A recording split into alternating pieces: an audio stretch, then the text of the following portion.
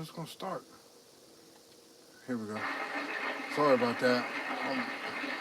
I was waiting. I thought it was sooner. Here we Good go. morning.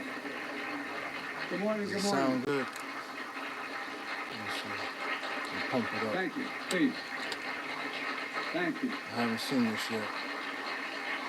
Good to see this cabinet and staff together. Thank you.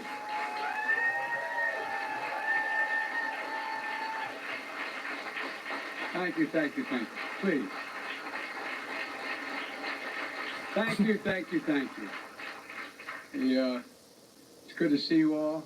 Particularly good to see my granddaughter sitting in the front row here. Hi, Finn. How are you, honey? For over 200 years, America has carried on the greatest experiment in self-government in the history of the world. And that's not hyperbole, that's a fact. We're the people. The people vote and choose their own leaders, and they do it peacefully. And we're in a democracy. The will of the people always prevails. Yesterday, I spoke with President-elect Trump to congratulate him on his victory. And I assured him that I'd direct my entire administration to work with his team to ensure a peaceful and orderly transition. That's what the American people deserve. Yesterday, I also spoke with Vice President Harris. She's been a partner and a public servant. She ran an inspiring campaign, and everyone got to see something that I learned early on to respect so much, her character. She has a backbone like a ramrod. She has great character, true character. She gave her whole heart and effort, and she and her entire team should be proud of the campaign they ran. You know, the struggle for the soul of America, since our very founding, has always been an ongoing debate and still vital today. I know for some people, it's a time for victory, to state the obvious. For others, it's a time of loss. Campaigns are contests of competing visions. The country chooses one or the other. We accept the choice the country made. I've said many times, you can't love your country only when you win. You can't love your neighbor only when you agree. Something I hope we can do, no matter who you voted for, is see each other not as adversaries, but as fellow Americans. Bring down the temperature. I also hope we can lay to rest the question about the integrity of the American electoral system. It is honest, it is fair, and it is transparent. And it can be trusted, win or lose. I also hope we can restore the respect for all our election workers who busted their necks and took risks at the outset. We should thank them. Thank them for staffing voting sites, counting the votes, protecting the very integrity of the election. Many of them are volunteers who do it simply out of love for their country. And as they did their duty as citizens, I will do my duty as president. I'll fulfill my oath, and I will honor the Constitution. On January 20th, we'll have a peaceful transfer of power here in America. To all our incredible staff, supporters, cabinet members, all the people who've been hanging out with me for the last 40 years, God love you, as my mother would say. Thank you so much. You put so much into the past 4 years. I know it's a difficult time. You're hurting. I hear you and I see you. But don't forget all that we accomplished. It's been a historic presidency. Not because I'm president, because what we've done, what you've done. A presidency for all Americans. Much of the work we've done is already being felt by the American people. The vast majority of it will not be felt over the next 10 years. We have legislation we passed that's just only now just really kicking in. We're going to see over $1 trillion worth of infrastructure work done, changing people's lives in rural communities and communities that are in real difficulty. Because it takes time to get it done. So much more. It's going to take time. but it's there. The road ahead is clear, assuming we sustain it. There's so much we can get done, and will get done, based on the way the legislation was passed. And it's truly historic. You know, we're leaving behind the strongest economy in the world. I know people are still hurting, but things are changing rapidly. Together, we've changed America for the better. Now we have 74 days to finish the term, our term. Let's make every day count. That's the responsibility we have to the American people. Look, folks, you all know it in your lives. Setbacks are unavoidable, but giving up is unforgivable. Setbacks are unavoidable, but giving up is unforgivable. We all get knocked down. But the measure of our character, as my dad would say, is how quickly we get back up. Remember, a defeat does not mean we are defeated. We lost this battle. The America of your dreams is calling for you to get back up. That's the story of America for over 240 years and counting. It's a story for all of us, not just some of us. The American experiment endures. We're going to be okay, but we need to stay engaged. We need to keep going. And above all, we need to keep the faith. I'm so proud to have worked with all of you. I really mean it. I sincerely mean it. God bless you all. God bless America. And may God protect our troops. Thank you, thank you, thank you.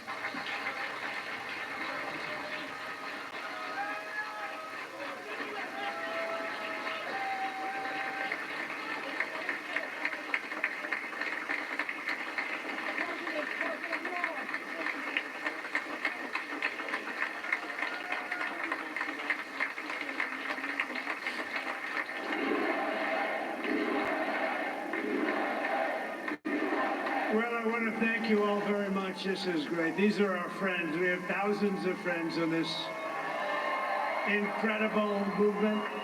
This was a movement like nobody's ever seen before. And frankly, this was, I believe, the greatest political movement of all time. There's never been anything like this in this country, and maybe beyond. And now it's going to reach a new level of importance because we're going to help our country heal. We help our country heal. We have a country that needs help, and it needs help very badly. We're going to fix our borders. We're going to fix everything about our country. And we made history for a reason tonight, and the reason is going to be just that. We overcame obstacles that nobody thought possible, and it is now clear that we've achieved the most incredible political thing. Look what happened. Is this crazy?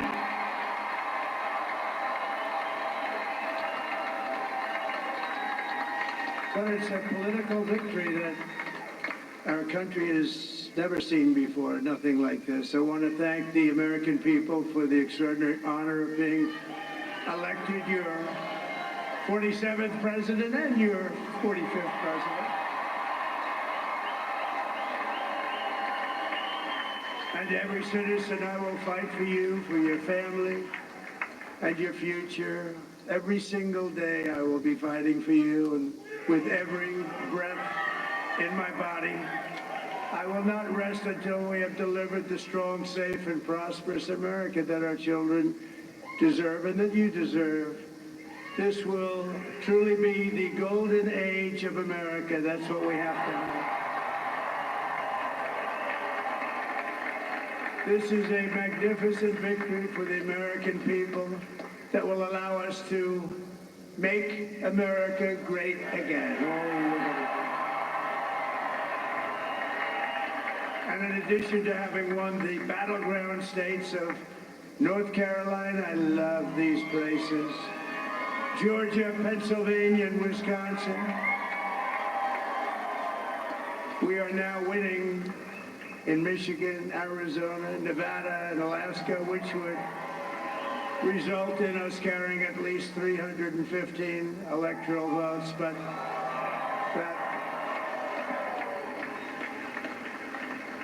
it's much easier doing what the networks did or whoever called it, because there was no other path. There was no other path to victory. We also have won the popular vote. That was great. I was proud of that.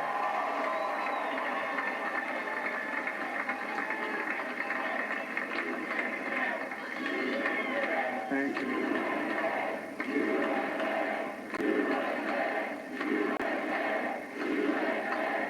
Thank you very much, actually. Winning the popular vote was very nice, I will tell you. It's a great feeling of love. We have a great feeling of love in this very large room with unbelievable people standing by my side. These people have been incredible. They've made the journey with me, and we're going to make you very happy. We're going to make you very proud of your vote. I hope that you're going to be looking back someday and say that was one of the truly for the American people that will allow us to make America great again. And in addition to having won the battleground states of North Carolina, I love these places, Georgia, Pennsylvania, and Wisconsin, we are now winning in Michigan, Arizona, Nevada, and Alaska, which would result in us carrying at least 315 electoral votes, but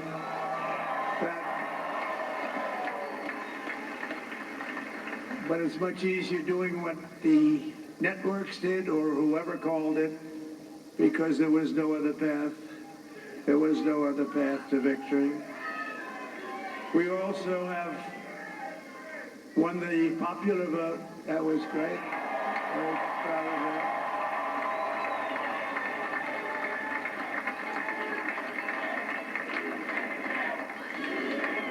Thank you.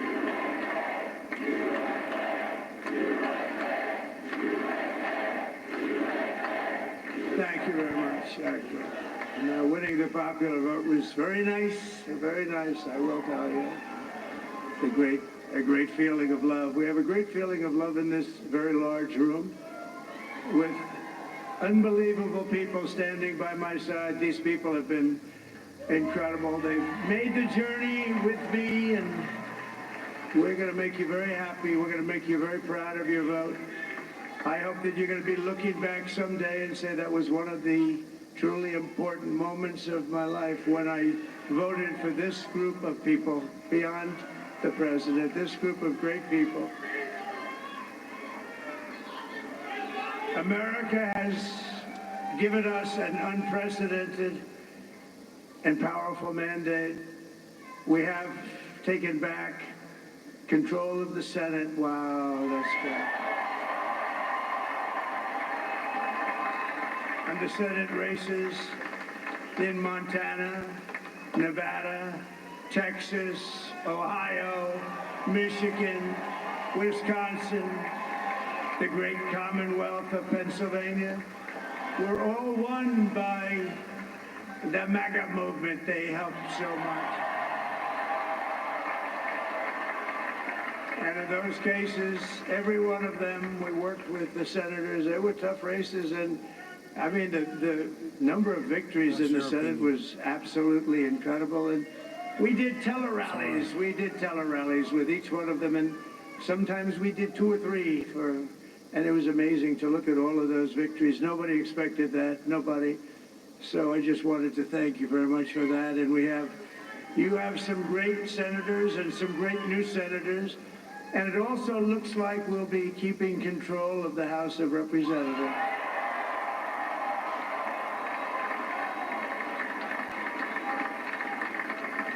And I want to thank Mike Johnson. I think he's doing a terrific job.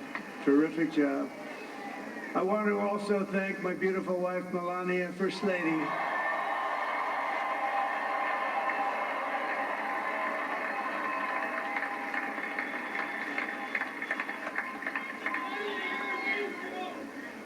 who has the #1 best-selling book in the country. Can you believe that?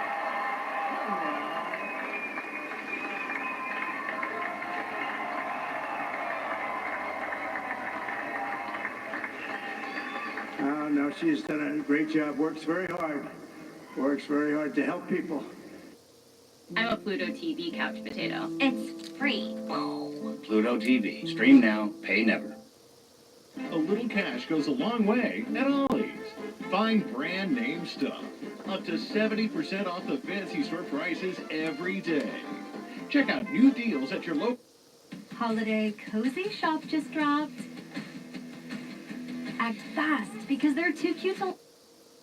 So I just want to thank her, but I want to thank my whole family, my amazing children, and they are amazing children. Now, we all think our children are amazing. Everybody here thinks their children are amazing, but that's a good thing when you think they are. But Don, Eric, Ivanka, Tiffany, Barron, Laura, Jared, Kimberly, Michael, thank you all. What a help. What a great...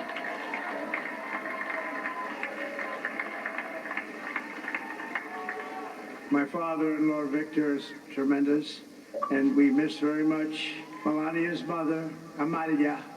We miss Amalia, don't we, huh? She would be very happy right now, standing on this stage. She'd be so proud. She was a great woman, that one. Beautiful inside and out. She was a great woman. I want to be the first to congratulate our great, now I can say, Vice President-elect of the United States, J.B. Vance.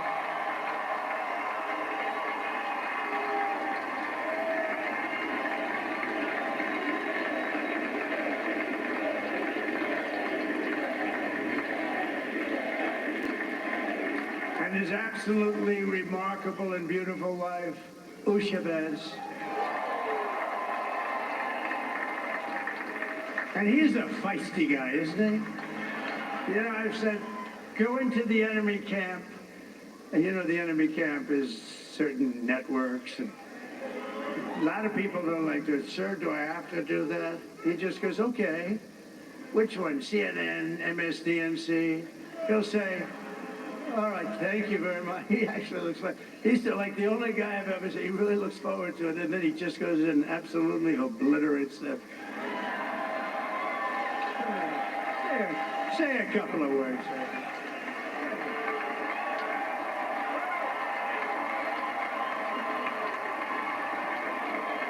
Wow.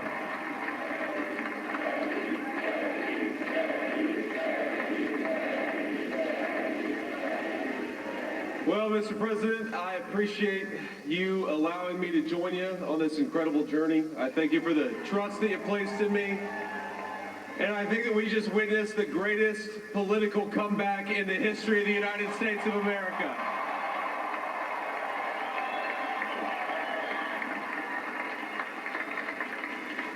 And under President Trump's leadership, we're never going to stop fighting for you, for your dreams, for the future of your children. And after the greatest political comeback in American history, we're going to lead the greatest economic comeback in American history under Donald Trump's leadership.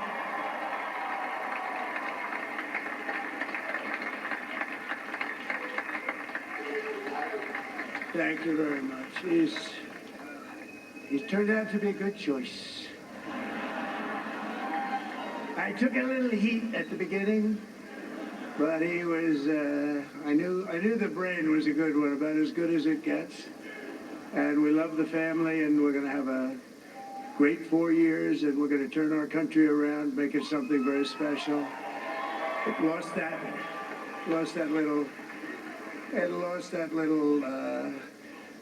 little thing called special. We have to make it so. We're going to make this so great. It's the greatest country and potentially the greatest country in the world by far. And right now we're going to just work very hard to get all of that back.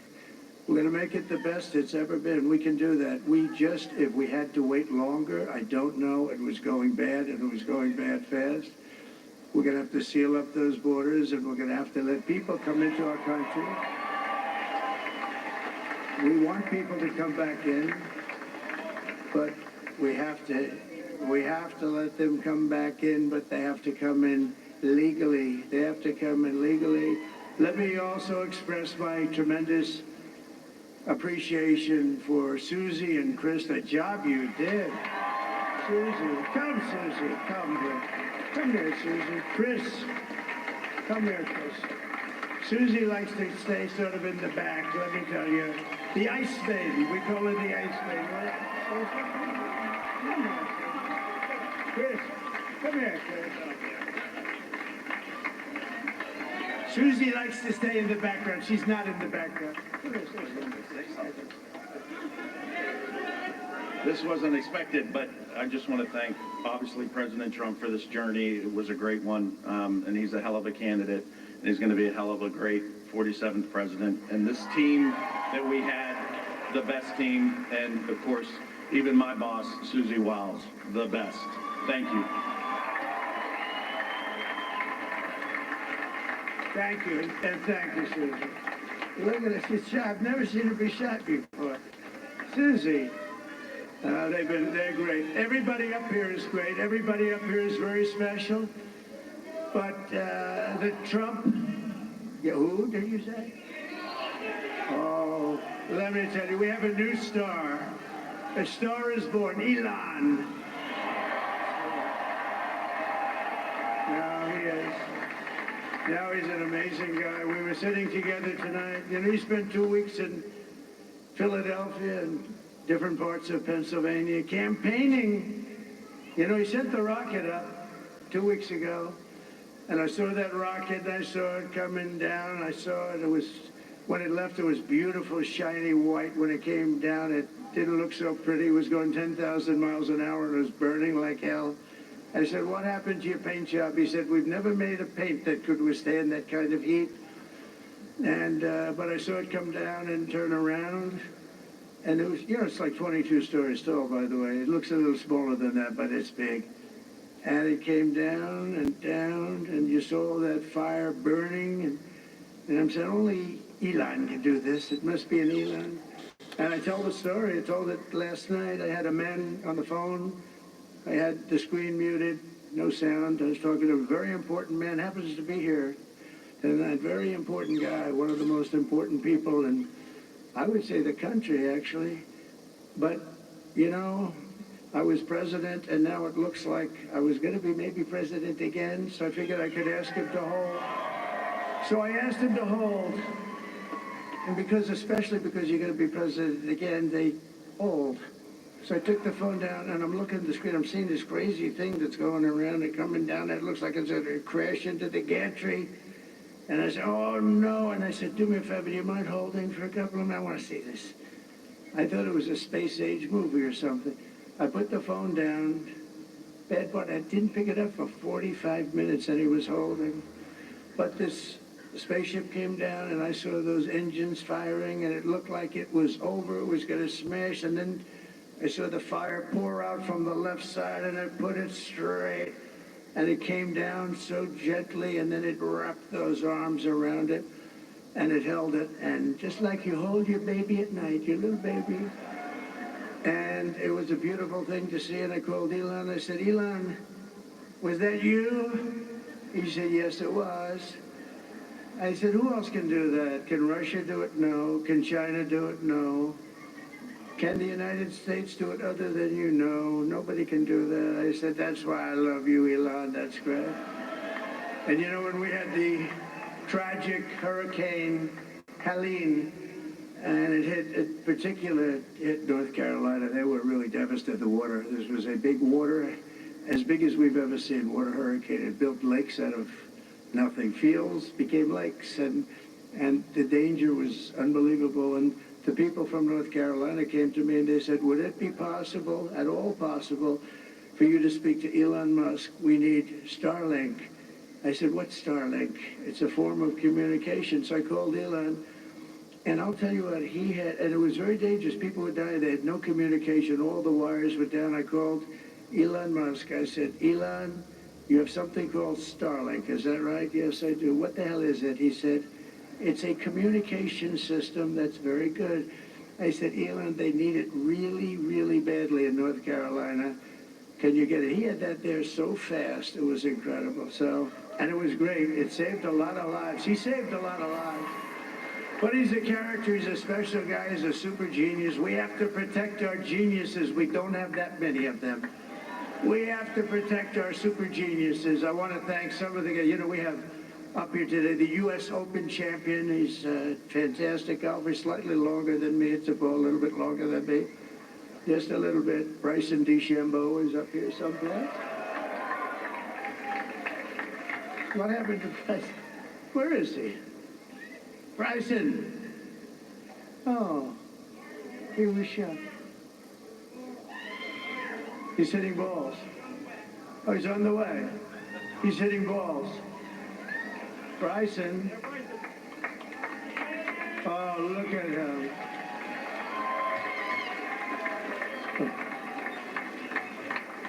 He's got a great career going. Great U.S. Open, Bryson. That's a fantastic job. I don't know shit about no months like that. I don't celebrate that. Sorry. You got me. I don't know nothing about it. He's a tough guy. Nah, I'm uneducated. I'm a high school dropout, so I don't understand pronouns and verbs and shit like that. And that's not a joke. So Marines because they said it's a rough sport. I don't understand it, so I can't. And I helped him out a little bit, and I went. I just looked the other way. Said, this is the roughest sport I've ever seen, but I began to like it, and he loved it, and nobody's done a better job in sports. And you know, he's a very motivational kind of a guy. What he does, he gets these fighters, and they really go at it. It's become one of the most successful sports enterprises anywhere at any time. I don't give a shit what other people do. I'd like to ask David just to say a couple of words because people love to hear from him.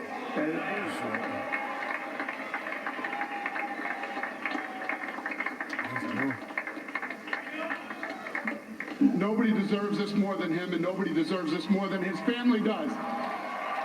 This is what happens when the machine comes after you. What you've seen over the last several years, this is what it looks like. Couldn't stop him. He keeps going forward. He doesn't quit. He's the most resilient, hard-working man I've ever met in my life. His family are incredible people. This is karma, ladies and gentlemen. He deserves this. They deserve it as a family. I want to thank some people real quick. I want to thank the Nelt boys, Aiden Ross, Theo Vaughn, Bussin' with the boys, and last but not least, the mighty and powerful Joe Rogan. And thank you, America. Thank you. Have a good night.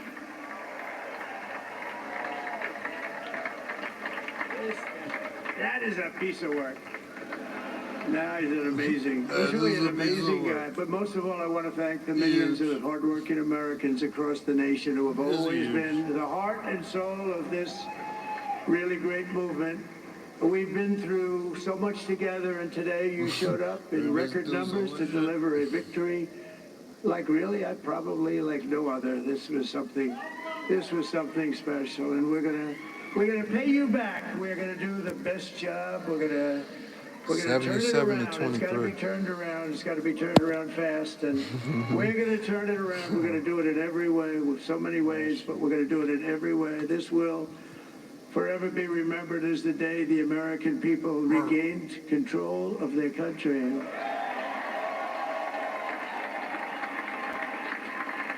So I just want to say that on behalf of this great group of people, these are hard-working people, these are fantastic people, and we can add a few names like Robert F. Kennedy Jr. And he's going to help make America healthy again.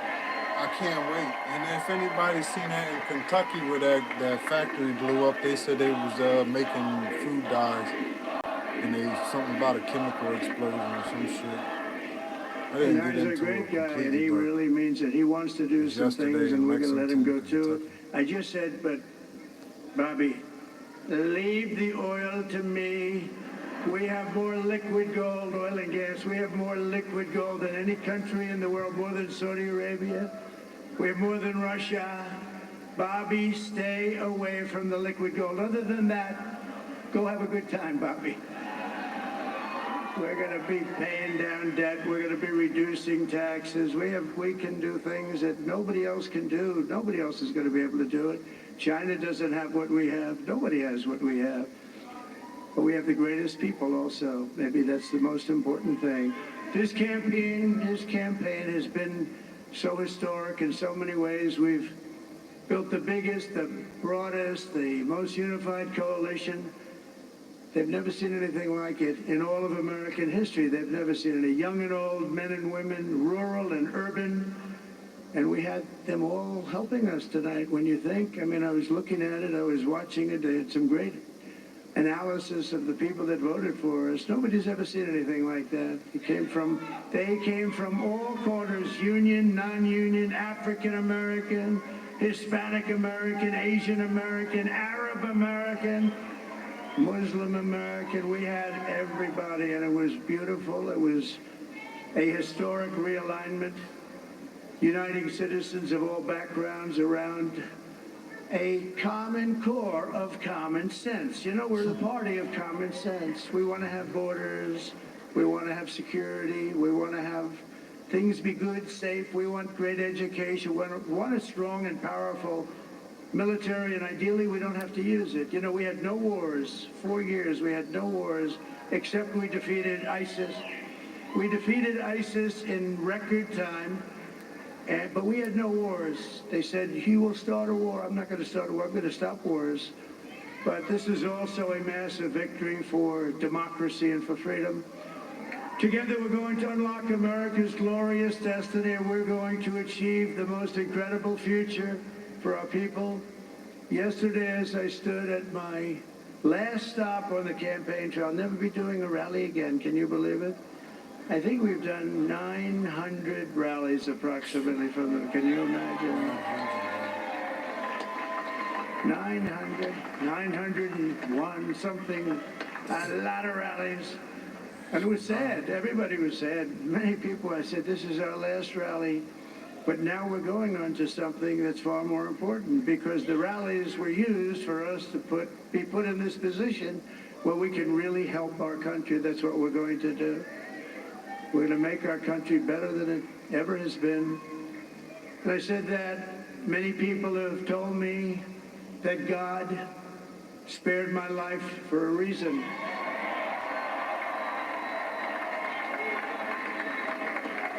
And that reason was to save our country and to restore America to greatness. And now we are going to fulfill that mission together. We're going to fulfill that mission.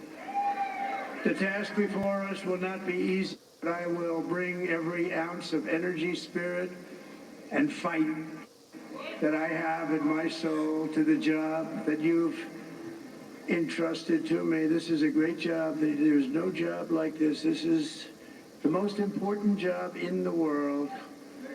Just as I did in my first term, we had a great first term, a great, great first term.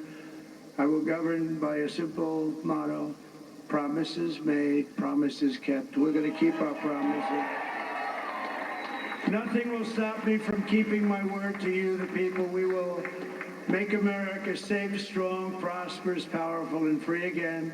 And I'm asking every citizen all across our land to join me in this noble and righteous endeavor. That's what it is.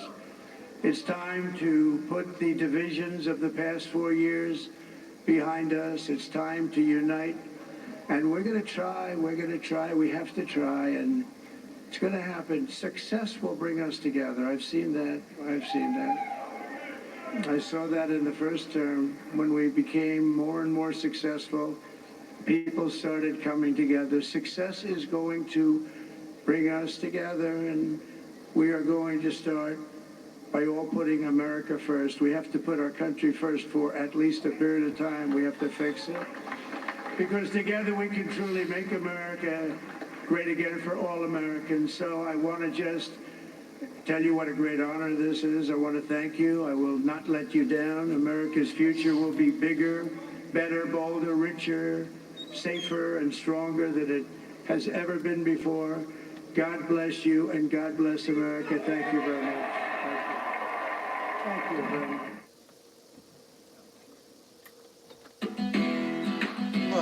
20 seconds.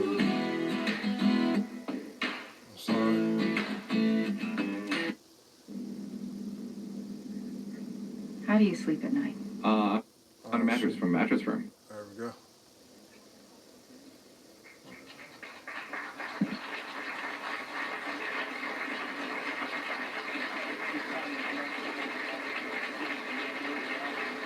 Good morning. Good morning, good morning. Thank you, please. Thank you. Good to see this cabinet and staff together. Thank you.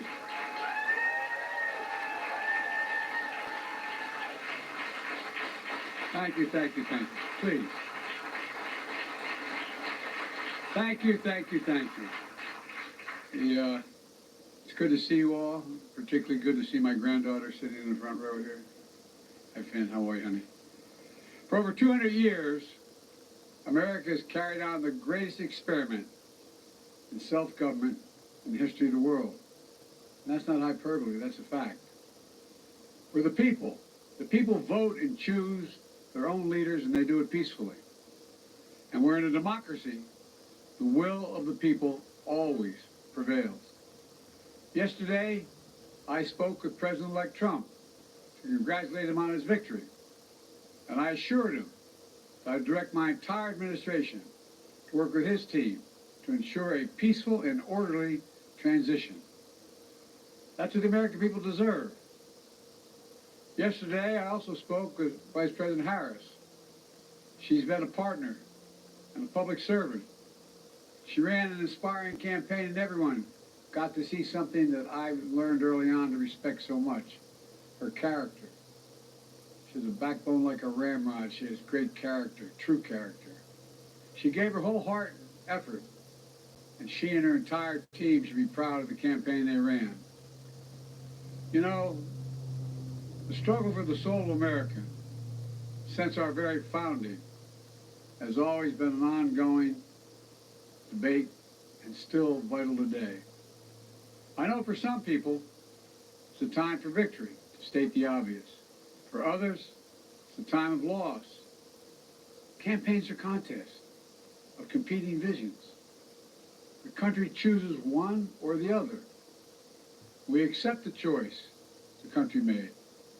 I've said many times, you can't love your country only when you win. You can't love your neighbor only when you agree. Something I hope we can do, no matter who you voted for, is see each other not as adversaries, but as fellow Americans. Bring down the temperature. I also hope we can lay to rest the question about the integrity of the American electoral system. It is honest, it is fair, and it is transparent. And it can be trusted, win or lose. I also hope we can restore the respect for all our election workers who busted their necks and took risks at the outset. We should thank them. Thank them for staffing voting sites, counting the votes, protecting the very integrity of the election. Many of them are volunteers who do it simply out of love for their country. And as they did their duty as citizens, I will do my duty as president. I'll fulfill my oath, and I will honor the Constitution. On January 20th, we'll have a peaceful transfer of power here in America. To all our incredible staff, supporters, cabinet members, all the people who've been hanging out with me for the last 4 years, God love you, as my mother would say. Thank you so much. You put so much into the past 4 years. I know it's a difficult time. You're hurting. I hear you and I see you. But don't forget all that we accomplished. It's been a historic presidency. Not because I'm president, because what we've done, what you've done. A presidency for all Americans. Much of the work we've done is already being felt by the American people. The vast majority of it will not be felt over the next 10 years. We have legislation we passed. It's just only now just really kicking in. We're going to see over $1 trillion worth of This is the same. I'm just now watching this for the first time. So I don't know what the hell. That sounds just like the speech that they started off with. Come on. Let me see what it is with Trump's.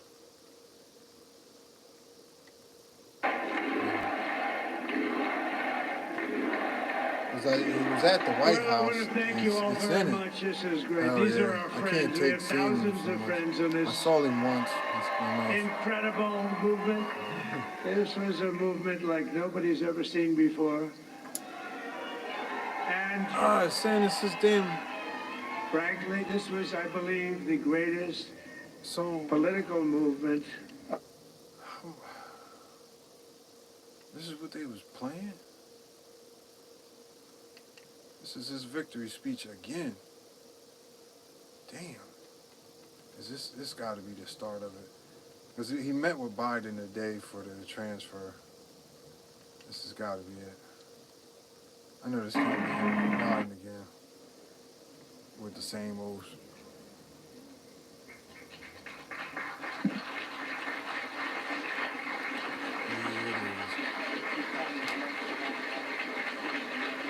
Why did they make it so long with nothing? Good morning, good morning. They made it like stupid long. Damn, they put Trump's speech again right after Biden. Wow, that's crazy. He was supposed to have been there.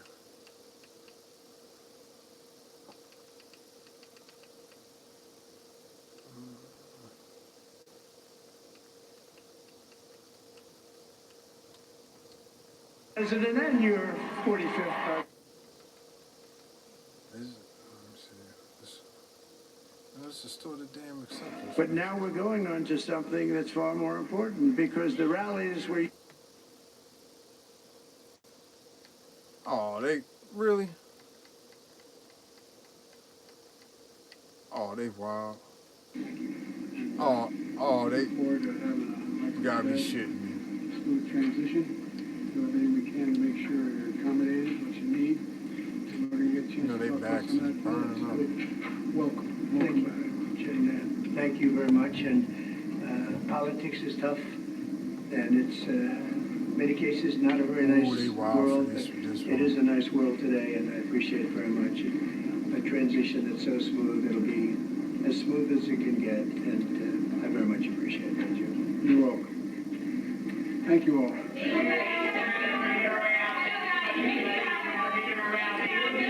That's wild.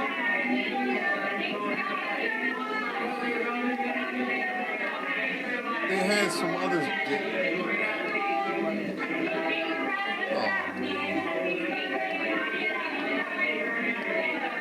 I didn't watch it beforehand.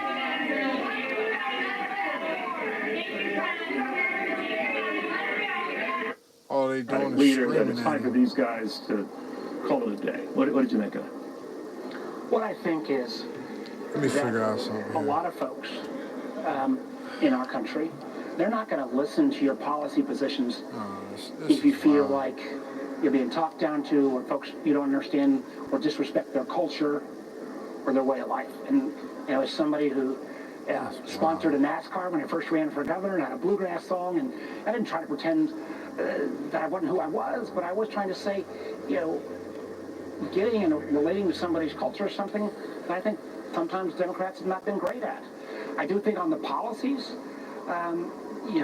we've seen lots of these blind tests, so they actually prefer, raise the minimum wage, or let's let working people have a voice, or let's try to see if we can, end up driving down costs in terms of price gouging. But, but if if the brand, and I will acknowledge the brand's got some issues right now. That's wild. And I think there's got to be a lot of introspection going on, and I think how we talk with people, and actually, frankly, how we listen to people, not just talk to people, but listen, Where was that one? is where it starts. I still fundamentally believe that the best politics in this country are done, it sounds old and naive, but in a bipartisan way, so that at the end of the day, both teams own the solution. Because no matter what we do as Congress or as a president, you're never going to get 100% right. So you got to have that willingness to work together and come back.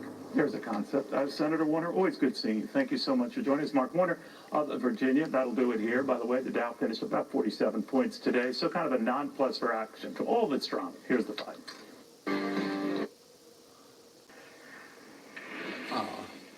I want to see the pics. I really was trying to find the White House speech when they talked today, but the damn news outlet fooled me.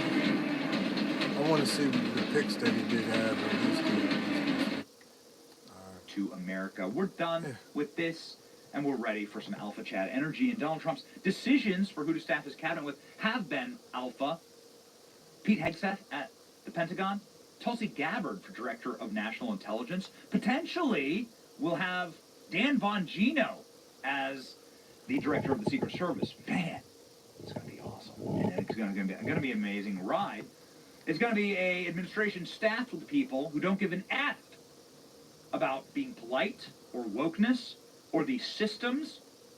Ladies and gentlemen, what position will befall one of the most outspoken MAGA loyalists for President Trump, somebody who certainly has the ear of Donald Trump and also the trust of Donald Trump, the great Matt Gaetz of Florida. A reminder, by the way, of what Matt Gaetz thinks about leftism and wokeism. To say that based off of your comments, you're suggesting that these women at these abortion rallies are ugly and overweight? Yes. What do you say to people who think that those comments are offensive? Be offended. Wow. An all-time great interview moment there, ladies and gentlemen. Everyone was waiting on who would be the Attorney General, so obviously be a very important decision for President Trump. And Donald Trump just made sure that everyone knows that guy that says, be offended when I call you an orc, he's going to be the next Attorney General. That guy. The most hated man in Washington, D.C. is going to be the next Attorney General. It's my great honor to announce that Matt Gaetz of Florida, hereby nominated to be Attorney General of the United States. Matt is a deeply gifted and tenacious attorney. Trained at William & Mary College of Law, distinguished himself in Congress through his focus on achieving desperately needed reforms at the Department of Justice. Few issues in America are more important than ending partisan weaponization of justice systems. Matt will end weaponized government, protect borders, and dismantle criminal organizations. Badly shattered faith and confidence in the Justice Department. On the House Judiciary Committee, which performs oversight of the DOJ, Matt played a key role in defeating the Russia collusion hoax and exposing alarming and systematic government corruption and weaponization. He's a champion for the Constitution and the rule of law. Matt Gaetz is your freaking Attorney General. The collective demonic scream that you're hearing right now from the direction of Washington, D.C. Is merited. Holy smokes, President Trump announces Matt Gaetz as Attorney General. Deep state criminals lawyer up. Let's effing go.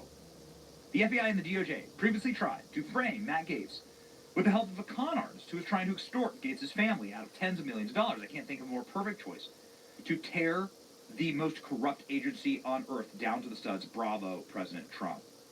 Matt Gaetz was seen today with President Trump, by the way, just in a clip here, walking into President Trump's meetings.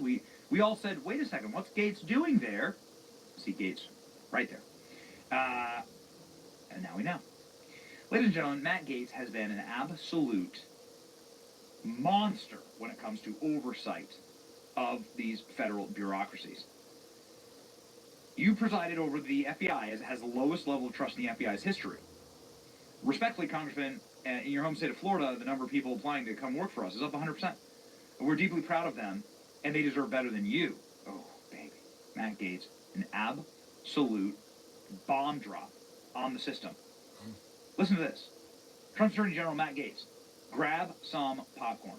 Every time I turn around, they're engaged in surveillance or list building or monitoring, and I don't care if it takes every second of our time and every ounce of our energy. We either get this government back on our side or we defund and get rid of, abolish the FBI, CDC, ATF, DOJ, every last one of them, if they do not come to heel. Wait a second. So Matt Gaetz is saying I'm going to abolish the DOJ. This is Attorney General. He'd be in charge of the DOJ. My D.C. sources are telling me Washington insiders are losing their S or Matt Gaetz' nomination. This is absolutely beautiful. Holy smokes, ladies and gentlemen. It's just glorious to see. Here's how Fox News covered it with shock and gasp. All right, we've got another Trump appointment, and this is one that is probably going to surprise a lot of people because he was not on any of the lists that were floating around out there, and there had been some discussion that President-elect Trump was having trouble making this final decision, or maybe this is the person he had in mind all along, but he has now nominated Florida Congressman Matt Gaetz as Attorney General of the United States. He just wrote this on Truth Social. Quote, Matt is a deeply gifted and tenacious attorney trained at William & Mary College of Law. Yeah, ladies and gentlemen. Yeah, no one was expecting it. I got to tell you, though, we had Mike Davis on earlier in the week, and he said expect a shock decision at his House service. As his House service proves, says Mike Davis, Matt Gaetz is bold and fearless. The next Attorney General must clean house and hold accountable those responsible for political weaponization in law enforcement. Matt Gaetz has the backbone to do it. The DOJ almost ruined Matt Gaetz's life over fake accusations. Now he will fix it to make sure it never happens again. Matt Gaetz had a whistleblower come after his family. Turns out they were extorted. This guy was like working with and for the FBI. It was so shady. It was so disgusting. The FBI tried to bankrupt Matt Gaetz's family, tried to throw them in prison. It was all a lie in the end. It turns out that they were trying to extort Matt's family and get money from them. It was all like a shakedown, like a mafia shakedown. It's just despicable. Rubio, Tulsi, Gaetz truly doesn't get any better than this. Team America, says Stephen Miller, who's Deputy Chief of Staff. The bombshells are going off all across the internet. Happy for my friend Matt Gaetz. He's a fighter, and he's exactly what we need, says Anna Paulina Luna. Charlie Kirk posted an old video of him driving, Matt Gaetz driving him in a car. Senator Chuck Grassley, upon hearing news that Matt Gaetz would be Trump's Attorney General, was exasperated and just stood there stone-faced for 30 seconds. Yes, Lord Boebert. We've stood together, we fought together, we've won together, so proud of the next Attorney General, Matt Gaetz. Some people are complaining about Matt Gaetz, says Jesse Kelly. While I understand the criticism, please know that we need disruptors now. Not polite people. We need people who are going to go in and make bad people feel uncomfortable. If he can get confirmed, I love it. Turn that dog loose. Matt Gaetz will be the Attorney General for the people, not for powerful elites in Washington. Matt will get rid of the political persecutions and corruption. Washington types won't be happy, and that only means common sense is back. This is what America voted for. This is a landslide mandate. Yeah, baby. It's happening. Matt Gaetz' wife, Attorney General, will look great on you, says Ginger Gaetz is her name. I cannot love this enough, says Julie Kelly. Amazing. Matt Gaetz is one of the few people that really, truly, rightly did stand with J6ers, attack the deep state with extreme regularity, and, man, made some just unbelievable viral moments. Senator Coons, on Gaetz being nominated for AG, you can record me as speechless. That's what they were when Matt Gaetz was questioning deep staters inside of the halls of Congress. So where is it? The laptop. Sir, I'm not here to talk about the laptop. I'm here to talk about the FBI cyber program. You are the assistant director of FBI cyber. I want to know where Hunter Biden's laptop is. Where is it? Sir, I don't know that answer. That's a good point. That is astonishing to me. Has FBI cyber assessed whether or not Hunter Biden's laptop could be a point of vulnerability, allowing America's enemies to hurt our country? Sir, the FBI cyber program is based off of what's codified in Title 18, Title 18, Section 1030, a code which talks about computer intrusions, right, using nefarious intent. Well, you've talked about passwords here. I mean, Hunter Biden's password on his laptop was Hunter02. He drops it off at a repair store. I'm holding the receipt from Max Computer Repair, where in December 2019, they turned over this laptop to the FBI. And what now you're telling me right here is that as the assistant director of FBI cyber, you don't know where this is after it was turned over to you 3 years ago. If you end up with long COVID, someone will feel all alone. Your risk of getting long COVID goes up with every infection, which may lead to long-term health issues. Get an updated vaccine this season. Do it for you and your furry best friend. If I request a drum roll.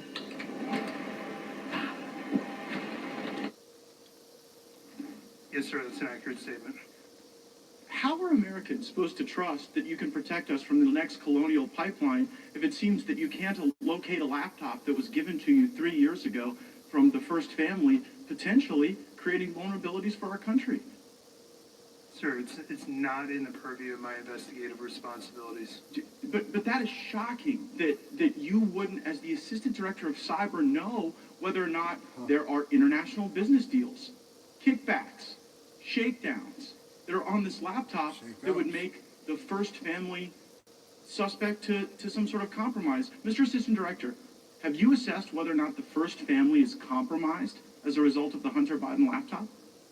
Sir, as a representative of the FBI cyber program, it is not in the realm of my responsibilities to deal with the questions that you're asking me. Has anyone at FBI cyber been asked to make assessments whether or not the laptop creates a point of vulnerability? Sir, we have multiple lines of investigative responsibility in the FBI. They're all available in public source. Well, I would think you'd know this one. I mean, I would think that if the president's son, who does international business deals, referencing the now president with the Chinese, with Ukrainians, I mean, have you assessed whether or not the Hunter Biden laptop gives Russia the ability to harm our country? Sir, again, we can do this back and forth for the next couple of minutes. I don't have any information about the Hunter Biden laptop or the But should you? I mean, you're the assistant director of FBI cyber. By the block and line chart, no, sir, I should not. Who should we put in that chair to ask questions about this laptop that FBI has had for 3 years? Sir, I'm not in a position to make a recommendation who should say. So you don't have it, you don't know who has it, you don't know where it is, you're the assistant director. You know, earlier you talked about whether or not you were the Grant Hill or the Christian Laettner. It sounds like you're the Chris Webber trying to call a timeout when you don't have one. So who is it? Do you even know who has it? Do you know who we should put in that chair to ask these questions to? No, sir, I don't know who has it. Well, could you find out and tell us? You're going to have to give us briefings, thanks to Mr. Liu and Mr. Massey's question about whether or not the FBI was taking a $5 million test drive on the Pegasus system that was being used to target people in politics, people in government, people in the media, people in American life. So will you commit to give us a briefing as the assistant director of FBI cyber as to where the laptop is, whether or not it's a point of vulnerability, whether or not the American people should wonder whether or not the first family is compromised? Sir, I'd be happy to take your request back to our office. Gosh, I mean, will you advocate for that briefing? You will? I will be happy to take your request back to FBI headquarters.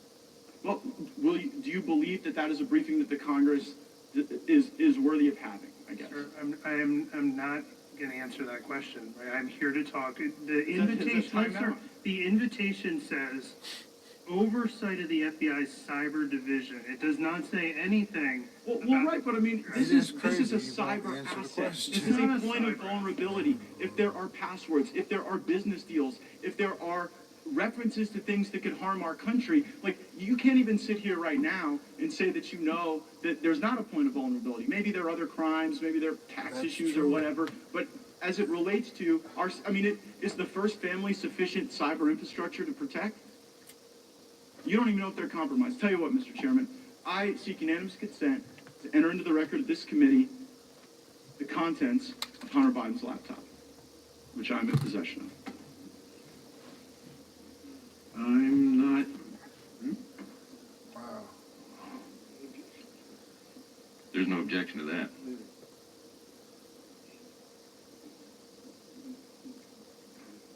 So I can't say no objection. I've never had... I will object pending further investigation. What's the basis of that objection? It's a unanimous consent request, and I object pending... Very well, I have a subsequent question. Mr. Chairman, I seek unanimous consent to enter into the record the receipt... It may very well be... From the Mac shop. It may very well be entered into the record after we look at it further. Very well, Mr. Chairman, I have a subsequent unanimous consent. Oh, I'm sorry. Mr. Chairman, I seek unanimous consent to enter into the record the receipt from the Department of Mr. Justice Chairman, this is to Ms. the Debbie. Mac shop. Am I next, or Without am I next? objection. They straight cut him off. Wow. That, wow. Oh yeah, Christie knew him. He got for Homeland Security. The dog lady. Oh man. I was hoping I could have found that one real quick.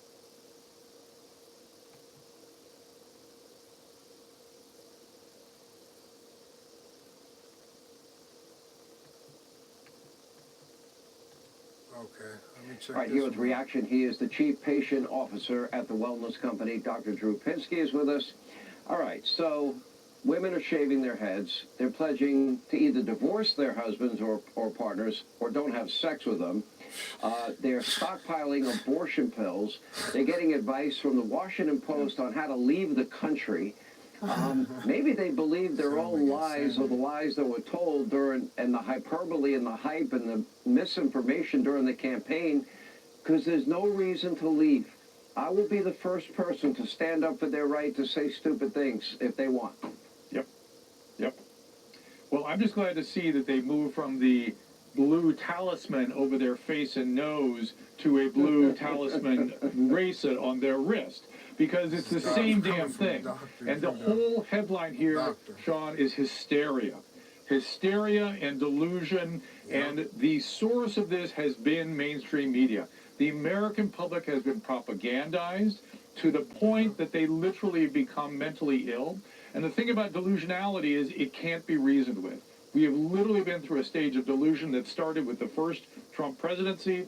It was put into absolute orbit with COVID. We now have the new HHS document that showed how the propaganda was done, how many hundreds of millions of dollars were spent, and vulnerable people were affected by this. And I would say the way to deal with your family members that are like this, A, compassionate firmness. Firmness, not rationality, not discourse, because argumentation will not work. They're delusional. But firmness. Because the reality is, this is like a cult. What do cults do? They separate family. They separate the cult member from the family. And this is how they get their way. We must fight against that. All right, if you look at the 9 years and every major newspaper in the country, 3 broadcast channels in the country, every liberal news channel in the country, it was almost 24/7. I hate Donald Trump. Donald Trump's bad. He's evil. He's this. He's that. The amazing thing to me, the outcome of this election, all the celebrity endorsements didn't matter. All the musicians playing concerts, that didn't matter. All of the legacy media attacking Trump didn't matter. And the American people didn't listen to them. And I've been making the statement that legacy media in America is dead. Am I wrong? Because if they had any influence at all, this would not have been the blowout election it became. Yeah. As my old friend Anna Corolla said to me just yesterday, he said it's like they had a magic wand and the batteries worn out. They're shaking the wand, but the batteries aren't working anymore. And so the reality is, and this is the way I've been thinking about it, it's that this is old-timey stuff.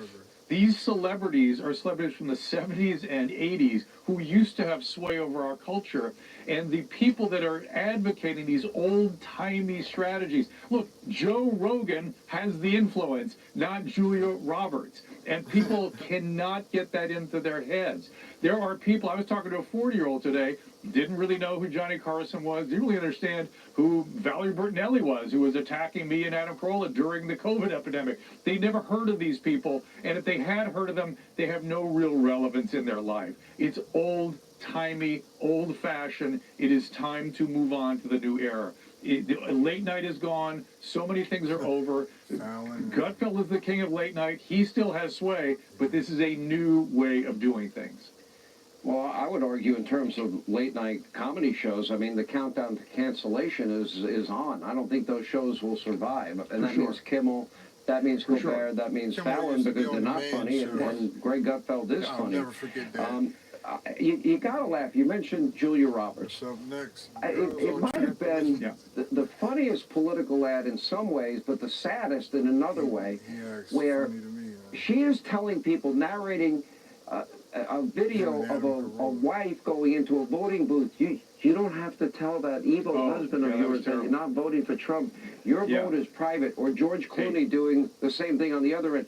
You can still be a bro and act like you're voting for Trump. I got to tell you, if that's actually, listen, if that was actually, I'm a mandated reporter in my state. If that is actually going on, I have to fill out a bunch of paperwork to report these people for domestic abuse. And that leads to domestic violence. Are they implying that all marriages in this country are just on the verge of domestic violence? Is that the implication? And by the way, I would say there are many more men keeping their mouth shut about what they were doing in their voting booth. They're saying lie to your husband and lie to your best friends instead of are you that? It's so sick. But they lack pride in their candidate. They have to hide their vote and not admit what they really believe. First of all, is that a real marriage? Is that a real friendship? I don't think so. We have a saying in my field: is you're as sick as your secrets. How about the fact that we couldn't express ourselves? I don't know if you experienced this, but I noticed that after the election, when the American people made a pretty substantial statement, you kind of felt like speech was back. Like you could start to talk, you could have an opinion, and you could have some affect with that opinion. Sunny Houston, who I've had nothing but affection for whenever I've dealt with her, she's talking about a moral issue as it pertains to somebody voting for somebody. Exactly what is the moral issue? What is she talking about? We are throwing things around. Where is the morality? Look, Adam Smith was a moral philosopher. How would he interpret exactly what the moral issue is for going in and issuing a vote? Well, it's wild. Thanksgiving dinner. Wham! Throw the turkey leg. Throw the mashed potatoes. Let me ask you one last thing. No, don't. Either stay quiet or just be really firm and direct and be compassionate and feel sorry for people that are in a delusional state. I'm not advocating. I'm joking. All right. So when you tell people like Kamala Harris did, and she lies to old people, seniors, and says he's going to take away your Social Security and Medicare, and it's completely a lie. When she said in her closing speech in D.C. that Donald Trump will sign a national abortion ban, limit access to contraception, and stop IVF. All lies. Do people believe the lie? How much responsibility does she bear? Trump didn't do it on his first term. It's hard for me to direct it at her because she was so much a part of a general chorus of waving their magic wand without the battery working anymore. But listen, the whole thing about women being fearful about abortions or being able to get pregnant because they might not be able to get an abortion if their life is endangered. I looked up the data on that by the Kaiser Family Foundation. Guess what the exception rate is for amongst states that have restricted abortion? 100% exception if the mother's life is in danger. Why? It's misogynistic. It's disgusting to whip people into a frenzy. But you know what? Those words came out of her mouth. So I think she bears responsibility for that. Dr. Drew, we might need you back on a regular basis. The country, half the country is in, 45% of the country is melting down. We appreciate your time. Dr. Drew don't bullshit. And, that's all they want to keep accusing Trump of. But like he said, there is a bill across all 50 states. So what the hell? Let me see something here. Here at Old Smoky, we pride ourselves on innovation. Come on, raise a jar. Number 4 is recognized for 5 minutes. Attorney General, you've told us that it's a dangerous conspiracy theory to allege that the Department of Justice is communicating with these state and local prosecutions against Trump. You can clear it all up for us right now. Will the Department of Justice provide to the committee all documents, all correspondence between the department and Alvin Bragg's office and Fonnie Willis's office and Letitia James's office? The offices you're referring to are independent offices of state. I get that. The question is whether or not you will provide all of your documents and correspondence. That's the question. I don't need a history lesson. Well, yes or no? I'm going to say again, we do not control those offices. They make their own decisions. The question is whether you communicate with them, not whether you control them. Do you communicate with them, and will you provide those communications? We make a request. We'll refer it to our Office of Legislative Affairs. But see, here's the thing. You come in here and you lodge this attack that it's a conspiracy theory, that there is coordinated lawfare against Trump. And then when we say, fine, just give us the documents, give us the correspondence, and then if it's a conspiracy theory, that will be evident. But when you say, well, we'll take your request, and then we'll sort of work it through the DOJ's accommodation process, then you're actually advancing the very dangerous conspiracy theory that you're concerned about. Now, you were a judge, once nominated the highest court in our country. When you were a judge, I'm just curious, did you ever make political donations to partisan candidates? No. No, and you didn't because that would create the potential appearance of impropriety. I didn't because there's a federal rule barring federal judges from making contributions. Right, but under that same theory of attacks on the judicial process, like, shouldn't someone be owed like a jury of their peers and a judge that's non-biased rather than getting a judge from your political opponent's donor file? I'm well aware that you're not asking a hypothetical. You're asking me to comment on a jury verdict in another jurisdiction which has to be respected. I won't comment on it. That case is still ongoing. The defendant Mr. Attorney General, I hadn't asked you about the verdict yet. We were getting there. I was talking about the judge. And so let me ask you this question about your time as a judge. Was there ever a time when you were a judge when you had a family member who was personally profiting off of the notoriety of a case that was before your court? I'm going to say again, it's very clear you're asking me to comment on a case in another jurisdiction. Hold on, Mr. Attorney General. Did you ever have a family member profit off of the notoriety of any case that you sat over? Say again, you're asking yes or no? You're asking me to comment on a case currently. Well, it seems you're connecting the dots, Mr. Attorney General. I'm just asking you as to a general principle, but you are aware that Judge Merchan's daughter was profiting off of this prosecution. You are aware that that creates the appearance of impropriety. You know the very reason there's a federal rule against judges giving donations is because it is the very attack on the judicial process that we're concerned about. I'm sorry, I don't agree with anything you just said, but I'm not going to comment on it. Okay, so you won't comment on it, Mr. Attorney General, but you had no problem dispatching Matthew Colangelo. Who's Matthew Colangelo? That is false. I did not dispatch Matthew Colangelo. Matthew Colangelo became the Assistant Attorney General at the very beginning of the Biden administration.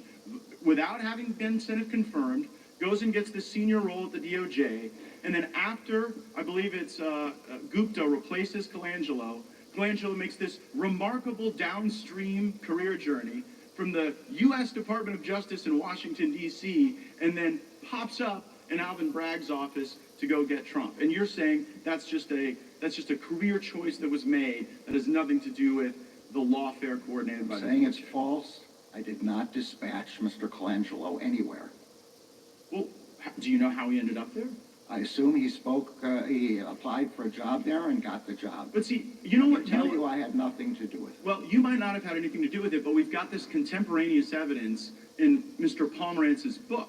So Pomerantz writes this book, which I'm sure you're aware of, where he says, we put together the legal eagles to get Trump.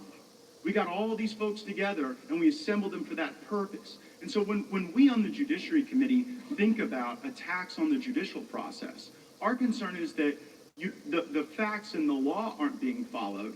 A target is acquired, here, Trump, and then you assemble the legal talent from DOJ, Mr. Pomerantz, and you bring everybody in to get him. And meanwhile, the judge is making money on it. The judge is making money on it, or the judge's family's making money on it for stuff that you yourself wouldn't do.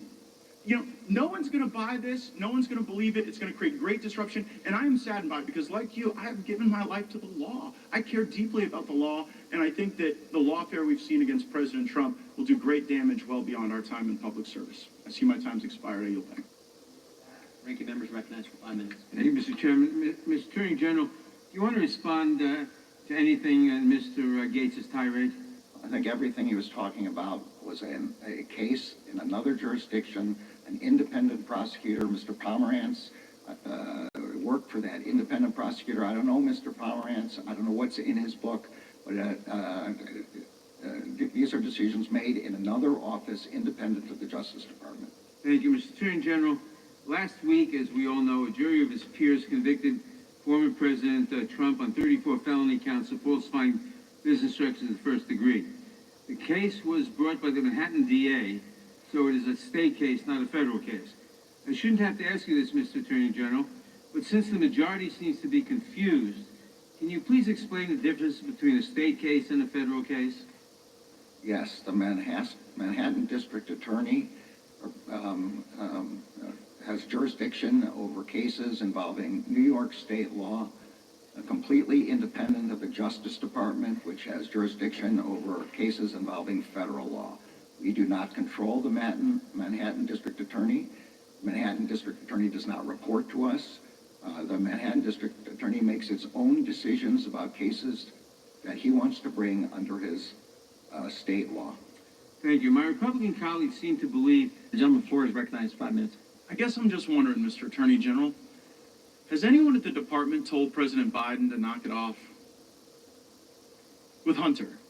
I mean, you guys are charging Hunter Biden on some crimes, investigating him on others. You've got the president bringing Hunter Biden around to state dinners. Has anyone told him to knock it off? Our job in the Justice Department is to pursue our cases without reference to what's happening in the outside world. But just yes or no. Have you done that? That is what we do. So it's a no? No one that I know of has spoken to the White House about the Hunter Biden case. I'm wondering then, Of course not. okay, I got it. So Hunter Biden is selling art to pay for his $15,000 a month rent in Malibu. How can you guarantee that the people buying that art aren't doing so to gain favor with the president?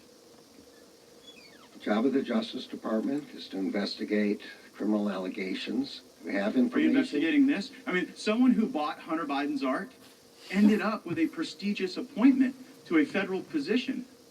Doesn't it look weird that he's become this immediate success in the art world as his dad is president of the United States? Isn't that odd? I'm not going to comment about any specific... Not going to comment, not going to investigate. So Right. Hunter Biden associate Devin Archer told us that Hunter sold the appearance of access to then Vice President Biden. Are you confident he has stopped doing that? I'm sorry, I didn't understand the question. Hunter Biden associate Devin Archer told us that Hunter sold the appearance of access to then Vice President Biden. Are you confident he has stopped? I'm going to say again that all these matters are within the purview of Mr. Weiss. I have not interfered with them, and I Yeah, but do if you were not... confident that he had stopped, you could. And I do you could not probably intend to tell us. interfere with Yeah, him. I want to. So it was a lot of Chinese money that was working its way through these shell companies into the accounts of the Biden family. So the China initiative was set up during the Trump administration at the Department of Justice to go after the malign influence of the Chinese Communist Party. And the Biden Justice Department dissolved the China initiative. So I guess I'm wondering, does the department have any documents that would detail the basis for why you got rid of the China initiative that President Trump had set? The Assistant Attorney General for the National Security Division gave a long speech which explained that. He has testified before Congress several times. We'd be happy to provide you with... What's the basis? Just tell us all now. Why was the China initiative dissolved? What the Assistant Attorney General said was that we face attacks from 4 nation states: North Korea, China, Russia, and Iran. And we need to focus our attention on the broad range of these attacks. Sometimes we don't But wait a know. second. Are you saying that North Korea has the same malign influence risk to the United States as the Chinese Communist Party? Are you trying to represent there's some parity there? Because here's what it looks like. It looks like the Chinese gave all this money to the Bidens, and then you guys came in and got rid of the China initiative, and it was successful. Like, I saw one rationale that you guys got rid of the China initiative because it was racial profiling. But one of the people you convicted was a guy named Charles Lieber, who was a Harvard professor taking $50,000 a month to do China's bidding and give them whatever research was being done. Are you aware of the millions of dollars that moved through Rob Walker's shell companies from Chinese Communist Party entities into Biden family bank accounts? Are you aware of that? There were a lot of questions that you just asked. Let me start with the first one about North Korea. North Korea is a dangerous actor, both kinetically and with respect to cyber. But not on par with China. I'm on the Armed Services I'm not in the Committee, Mr. business Attorney right General. now. It makes you look unserious to suggest May that. I answer your question? Or... Answer the question about whether or not you know about all the millions of dollars that So moved you through don't Rob want me to Walker's answer about North Korea? I already know the answer, and so does everyone. They're not the same risk as China. So let's get on to serious questions and serious answers. Do you know about the money that moved through Rob Walker's shell companies, yes or no? As I have said repeatedly, I have left these matters to Yes or Mr. no? Weiss. I've not intruded, I've not interfered, I've not tried to find out what It's he like you're knows. looking the other way on purpose because everybody knows this stuff's happening. And you know what? People don't pay bribes to not get something in return, right? The China initiative resulted in the convictions of a Harvard professor, of someone at Monsanto. So we were working against the Chinese. They paid the Bidens, and now you're sitting here telling me that North Korea is the big threat. I got to get to this one thing on January 6th. So did the FBI lose count of the number of paid informants on January 6th? Let me answer your question about China. I want you to answer this question. I only get 5 minutes. You've already sort of, I think, screwed the pooch on China. So January 6th, did you lose count of the number of federal assets? Did you lose count and order an audit? Gentleman's time has expired. I get an answer to the question of did they lose count? Let him answer the question. Time has expired. The Attorney General can respond. China is the most aggressive, most dangerous adversary Attorney the General, I think United States faces, and we are doing everything within our power to rebut that, to stop that, to prevent their invasions, both kinetic, and through cyberspace, and we will continue. If someone gave that answer in your courtroom when you were a judge, you would tell them they were being non-responsive, and you would direct them to answer the question. Point of order, Your Honor. Time is.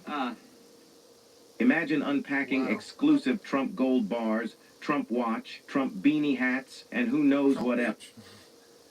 Answering the witness. Point of order is expired. I got it. I was. You like Your Honor? You want to stick with that?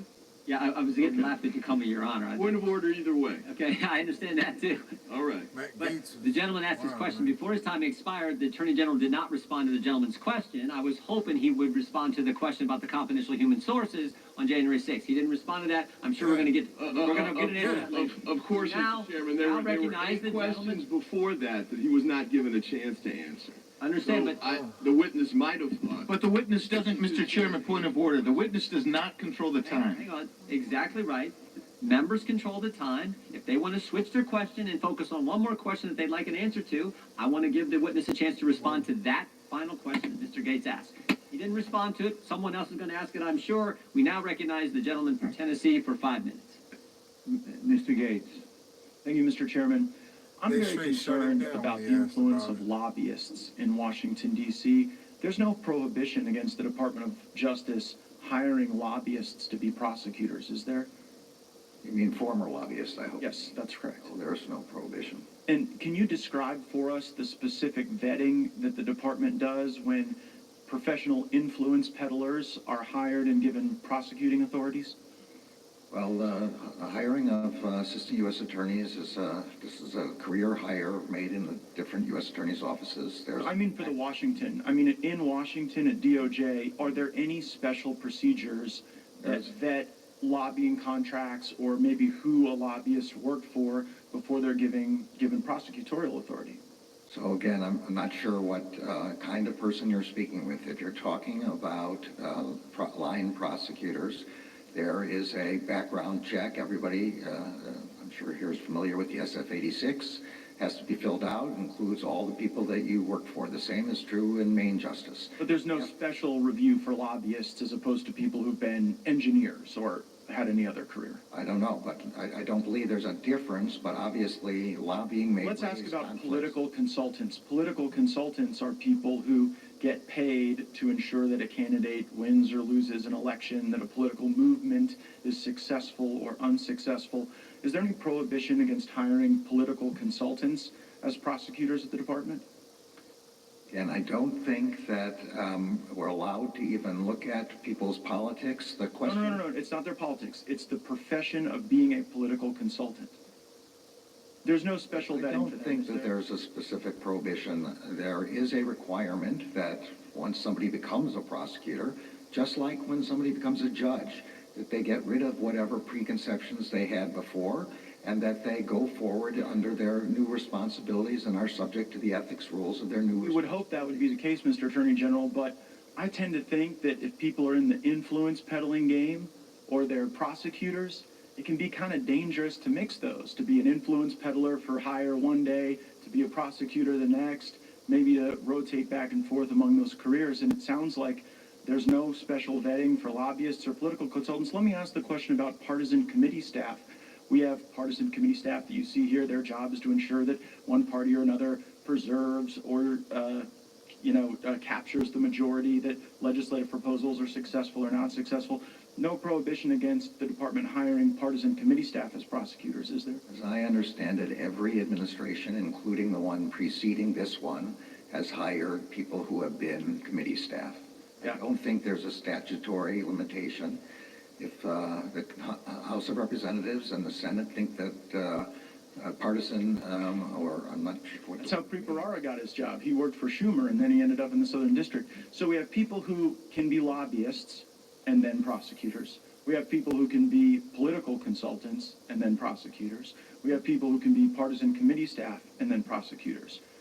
The public integrity section has jurisdiction over election integrity, correct? It has jurisdiction over election crimes, yes. Yes. So, is there any prohibition against people who've been lobbyists, partisan committee staff, or political consultants actually going in and serving in the public integrity section? Or is that allowed? Just say again, the hiring in the public integrity section is a career hire made under the civil service. It's not made. I know, I'm worried about their prior career, though. See, what I think is that if someone has been a political operative, to then put them in charge of election crimes, it's kind of like having the fox guard the hen house, don't you think? Although if you think that, that would be a perfect example of something the House should pass a statute barring people from particular professions from working in the Justice Department. And would you support that legislation? I'd have to look at what it is, and I have to look at whether it itself violates the First Amendment, but I don't think there have ever been any restrictions like that before. I appreciate your open-mindedness, and I hope that persists during your time at the department. Would you provide the committee a list of lobbyists, former lobbyists, or just former political consultants who work in the public integrity section, so that we might inform on the legislation that you've suggested we might consider? I don't intend to create a list of career officials and what their previous jobs were. So if there are people who literally were political operatives who have prosecuting authority in the area that oversees elections, you won't give us the list. I don't have any idea whether there is any such person. Damn. He won't give him the list. Let's check it out. He's going to be there. It's your favorite cocktail in a can. The delicious taste of fresh squeezed lemons, but pink and way more fun to drink. Makes sense. Grab a can of Clubtail's Pink Lemonade. The original cocktail in a can. That little bit, him asking questions and how that man had to stutter. And Donald Trump is unstoppable. Elect him president again, and America will be unstoppable too. Meanwhile, Joe Biden's been out of it. Democrats have been hiding the real Biden for years. We saw people in the witness protection program more often than we saw unscripted Biden. Under Biden-Harris, America has fallen sicker, lonelier, and poorer. Under Trump, we prospered, we were richer, inflation was low, and there were two genders. Yep. Under Biden-Harris, inflation has gotten so bad you can no longer bribe Democrat senators with cash alone. You have to use gold bars just so the bribes hold value. Oh, the swamp draining will recommence soon, and I will be President Trump's strongest ally in Congress to pass term limits, to stop I believe they should be taxpayer funding for political campaigns, to ban members of Congress for life from becoming lobbyists, and for the same reason you don't let the referee bet on the game, ban members of Congress from trading individual stocks. That's a hell of, don't let the referee bet on the game. I am proud to stand before you, the only Republican in Congress who takes no lobbyist money, no PAC money. It's not good for me. I work for you, not them. President Trump, he'll never defund our police, but he will defund foreign aid to countries that hate us. And President Trump understands that if it isn't racist to check ID for a hunting license or welfare benefits or a fishing license, then it is okay to demand an ID to vote everywhere in this country in every election that's held. Game warden fuck you up. Hunting license, every damn thing. A Democrat congressman recently said that any criticism of Joe Biden is ableist. I don't think it's too much to ask that the American president be able to do the job. Kamala Harris isn't able to do any job. She was appointed border czar. Appointing Kamala Harris to oversee the border is like appointing Bernie Madoff to oversee your retirement plan. President Trump has shown the world what he is made of, and now we will show the world what America is made of by having his back.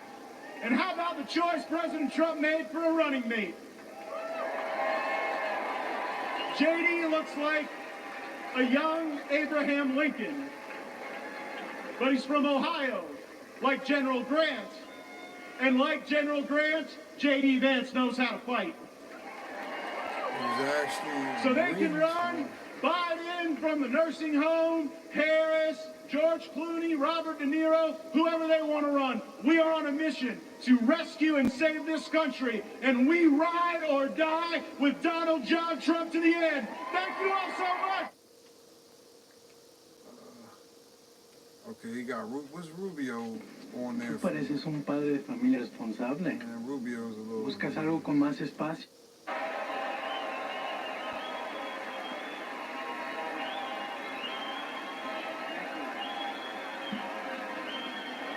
Thank you, thank you. Thank you. Are they doing it? Thank you. Thank you. Rubio's Don't say polo. Don't say polo. Thank you, thank you. Thank you. The last few days remind us that the life of every living thing and the breath of all mankind is in the hands of God.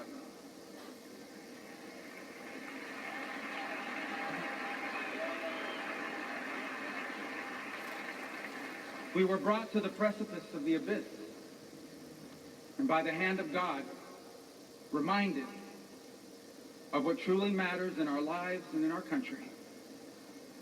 This thing we do called politics, it matters. It's not unimportant.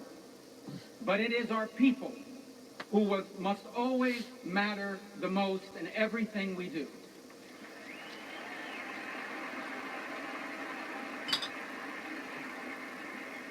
By giving voice to everyday Americans, President Trump has not just transformed our party, he has inspired a movement.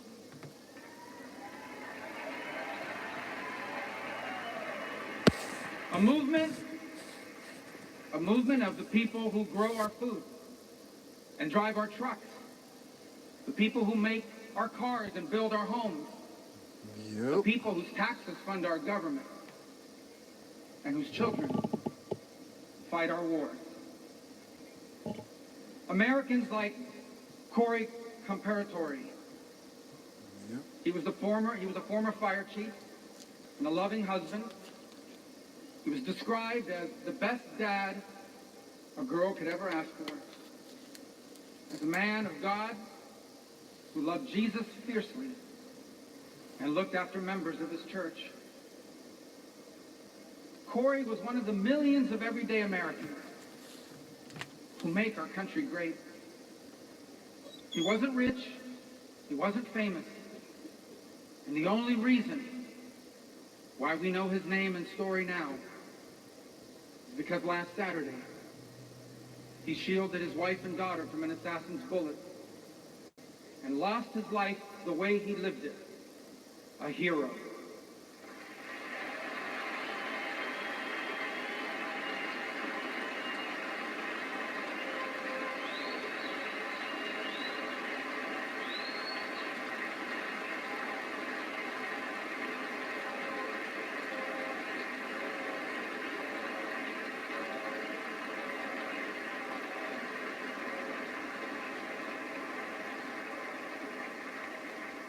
For those still wondering who are in the press and many watching at home, these are the Americans who wear the red hats and wait for hours under a blazing sun to hear Trump speak. And what they want, what they ask for, it is not hateful or extreme. What they want is good jobs and lower prices. They want borders that are secure, and for those who come here to do so legally. They want to be safe from criminals and from terrorists. And they want for our leaders to care more about our problems here at home than about the problems of other countries far away.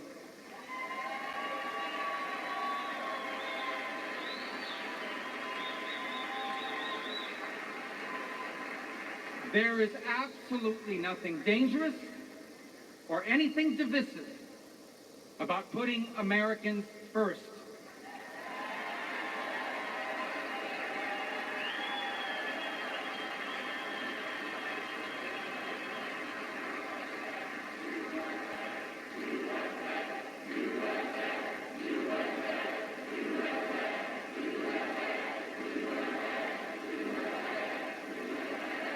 Those who are offended, anyone who is offended about putting America first has forgotten what American is and what American means. American isn't the color of our skin or our ethnicity. Americans are people as diverse as humanity itself. But out of many, we are one.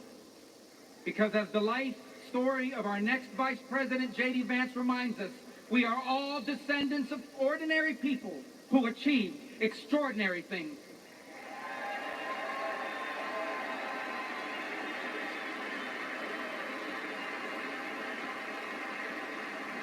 Who do we come from? We come from pioneers who ventured west to chase their dreams, and slaves who overcame bondage to claim their right to the promise of America. We come from exiles who fled tyranny in search of freedom, and of immigrants who left behind all they had and knew because they could not be or achieve God's purpose for their life in the nation of their birth. That is an American.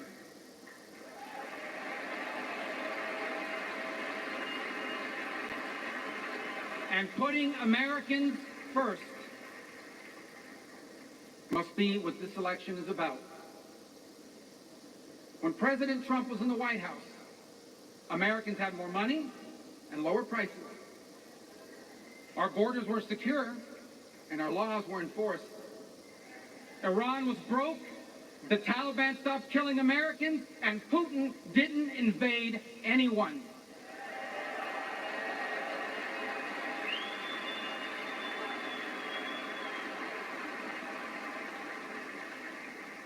Now, under Biden, high prices devour paychecks. Criminals and drugs are allowed to flood into our country and terrorize our people. And Iran has money to support terrorists. The Taliban humiliated us in Afghanistan, and not one, but two major wars have broken out. My fellow Americans, the only way to make America wealthy and safe and strong again is to make Donald J. Trump our president again. Yeah, America first, man. And a lot of people he's been getting, like Matt Gaetz, Rubio's, man. But Gaetz is pretty damn sharp, man. Like, and he was asking questions about January 6th, but the people cut his ass off. They didn't want to answer it. Of weak leaders. That shit's but now, like, though bloodied by our wounds, we must stand up. People, and we must need fight. to know certain things so that Fight they not can with violence or destruction, finally wake up, but with our voices and our votes.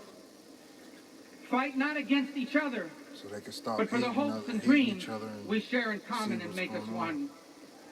And fight for an America where we are safe from those who seek to harm us on our streets and from abroad. And we will not be alone in this fight. For leading us in this fight will be a man who, although wounded and facing danger, he stood up and raised his fist and reminded us that our people and our country are always worth fighting for. Yeah.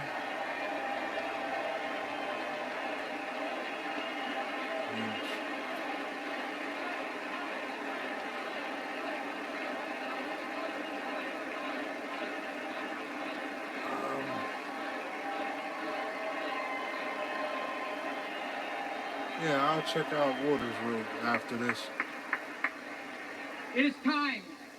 It is 'Cause time I like to see different put our things, country so my and our opinion people doesn't first get, again. you know, swayed And in certain ways. and if we do, right? together, Some people can say we this will and that, make but our I'd rather people wealthy watch. again. If we do, together, we will make our country safe again. Together, we will make Donald Trump our president again.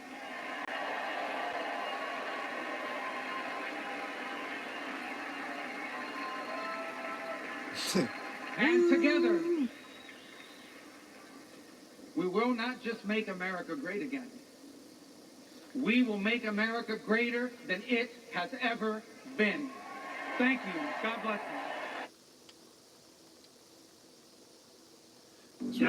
That's all we can hope for, you know, as things get better. November 29th through December 2nd. If Trump was going to do any of this radical shit that Hello, everyone. I'm Dana Perino, he along keeps with getting Judge accused Janine of, he Pirro, would have did Harold it his Ford first Jr., time. Jesse Waters, and Greg Gutfeld. 5 o'clock in New York City, and this is The Five.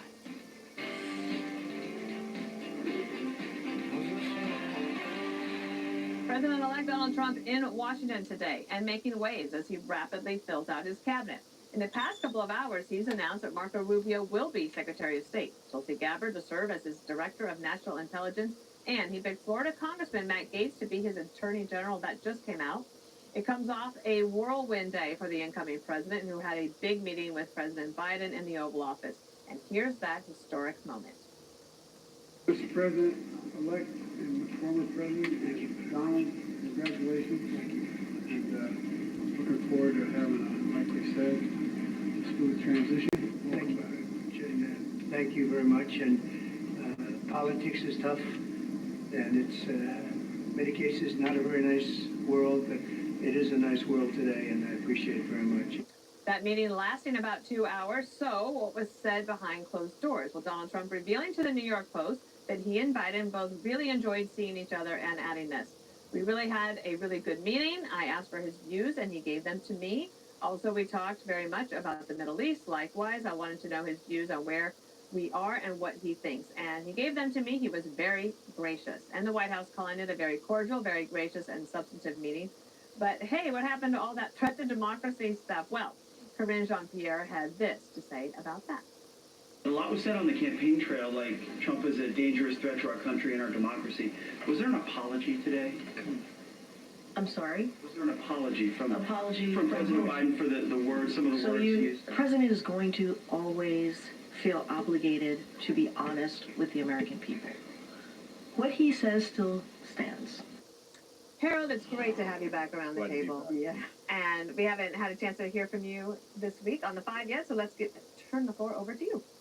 So congratulations again to the president. I thought today's meeting was full of both substance and pageantry. It's one of those meetings. That picture there is something that says to the world that as harsh and, as the former president acknowledged, president-elect acknowledges, politics can be, as rough and tumble as it can be rhetorically, that the leaders of the respective parties can come together and give and not only transfer power, but each of them converse with one another about things that they're thinking about, and the current president sharing with this president some of the things on his mind. I do believe that President Trump, I heard it said earlier, I was on a show with 11 o'clock show this morning, and John Roberts made a really, really good point. I think a point that some probably had made, but I hadn't thought about it quite as clearly until he said it, that the 4 years away from the Oval Office for President Trump will likely make him a better president, a more productive president, because he understands what he's getting into. He has a clarity of purpose, clarity of mind, obviously, as we see now with some of the announcements about picks for serious, important jobs in administration. But I was pleased with this today, and I'm hopeful that those in Congress watch this and realize that we got a lot of things that they campaign on, including taxes and making the country, our borders safer and communities safer from crime. And President Trump wants to do those things. He's going to need partners in Congress to do it. And now that the Senate has a majority leader in John Thune, they'll hit the ground running. Judge, for all these people who want to go to the airport and leave the country because they were afraid that there wouldn't be a peaceful transition of power, this looks pretty optimistic. You know, I think that Americans should look at this image that we're seeing and think about this day as a very serious day and appreciate the fact that it reflects a smooth transition of power. You know, Trump was called everything from a threat to democracy. If he were elected, you know, it would be, you know, the end of America as we knew it. There were people trying to kill him. He got shot. And he came in as a gentleman. Donald Trump, whether it's because he's more serious now, I'm not sure what the reason is. I think President-elect Donald Trump, understands that he has a job to do, and he's not going to waste his time, you know, getting involved in the little tit for tats that we may have seen during the first term. And we know that already because there was so much said by people on MSNBC and CNN. He didn't even respond to any of it. So he is very focused. And I think he was very gracious, given how the man on his right said that he was a threat to democracy and that he was Hitler and a fascist. You know, I don't know that many people who could actually have sat there with a smile and said, you know, politics is tough, but today is a great day. And what I think is also interesting, I'll just end on this, is that Joe Biden apparently gave a letter to President-elect Trump. And, you know, she was the one who I think could have a lot of bad feelings. She felt that Joe was thrown out, and then, you know, they blamed Joe afterwards, and she was sitting next to Kamala on Veterans Day. They didn't even look at each other. It'll be interesting to see and hear what she has when she's out of the White House. Yes, she writes another book, indeed. One of the first things President Trump did, Jesse, was go to the House Republicans, thank Speaker Johnson, say, Speaker Johnson's the guy. Let's not have any shenanigans or any of these fights, like the judge was saying, because he knows he's got a limited time frame to get a lot done. Yeah, so Mike Johnson and Thune are in, so that's the team. But, wow, I have to say something nice about Joe Biden, and I don't know why I'm feeling this way. Maybe because Greg's wearing animal skins or the stock market's roaring, or I know every single member of the cabinet. Some of them even owe me money. Yeah. But Biden was gracious today, and the country needed that. And I don't know why he chose this tradition of lunch to be gracious after he disrespected the tradition of, I don't know, raiding your rival's house, arresting him, and calling him Hitler. I'm not inside Biden's brain. I don't know what he's thinking. He probably doesn't know what he's thinking either. But the country needed to see these two leaders sitting in chairs by a fire and pretending that they don't want to strangle each other. We needed that. Now, Melania's absence was obviously... Homeboy go hard with that F Joe shit, Biden's disgusting. FJD. Why would Donald Trump hide documents in his wife's underwear drawer while he lives in a 100,000 square foot mansion? It's the dumbest hiding place of all time, and that's why Joe's a little sick. Let's put that aside. Can you believe Pete Hegseth is going to be the next Secretary of Defense? So I had a hard time wrapping my head around it last night, and now I love it. And then as I was wrapping my head around it, mostly thinking about how I can benefit from it. Can I use this plane to go somewhere? No. No is the answer. No. I've been told that already. And then they hit me with Gates, and I'm starting to understand Greg's pirate analogy. And it reminded me of the 92 Dream Team. Remember, Harold? I do. When they assemble Magic, Mike, and Larry into one team, and no one's ever thought about that before. And now this is what you're looking at. You're looking at the Dream Team. They're assembling a constellation of stars, which I happen to know intimately. And I've never been this excited before. I am so excited for this country, not for me personally, although that's there. I'm just so excited for the change that we're going to see in the next 4 years. I hope they pay you their money before confirmation. Yep, and I'm not talking about Pete. All right. Greg, would you like to get a comment on what you're wearing, or just Please. It's very comfortable, I have to tell you. It seems Can I comfortable feel to you. It is comfortable. Very good. I want to touch it. No, you're going to HR, Dana. That was all a trick. But this is where 60 million people just realized another media narrative is a lie, because they're all lies. How can that guy be Hitler when you welcome him with such regard? Enough about that. I'm with Jesse on this. I'm looking at the speed of these nominations and the type of them, and there are no F's given. It's the difference between wanting something and deciding. In 2016, Trump wanted to be president.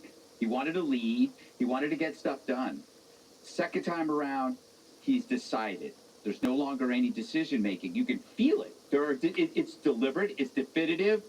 We felt this way before. You wanted to move. You wanted to quit a job. You wanted to end a relationship. And then there's that moment that you decide, and boom, boom, boom, boom, boom. Everyone around you realizes, wow, this is more than a victory. In fact, it's transformational. It's not just that the Democrats were vanquished, but an entire age has closed. The death of identity politics. It's there. Of race-based reward and punishment. The tyranny of the aggrieved. And a new age has started, and I echo Jesse again. I've never been more hopeful or optimistic in my life. This wasn't just an election. It was a turning point, and I want Democrats to thrive during this period. But the only way for the Democrats to be happy, whether they like it or not, is they have to think less about identity and more about the outside world. Start with your family and your friends and your spirituality. Don't listen to the view and what they say you should cut off these people that disagree with you. That is a mistake. You see so many upset people right now, and it's because they became obsessed about their identity, which feeds into your ego. And then when your ego takes a hit, you're miserable. So if you live outside yourself and you remove identity politics, you remove the fuel for your ego. Identity politics was a complicated word for me, me, me. This is why when you saw people entrenched in it, they were so miserable. They were so blind. They couldn't talk to other people. If you replace that inner turmoil with curiosity and service for the outside world, you will be so much happier. It's really ironic that Make America Great Again is about the future. Yeah. Because it's talking about the past. But you found out that the Dems were the past in every respect. They felt it necessary to judge present-day individuals by people who existed 100, 200 years ago. We're innocent. They also relied on past media narratives about how people were. This is how black people think. This is how brown people think, right? And they missed out on the sentiment of millions and millions of people. The country no longer was buying what they were selling, and they wanted to do something. Now they decided. And it's like everybody is back on the same page that America is an exceptional country. Right. And you have to participate in it in order to You can feel it that way. You can feel it. You can feel it. And Harold, you feel it too. Yeah, Harold. I know you feel it. Like I said, that picture of the president sitting there, you can't help but be hopeful. I do have to say one thing, though. That fire was roaring, and it was like 75 degrees. Yeah. This Really holiday, need that fucking wrap fire. affection with the new gift. And then meanwhile, when you look at this, okay, Rob, go to Twitter. This one fellow did a tweet breaking down the numbers on how each camp spent money. If you can just go to my profile, Rob, and I retweeted it. Just go to mine. And yeah, if you can go lower. So you hear this, keep going lower, keep going lower, keep going lower, keep going lower, lower, lower, lower. You'll see it. They're right there. Okay, so Justin Blinson, let's give him a shout out. So Justin, wonder who is painting a better picture for America. Campaign spending. Trump raised $381, spent $354. Only $10.4 million was spent on staff. Damn. Kamala, billion, spent $1.37 billion. Who's the billionaire? $582 was spent on staff. Okay. Can I say something? Let me just say, I'm going to come straight to you right after this because if you can, when you go, like a guy asked me a question, hey, can you give some money to our charity? What percentage of the money is spent on staff? It's the first question I asked. Damn. If you can send me what percentage of the money is spent on staff, I'll give you the mone. Big ass. Oh, our seal makes $670. I'm sorry, bro. I'm not doing that because the money's not going to the people. Okay. We don't spend that much money on staff. It's as much. No problem. Here's $50K. Here's $10K. Here's $100K. based on what's being She spent. did that shit When you like see a Brewster's structure Millions. like this and numbers like this, and then you get stories that they give apparently Beyonce $10 million. They give Call Her Daddy $100,000 to build a studio that they could have built for what, $5,000, Rob, or whatever that was. They give Oprah Winfrey $1 million. I bet Oprah's pissed off that they gave Beyonce 10 times what they gave her. Now, these are numbers that we're reading about, right? Is this the one, Rob? Yeah. Play this clip and I'll go to Charlie. Go ahead. No way. $10 million for Beyonce to step up and back Kamala Harris publicly. $5 million for Megan Thee Stallion. $3 million for Lizzo. $1.8 million for Eminem. I mean, is that normally how it goes? You spend $20 million, you get yourself in debt to try to get a bunch of rich celebrities on stage? I've never seen that. Maybe I'm ignorant of the fact, but wow. Charlie. A couple thoughts. So we ran one of the more criticized and now very silent outside groups that helped Donald Trump. So we had a super PAC and a 501c4, and we were attacked. You guys can look at the articles almost every day. Donald Trump's unproven ground game. You probably saw these articles, right, Chris? I mean, it was a narrative, right, that Donald Trump does not have a ground game. Well, they were talking about what Turning Point and Elon were doing, and we would continually tell the media, like, well, we're actually delivering results. We've registered hundreds of tens of thousands of people. We're chasing ballots. And the Kamala campaign was running this massive op where a lot of consultants made money, where they'd be like, well, we knocked on 18 million doors this weekend or something. And I'd say, well, how many ballots did you put in the box? I mean, how many votes did you actually bank in the early voting period? And we were able to disclose all those numbers in real time as they were happening. And something is amiss. Somebody made a lot of money on this Kamala campaign, like a lot. I don't know who, but I could tell you, being around campaigns a lot, $1 billion spent in 90 days and ending up in debt with very, very little to show for it, it's highly unusual. And it is the opposite of what happened in 2020. And again, the Trump campaign team deserves great credit. In 2020, the Trump campaign team ran out of money and was bankrupt by late September. You can find that article, Trump campaign team financial woes 2020. It was like September or October. Donald Trump in 2020, he started with $1 billion cash advantage, and that team spent it almost all the way down, right? If you could go down, I'm sure you can find it somewhere there. Yeah, in financial peril. Yep, that's it right there. How Trump's $1 billion campaign lost its cash advantage. New York Times, what's the date there on that article? September 7th, 2020. My memory's right on. And that's Shane and Maggie, the two best that the New York Times has to offer on this. And literally, Trump was in a financially perilous position. The Trump campaign saved their powder and was able to then outspend the Kamala campaign the last 2 weeks. Final point I'll make is this. All those totals don't count the outside money for Kamala Harris.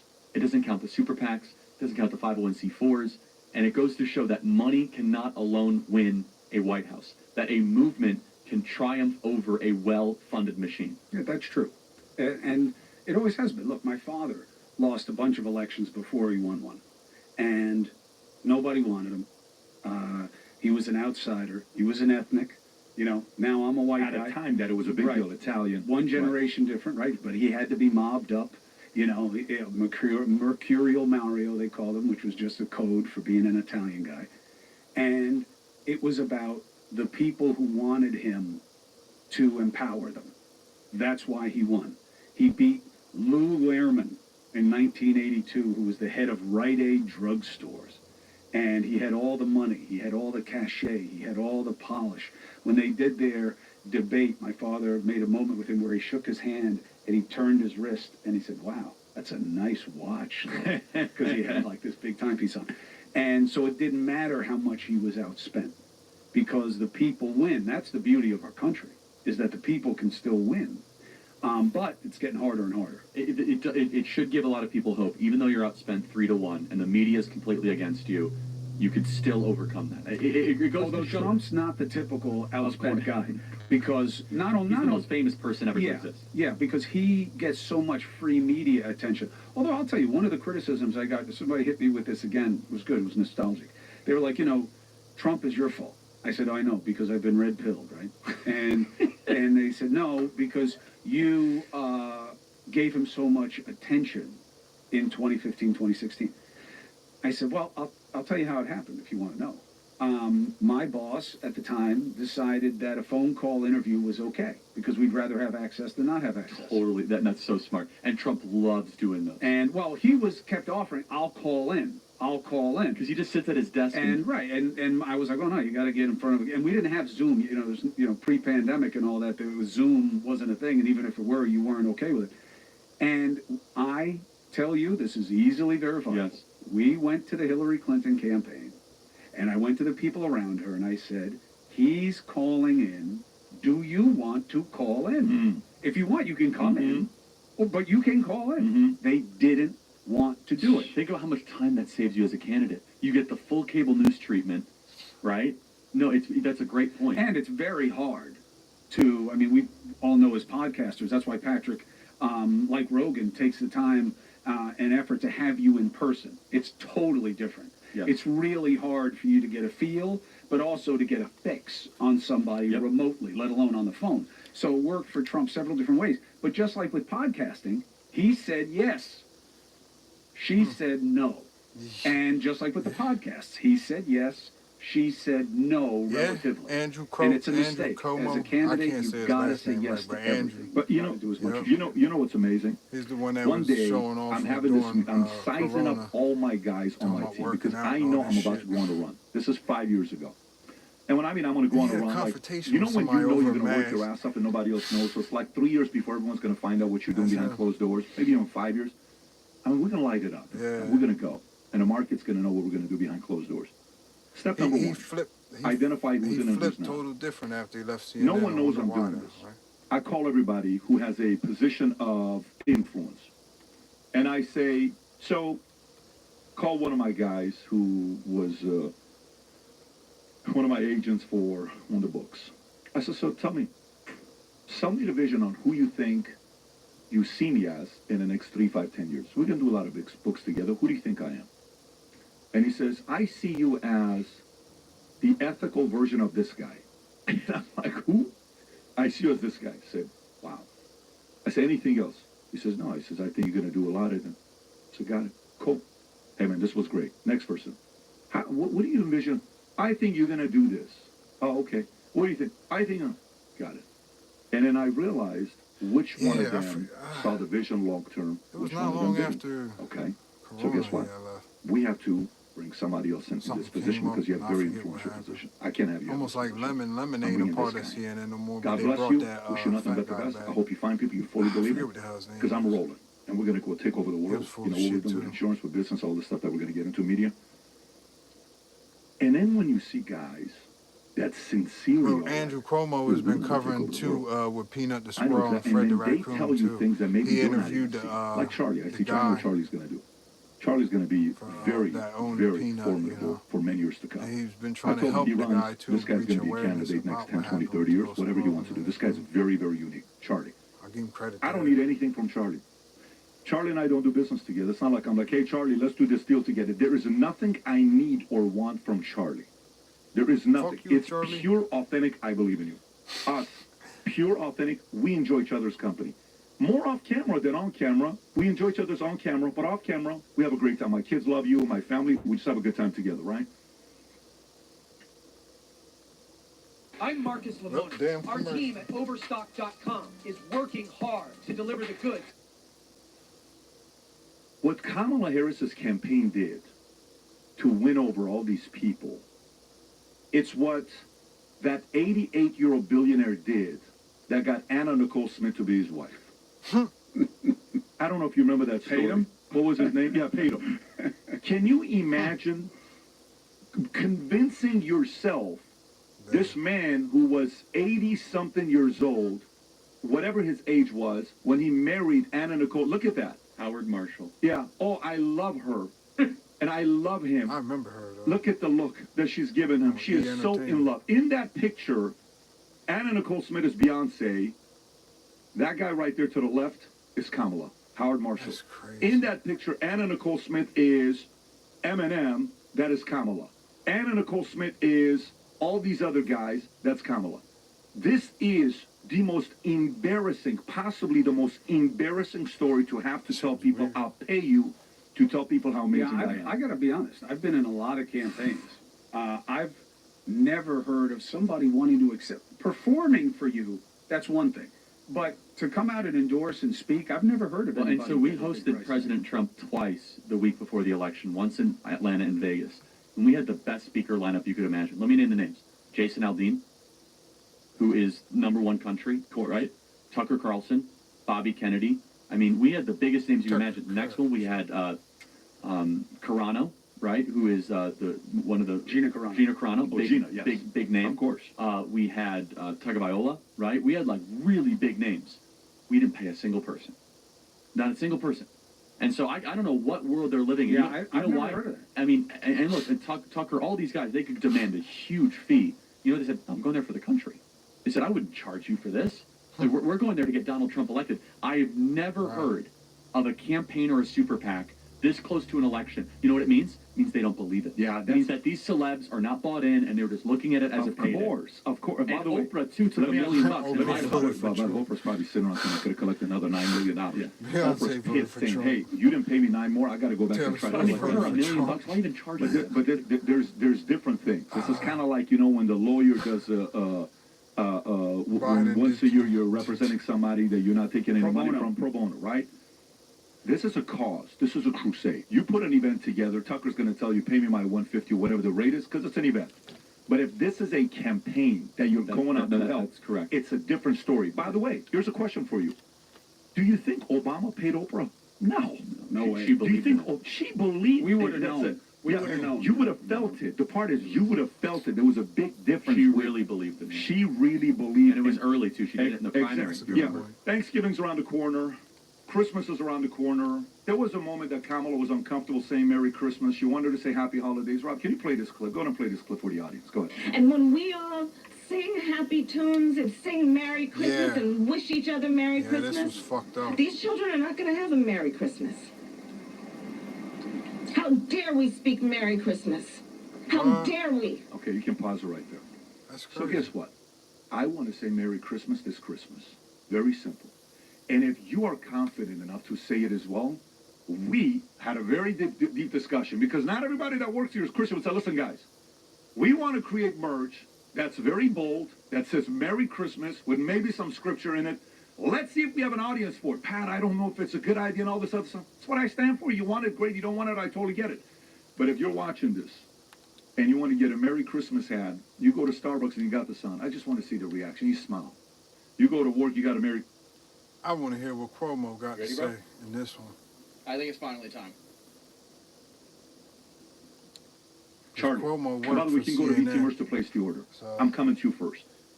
See what he's going to say. It's the night. Everyone's doing the live. You call in. I haven't I seen say, none Chris, of where this you stuff. at? I think it's over. Rasmussen, Mitchell calls in. I think it's over, right? The moment that you knew it was over, there's a clip of you, right? And if you want to play this clip, Rob, on what happened here. I see this clip. I loved it because it's so organic, and you don't want to do it, but it's just happening, and your team caught it. Rob, can you play this clip of Charlie reacting to the results? Fox News decides Donald Trump is president of the United States. We've got our republic back, folks. Let's go. There it is. Everybody should remember this moment. Look, I'm gonna echo Charlie from earlier. Remember where you were when this happened. Remember where you were when you realized that the Uniparty and all of these, just the establishment, you said it's time to actually participate. And look what you guys have done. And if anyone deserves to get tears in his eyes, it's Charlie. I think we all agree. I think Erica was jumping his money into something in the break room. No one has worked harder than Charlie. We gotta hear some words here from you, Charlie. You put all this together, my man. Let's hear it. I am just humbled by God. It's all God. It's all God. God alone. God alone. We can pause it. Charlie, what's going through your mind? Yeah, well, from January 2021 to that moment, we dedicated our entire life to get Donald Trump back to the White House. I want the people to remember the context of that. That was after January 6th. Donald Trump was basically in political exile. And we dug out of what would be the greatest political hole in modern American history. And especially this last year and a half, everything was just coming through me from not just how hard the president worked, but how hard we worked. I mean, we traveled the country nonstop, didn't see my family, did events in every corner. The president was facing 700 years in federal prison. They tried to take his business empire away from him. And then, of course, he got shot and nearly shot again at the golf course. And there was this kind of feeling as like, is this possible? Are we going to do this? And, you know, going into election night, we're almost built in with kind of this paranoia that there's no way this is actually going to materialize. And I believe it was a God thing. I believe that it's God shining his grace on this great country. And it's just overwhelmed in that moment. It still really hasn't set in, to be honest. Charlie, to the average person that's watching this, we know some of the stories that have come out. From the moment it was announced that he's won, what events have taken place the last few days? I'm talking Qatar, Hamas. What events have taken place just in the first week? Well, it's incredible. And by the way, I've been at Mar-a-Lago helping with some of the transition stuff too, which I'm sure we'll get into. But I mean, just number one, a caravan has already broke itself up coming to on the U.S. southern border. Qatar has told Hamas, you're no longer welcome in the, you know, as kind of a vacation spot for terrorist hotbed. The European Union has announced that they are now going to buy LNG, liquefied natural gas, from America, not from Russia any longer. We're also seeing an attempt, at least, of conversation to end the Russian-Ukrainian war. We've seen Bitcoin hit an all-time high at $87,000. The market has a huge surge, largely just based on the confidence. I think it's also hit an all-time high, largely based on Trump's victory. And this is all just not... These things are signals based. They're effects based on signals of the president basically saying, I'm coming back and we're going to fix this thing, and we're not going to allow business as usual to continue. So, Cuomo, for you, I mean, we've been talking for, you know, a year, 2 years, regularly, hey, what do you think about this? What do you think about that? Going in, at what point were you like, this is over, this guy's going to be winning? Well, look, we had the benefit of Decision Desk HQ. That is a very formidable tool. The differentiator in the media was not the basis of information for making the call. I think it was about preference for some. Nobody's in a rush to call an election, Pat, because there's very little upside to being first. For instance, in the clip, Charlie's listening there, or the group is listening, and they say Fox News. We called it first. But he's listening to Fox, so when Fox says it, that's what... There's not a real big upside to being first. What's relevant to me, you just don't want to be wrong, okay? That's why, guys, when the momentum was hitting you during your event, which is amazing, by the way, and I love that it came off as successfully as it did. It was a really important thing. We need more of those. They said, slow down. But you're like, well, how much of the vote is still out? Slow down. There's no reason for us to be wrong. So that's usually the guiding. That said, I believe outlets waited to call the race because they didn't want Trump to win. And News Nation didn't have a preference. So we just wanted it to be right, and I did have a special interest in it being over. I think a fair appraisal is I wasn't worried about what would happen if Trump won in terms of how the Democrats would react. I was worried about how Trump would react. I was worried that there were a lot of people who said, but the polls were so close. And I'm sure that there's a chance that he would have said something provocative. And then who knows where we would have gone. Did you expect it to be the landslide victory that... No. And I love that now everybody's explaining why it happened, how it happened. Right. It's so easy after the fact. Look, the polls weren't wildly off. He just won by a small margin in a lot of areas, and she underperformed. The reason Trump won was because the Democrats, other than the themes and all the stuff that we can talk about, the ideas behind the motivation, the Democrats underperformed. Now, they'll argue with me. No, we didn't, because Trump may have won, but we won this Senate race and we won all this. Well, look, you lost the Senate, you lost the House, you lost the White House. That's underperforming, okay, any way you want to look at it. So I didn't know. I had said for months I believed it was Trump's race to lose. And I worded it that way on purpose because it was a grievance election. It's about how people felt about their pocketbooks and overlays of how they felt about cultural norms. So in that environment, it's harder for an incumbent. And she was a compromised incumbent. Now, I said it was his to lose, not Trump's going to win. Not because I was sitting on the fence. Because Trump is such a polarizing figure that he could have overwhelmed the momentum of the movement behind him. But he didn't. And he won. So I wasn't surprised. I mean, for you, as a big Trump supporter yourself, were you happy with the results? I was happy that there was a definitive, quick result. I am not a fan. Would we be surprised? Yeah. If we knew who you voted for? Would we be surprised if we could see who you voted for? I probably shouldn't tell you, but I can tell you who I voted for. You want to know? Yeah. I voted for my brother. I wrote him in. Are you joking? No. 100%. 100%. I'll show you the picture. Here. We'll verify it in real time. Are you joking? No. No. No, I'm not joking. He didn't win, by the way. Did you really vote for him? I'll show you. I'll show you why. Well, you know who your brother voted for. He showed it as well. Get out of here. Yeah. Can I show this? Huh? Can I show No, it? because I think it might have been illegal that I took a picture. Oh, okay, so let's just pretend it happened. No, it never happened. I'm looking at his family picture. Beautiful dog. Your daughters look great, by the way, in that picture. But look, I was... Really? What I was happy about was that it ended and that it was definitive. Well, why didn't you vote for Kamala? Kamala? Why didn't you vote for Kamala? Listen, your brother voted for Kamala. He's a Democrat, so he does what he does. My feeling is this. America can do better than these two candidates. Does he know you voted for him? Yeah. You told him? Yeah. What did he say to you? You wasted your vote? Did he say something like that or not? No. He just, was like, yeah. That's what he says about most New things. York, who cares? Like, it doesn't matter. Was it kind of like that, or? Yeah, no. He just was like, yeah, he had other things he wanted to talk about. But look, the point for me is, I'm not a Trump fan, okay? And I'm not a Democrat. I think this country can do better. I think that the movement behind Trump is very real. Yeah. It's been disrespected. And I think that's problematic for America.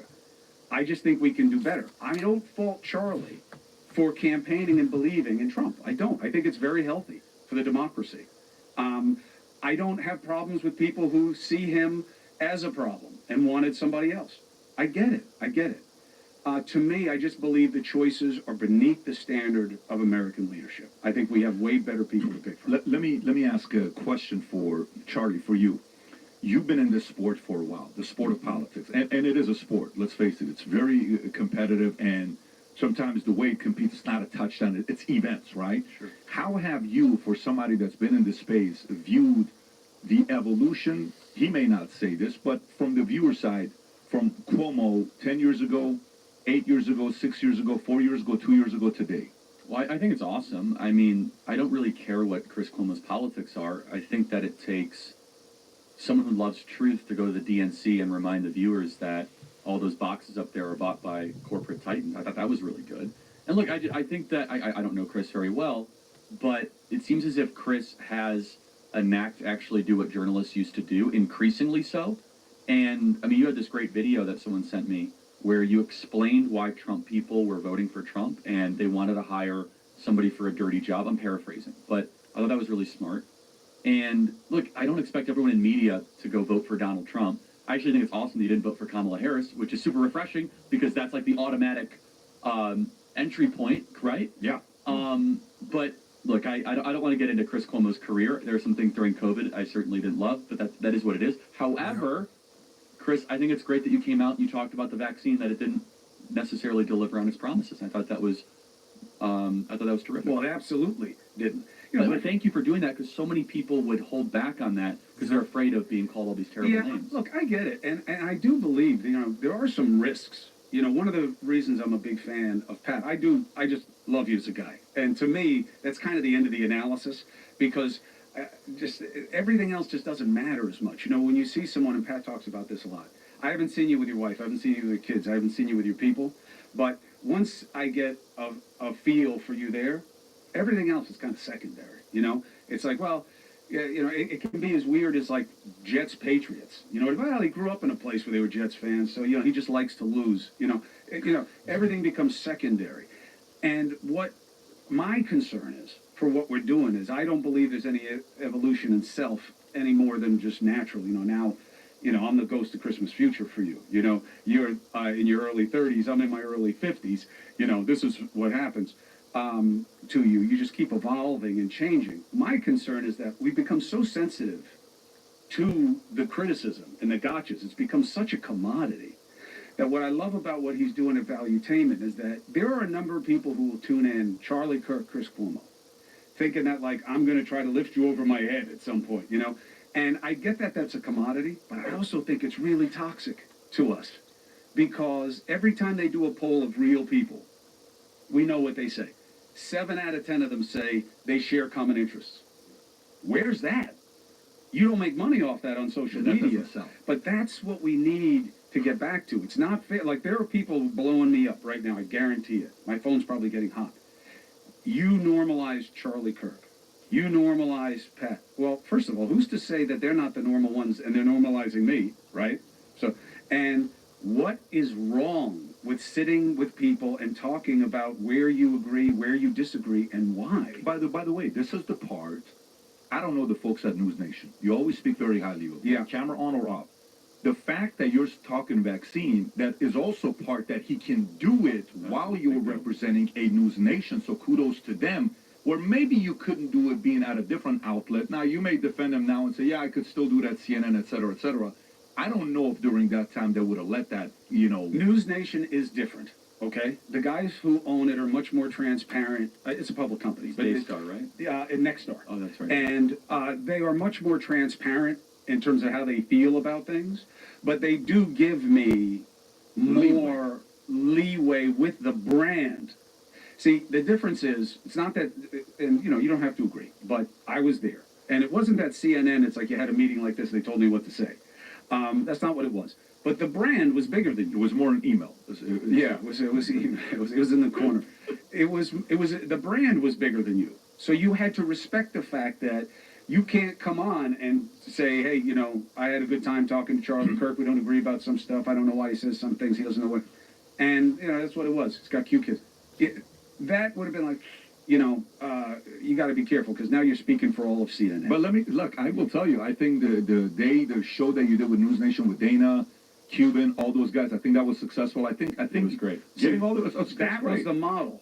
Yeah. And you know, I love that model. I wanted you involved in that. I'm a big booster of yours because I believe that, and you know, it's not about what your political aspirations are and the stupid rule that, you know, you can't be president because you didn't live here. I mean, if there was one thing that I could change, you know, it might not matter to people, but it does to me. In a nation of immigrants, you know, you can't be one and be president. It's kind of weird. But you have an organic following because of what you've achieved in your life. Then you have another level to your following because of what people resonate with in you as a person. Then comes your politics. That is what we need more of. I respect that this guy did it. Oh, I vibe with him, with how he is. Oh, and yeah, I think those ideas make sense. That's what we got to get back to. Now it's inverted.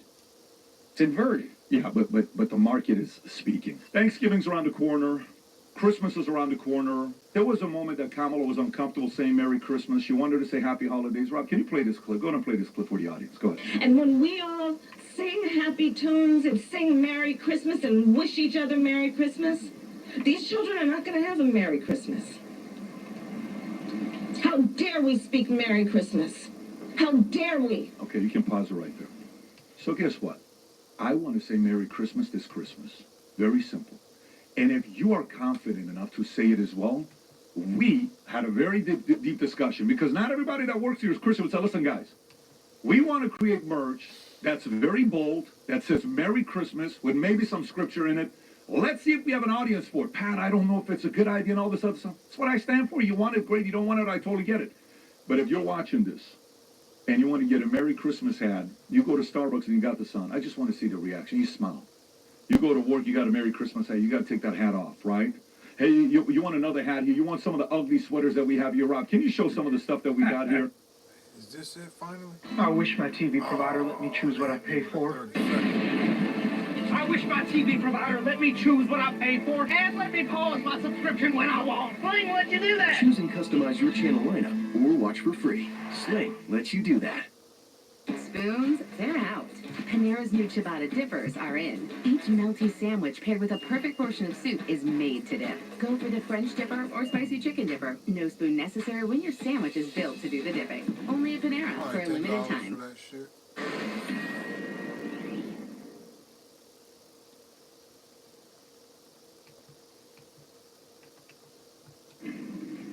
Well, Mr. President-elect and former President, Donald, congratulations. Thank you.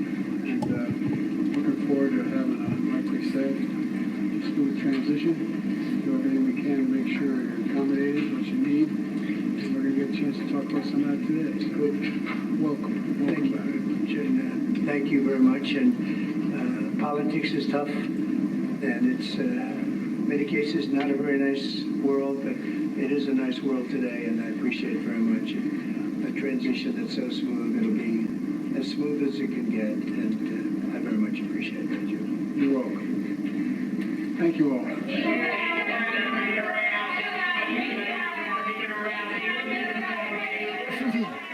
So there are a lot of things to gather in those few moments, which is why it's important to see all of them. We hadn't heard from Biden. We took it so quickly. So you've got to see that exchange between two people who really were in quite the epic political battle. Not just 4 years ago in 2020, but fast forward up until June 27th and that debate that basically destroyed Joe Biden's opportunity to stay atop the ticket for the Democratic Party. And when you hear the president-elect say politics is tough, and after that's over, it can be a nice world. We're in a nice world today. Martha, what goes through your mind when you hear that? Well, first of all, that this is very short. Right? They brought in former President Trump. It appears to me that the White House wanted this to be as tight a moment as humanly possible. Why do you think that is? Well, gracious invitation, obviously, from Joe Biden. Joe Biden is a career, lifelong politician. These two men could not be more different. Donald Trump has spent his entire life in business, and then he became president and learned the ropes.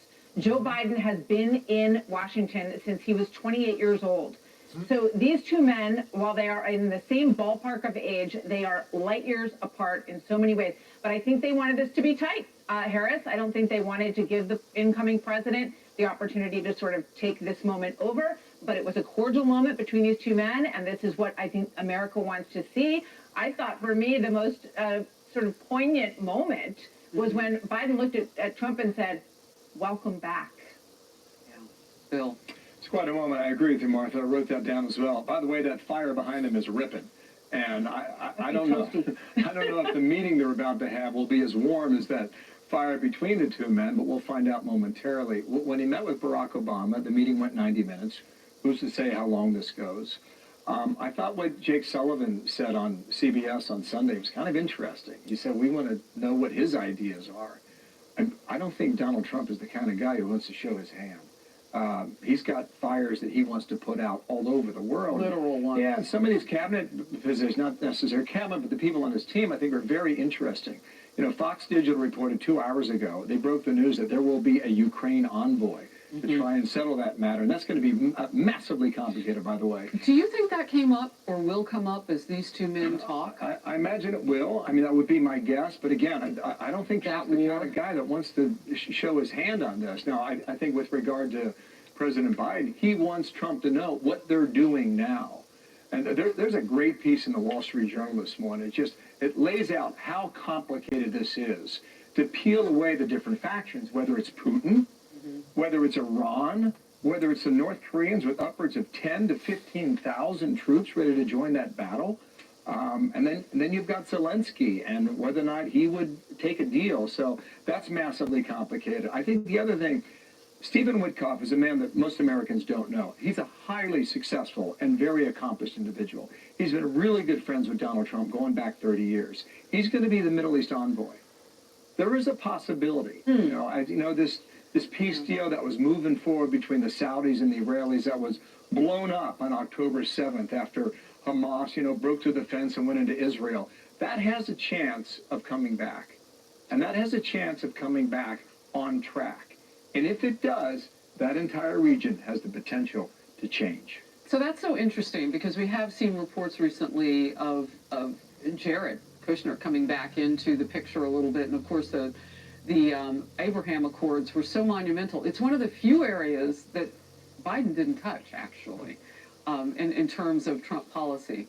I think he gets where we are in the world. You notice that he's not going to expire, as lack of a better term, the weapons money that we're giving them and the accoutrement that goes with that, actual weapons to Israel. I mean, that calendar has slowed down now under Biden's watch. Martha, what's your quick Well, I'm just thinking about the Secretary of State spokesperson saying, well, we're not going to basically publicly admonish Israel yet. Right? We're not going to cut off the weapons supply yet. We're watching what happens. We're watching whether or not enough aid flows into Gaza. The tone has shifted dramatically with the people who have been appointed. You see, Mike Huckabee will be the ambassador to Israel. This is a team that is very Israel strength focused.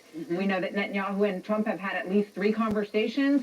This tone has completely changed. My guess, former President Trump loves to interact with people. He loves to talk to people. I think this meeting will be beefy in that response. But I don't think they're going to dig a lot into the future policy. Well, and Bill made a good point. John, I'll come to you next. I mean, Trump isn't going to show his hand. However, he did a bit when he was running to the American people, to voters, and it may be part and parcel for the support that he got from the Jewish community. You cannot ignore the pickup of Jewish voters in this country, given all of the anti-Semitic behaviors, riots, protests, death threats, actual violence. I mean, it has been quite the last 6 months to a year. So it makes sense for him to make that public during the campaign, what he would do. He was going to reach out, talk with leaders before he became the president in January. Just your thoughts and reporting on that. I know you were in Israel not too long ago. Yeah, and I think that the appointment of Mike Huckabee, or at least the nomination of Mike Huckabee to be the U.S. ambassador to Israel, is a brilliant move on the president's part. Huckabee, very dedicated to Israel. Israel loves Huckabee, and I think that will facilitate a very constructive dialogue between the United States and Israel. Don't forget, as you pointed out, the president vowed that he would end the Ukraine war before he took office. So we'll see what he does on that front. We'll see what his conversations with Vladimir Putin might lead to. This idea of maybe ending the war in the Middle East in a fairly short time period, I think, is one that will go over well. A friend of mine lives in Beirut. She told me that all the women in Lebanon are crushing over the choice of Pete Hegseth for defense secretary. Pete, of course, is a very good-looking fella, and they like his military record, but they also think that he will be part of this idea of peace through strength. Let me come back also to the point that I was making earlier, that Harold also alluded to, about the effectiveness of a Trump second term. Don't forget, literally, from the moment he took office on January 20th, 2017, he was under siege. He was under siege from Democrats. He was under siege from the media. At every turn, the wolves were at the door. Over the past 4 years, and I never meant to say that he was not working, because he was working every day. He was just out of office. But over the last 4 years, he's really come to realize and identify where the traps are, where the pitfalls are in the presidency, and how to avoid them. And I think just by virtue of the cabinet picks that we have seen so far, Trump learned a lot from his first administration, and I think that he won't be as under siege as he would have been. Well, we shall see. I mean, Judge Juan Merchan may have something to say about that. I mean, we thought we were going to get a decision this week in the case that has a sentencing date for November 26th. Now, that date moves off the calendar, and we're waiting for November 19th to see if that conviction will stay and there will be sentencing with that. I mean, we're still watching lawfare against this president-elect. It's an interesting spot to be in. Hey everyone, I'm Emily Campagno. Catch me and my co-host Harris Falk. When I needed an education degree that aligned with my life and my career goals, WGU was the perfect fit.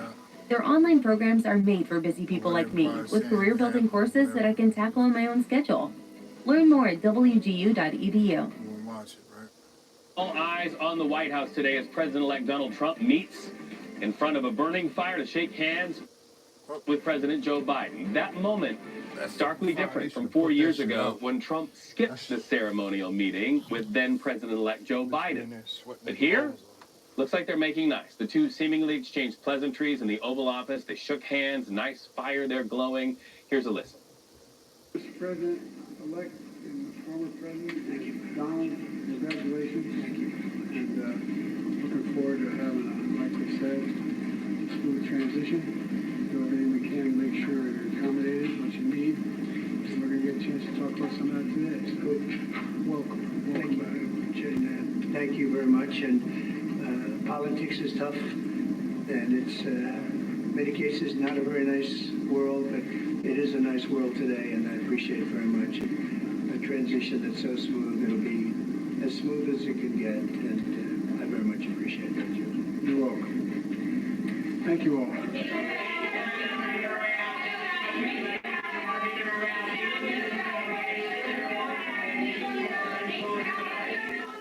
And with that, reporters got their questions. We can tell you right now that meeting continues. You see the president-elect signaling the current president over his shoulder.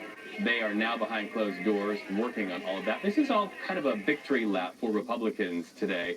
The Republican Party, led by Donald Trump, rallying around Mr. Trump and his vision for the next 4 years. Donald Trump now will get ready to go back to Florida, but he is still in that meeting as they prepare for the peaceful transition of power. Semaphore politics reporter Kadia Goba breaks this all down for us. Kadia, this was really a tradition. It speaks to that peaceful transfer of power, something that Trump did not afford Biden when he was president-elect. But what's the significance here?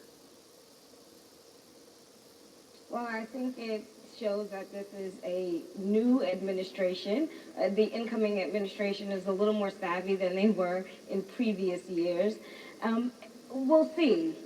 But I think this was a very different approach than what we saw 4 years ago when the, former president didn't attend the inauguration of Joe Biden. So it was very interesting in a big round of big visits around the Capitol today in Washington, D.C. If those walls could talk. We also just got this breaking news that Senator John Thune will replace Mitch McConnell in leadership for Senate Majority Leader. This was a secret ballot vote, and some people wondered if Donald Trump really wanted Rick Scott out of Florida, who vowed to really make things go fast by way of Donald Trump's picks for his cabinet.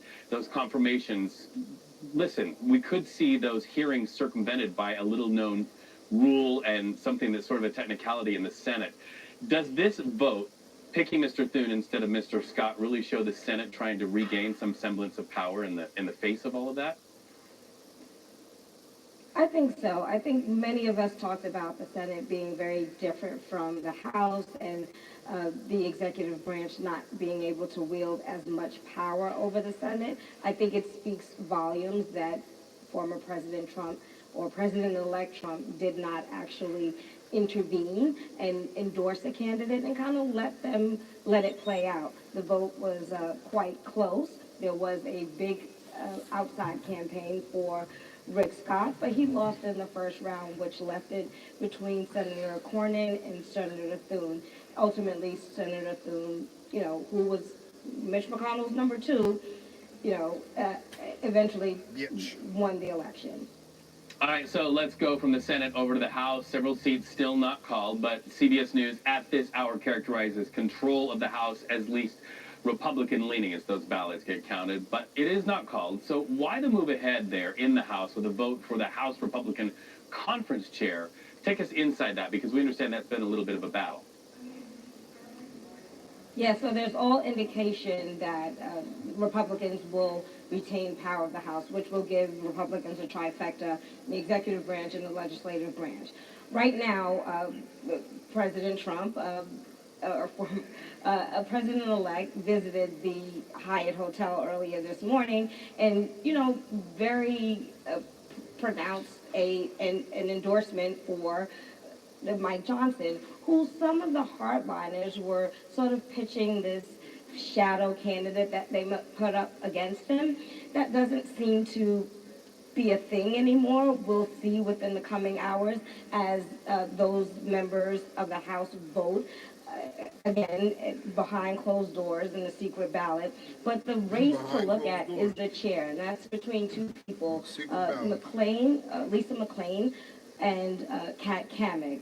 Many of my sources say that McClain is leading in that effort, and simply because they felt like Kat Cammack did not do enough to back President Trump. So we'll see where that lands. That vote is going to come out around 2:30 later this afternoon. All right, 2:30 Eastern time, we understand. We also saw something interesting getting headlines. Elon Musk going with the president-elect to the White House today and also going to sit down to meet with members of Congress. Does this signal how big of a role Elon Musk, the billionaire, will play in the Trump administration? I mean, no one can say. We don't know if he's gonna have staying power, but as of today, I think you could say that he has somewhat of influence. I can say that we spoke to some members at the Hyatt. He did not talk to members at the house, or he was not, at the podium set to speak to members. So I thought that was interesting. So at this point, he just seems to have the president's ear. We don't know how long that's gonna last. We know he has an appointment to look at, how they can cut government spending a bit, him and Vivek Ramaswamy. That'll be interesting. This is something that was handed down by the president-elect. We'll see how that plays out. All right, and more on Vivek Ramaswamy and Elon Musk. And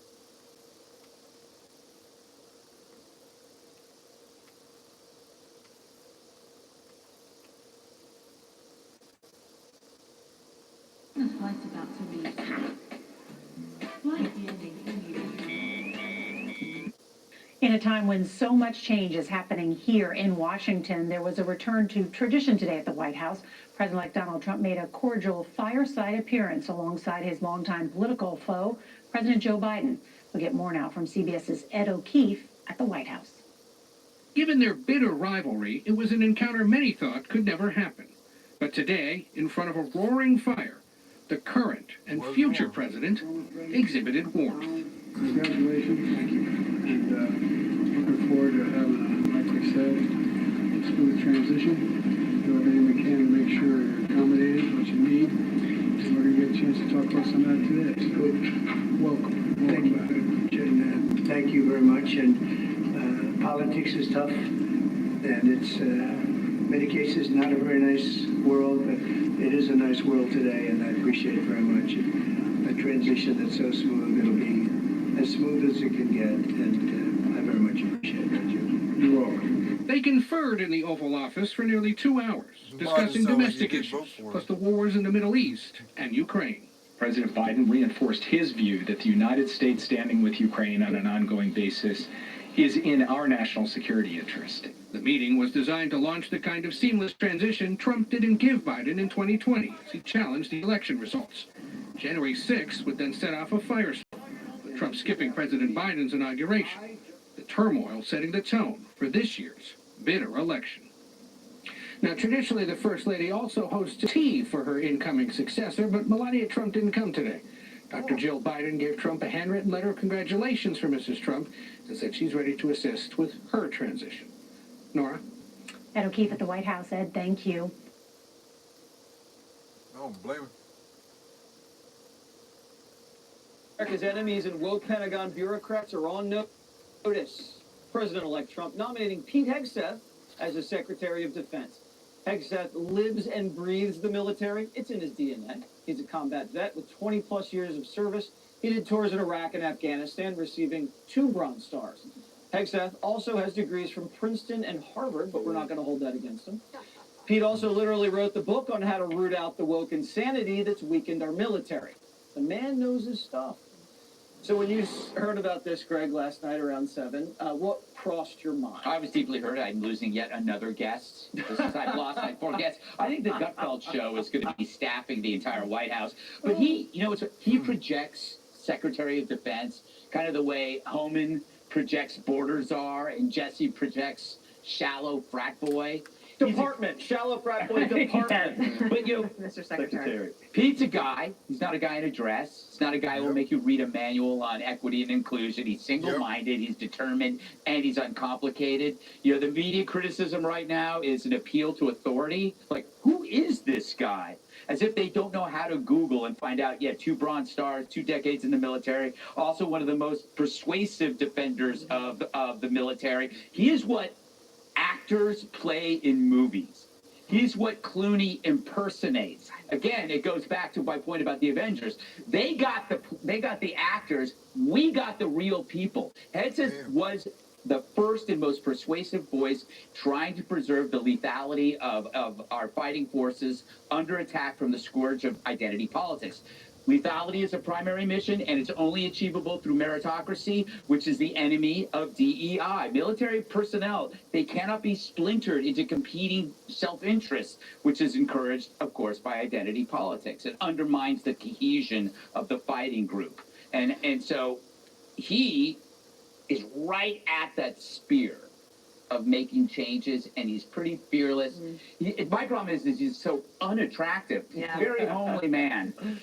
This also shows how powerful Trump is at this point. He's not afraid of the media, not afraid of Democrats. He puts who he wants where he wants them. I do think that the initial reaction was shock, and then as you read through later in the day, people like, actually, an inspired choice. And I say that because of having gotten a lot of text messages going, what is going on? I'm like, a couple things. One, he's a great communicator. And one of the things we have not had in the last 4 years is somebody who can articulate what is America's position on this policy here, around the world, and where are we going? This is where we're going. This is where that we want to get to. Also, he understands his audience. His audience is not just people on Fox and Friends that watch Fox and Friends. If he gets this job, and I assume that he will get confirmed or however they decide to do it with the recess appointments, his audience will be our adversaries, our allies, and our troops. And he understands it. He's very good at it. I would also say to anybody who's like, who's this guy? Read one of his books. He's an excellent writer and a great thinker. The books he's done on the military are great, but I would also say his book on education was one of the best. And if you're worried about your kids' education, look at that one. He talks about classical education. Also, the people complaining about him are the ones who thought that an indecisive and skittish Kamala Harris should be commander-in-chief. And I just want to point out a couple of other things. Joe Biden named this woman, Tracy Stone Manning, to run the BLM, that's the Bureau of Land Management, Greg. She had direct ties to an eco-terrorist organization. Then, after the October 7th attack, he nominated a lifetime federal judgeship to a guy named Adil Manji, who had hosted anti-Semitic groups on campus and defended cop killers. He had Sam Brinton. Yes. Right? Okay. The luggage thief, okay, to oversee nuclear waste disposal. Good thing he didn't steal any of that.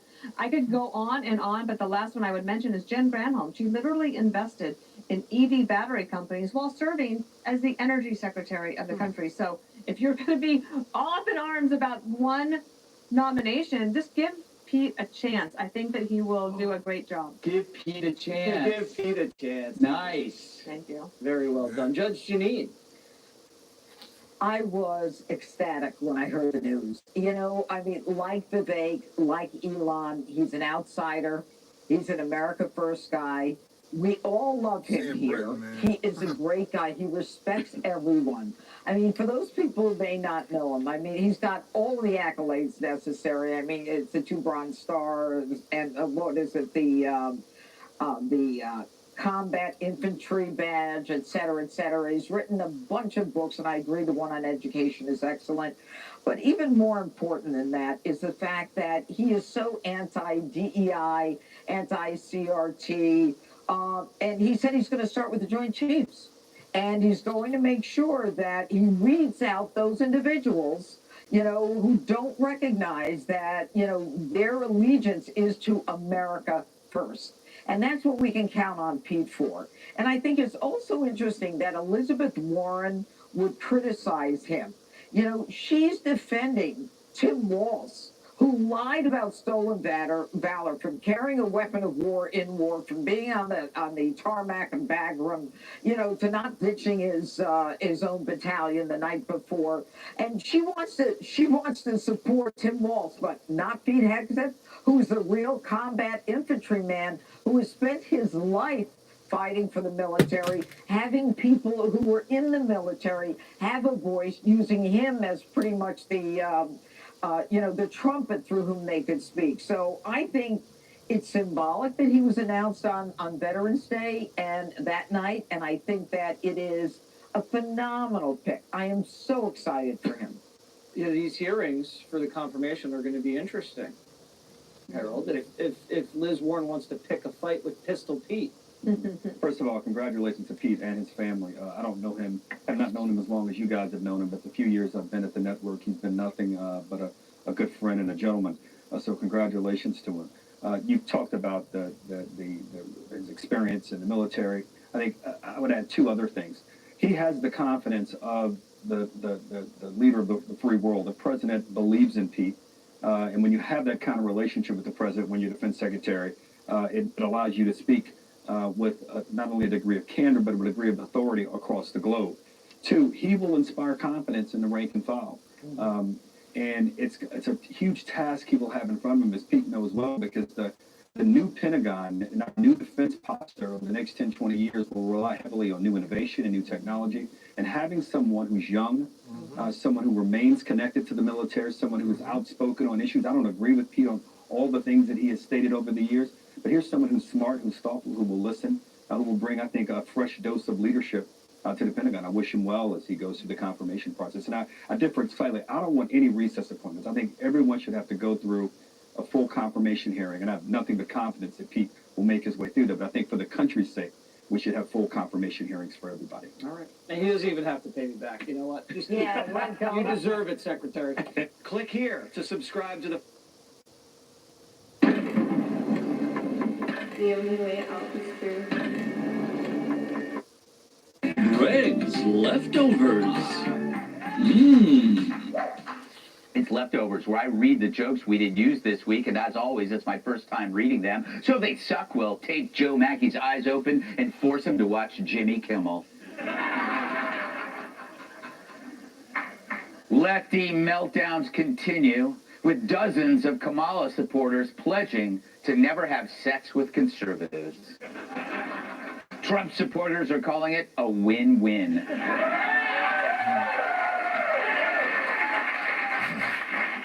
In response to these liberal women denying men sex, one man felt a great sense of relief. In a historic first, Trump's next chief of staff will be a woman. Don't worry, she has a driver.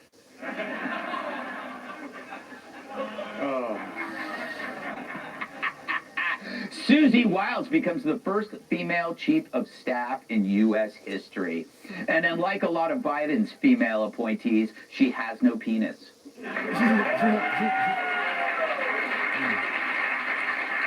Good for her! Real woman. So Googling how to move to Canada has become a popular search with liberals, along with how do I find someone to bang my wife? Because they're all cucks. Democrat strategist James Carville was stunned by Trump's re-election, saying, quote, "I'm in a very, very dark tunnel right now." You know, as opposed to his usual tunnel where he stores his food pellets and larvae. ESPN's Stephen A. Smith told The View he could see Donald Trump's victory from a mile away. It's the same thing he said about Joy Behar.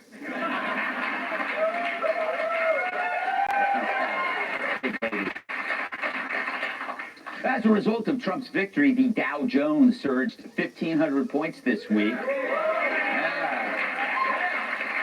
Nancy Pelosi made so much money, she put a down payment on a new face.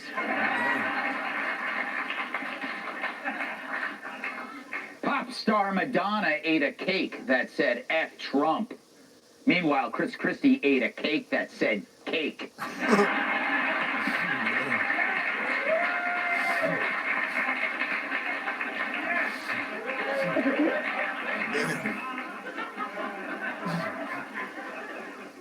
Richard Gere, the actor, has sold his Connecticut home for $11 million after revealing that he's leaving the United States.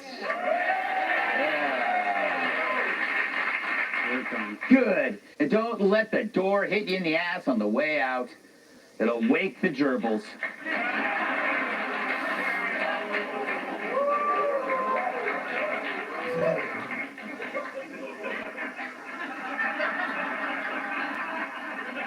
It's going to be on his tombstone. What's he going to do? Rachel Maddow is being mocked for warning the U.S. that it was headed for an autocratic government. She's also being mocked for her startling resemblance to Hawaii detective Steve McGarrett.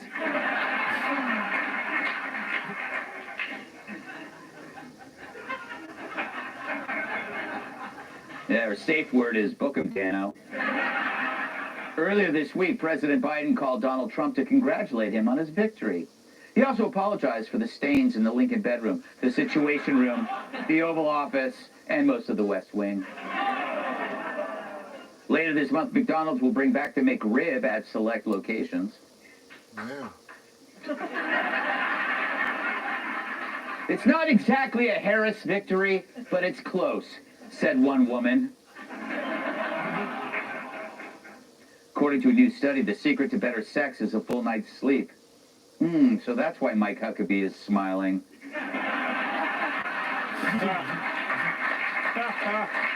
Yeah. Not really, Paul. And finally, according to a new study, having fewer friends could actually be better for your health. In a related story, guess whose life expectancy just doubled?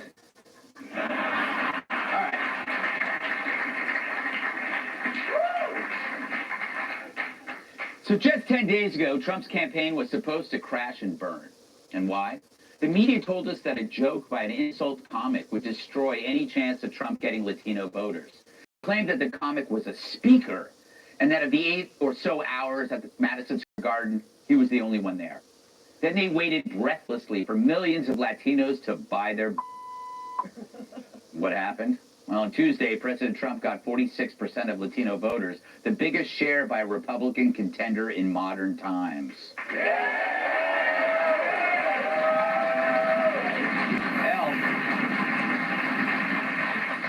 Hell, even Ricardo Montalban voted for Trump. And he died in 2009.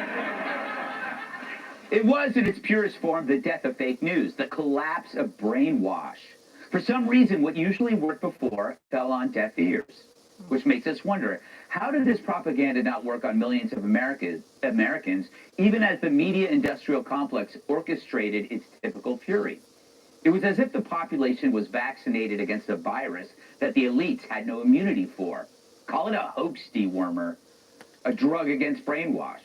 And it worked, because this time around, the world post-election seems pretty serene. New York City, surprisingly, isn't on fire. The only noise you hear is in the media. Everyone else is getting on with their lives. Geraldo is already back tying up women on railroad tracks. Damn. He looks young there. Seriously, you have to look for the drama online at MSNBC or The View. But how long will this calm last? After minimal self-reflection, even the New York Times is back at it. Trump will fulfill his promise to be a dictator on day one. He sends troops into neighborhoods like my own to try to round up undocumented immigrants, that he sets up a network of camps. Mass deportations, and would likely plunge the United States into something like a recession. His tariffs, likewise, promise to spike prices for most Americans and cause costs that go up dramatically. That version of Trump could result in abandoning Ukraine to advancing Russian armies, could result in extraordinarily erratic foreign policy in the Middle East. Talk about revenge porn. I sure hope Joy Reid doesn't go through with that sex tape. So if we know they're never going to stop, how do we respond? Well, by teaching the rest of the public the skills you developed for seeing through the BS. It's like X-ray vision for excrement. So stop looking at this as Republican versus Democrat or left versus right. It's us versus the brainwashers. And we need to expand our team. It's up to us to convince Kamala voters that they were gaslit too, and make the truth more prominent than Jesse's bald spot. Because again, why are Republicans and even some Dems not acting crazy when the Kimmels and the Hostins and the Maddows are? And how can you explain that the media loved Biden to the end until they didn't? Then they tossed him aside for Kamala, who they hated to the end until they didn't. It was a brainwash machine. And yet, even when media coverage was 78% positive for Kamala, we were immune. It's like we discovered a superpower, a force field against hoaxes and media lies. So how did this happen? Well, for many years, people assumed the media had their best interests in mind, the truth. But as the media grew, so did their bullseye. And you experience what's called the Gelman amnesia effect, when you suddenly can gauge the truthfulness of an article because it's about you or your life. A plumber might assume everything on the front page is true until he reads a piece on plumbing. And he realizes, wow, this person doesn't know literally. I mean, this idiot just described a basin wrench as an offset hex wrench. What an asshole! See, the point is, if the topic involves you, then you see the lies, which is what happened on a mass scale to millions of Trump supporters when they were labeled racist, violent extremists. Suddenly the Gelman effect went national. I mean, if they think I'm racist, what else are they lying about? So imagine if everyone got this, that none of the brainwashing could work anymore. The ladies of The View might actually have to find honest work. And CNN could be turned into something useful, like a pickleball court. So the goal in the next 4 years is to unite all sides with one shared enemy, the media. So forget attacking Democrats. Yep. Hell, they've suffered enough under their own policies. Yep.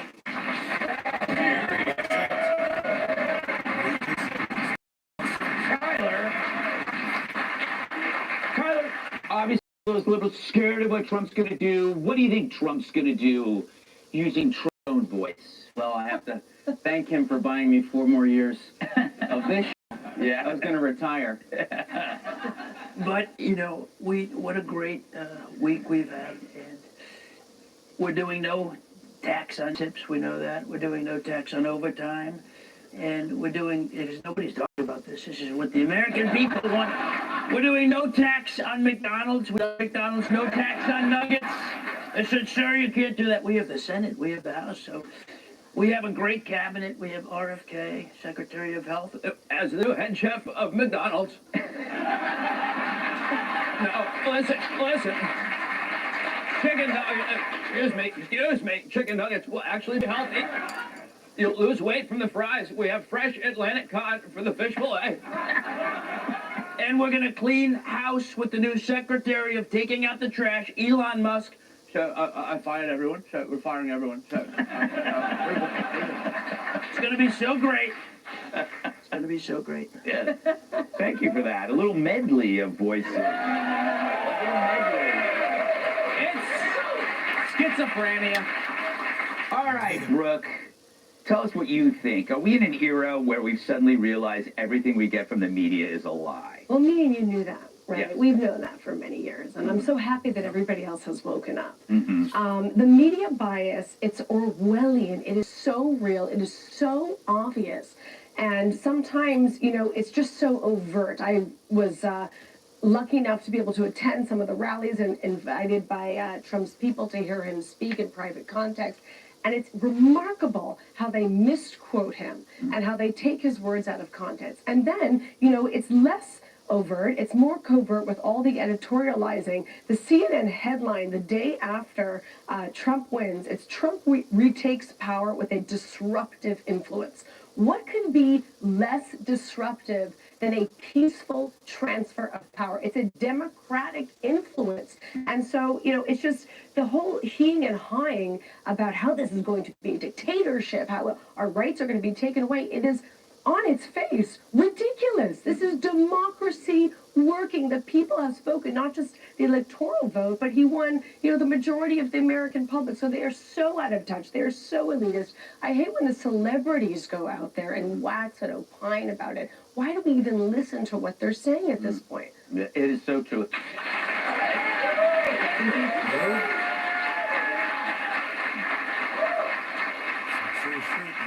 Kat, what do you think of my theory that, like, okay, you were in the media spotlight when you can assume everything that's being written is probably accurate until you read an article that you were interviewed for.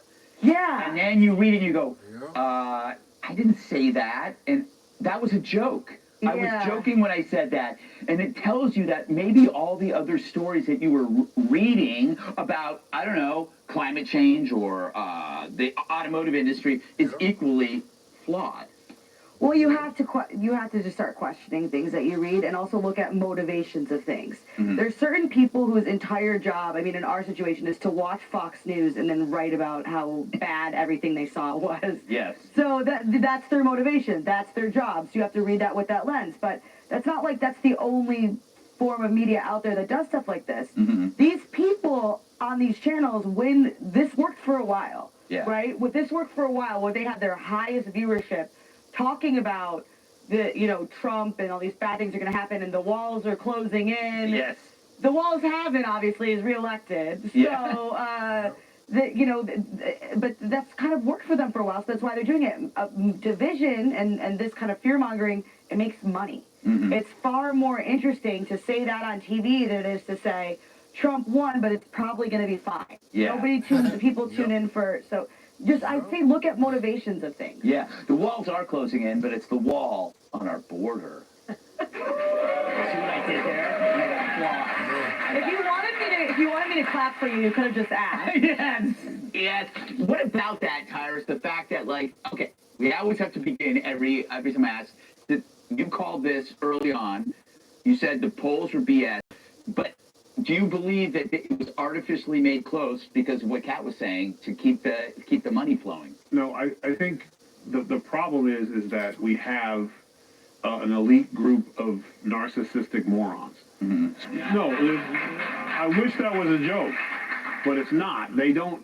To go on TV every day to objectively talk about something, you have to study. You have to research the pros and cons. And both candidates, you should find things you like, things that concern you. It's called doing work. That's why all the old journalists look so old. They smoked cigarettes and stayed up all night checking sources and this, that, whatever. When you get the View who are like, I don't have to think anything. I don't like them, and I'm rich, so you shouldn't like him either. And I can say anything because no one's going to check me. I surround myself with people. They'll have one puppet Republican who is scared to death to say anything against them, or if she does come out, they'll interrupt her nonstop.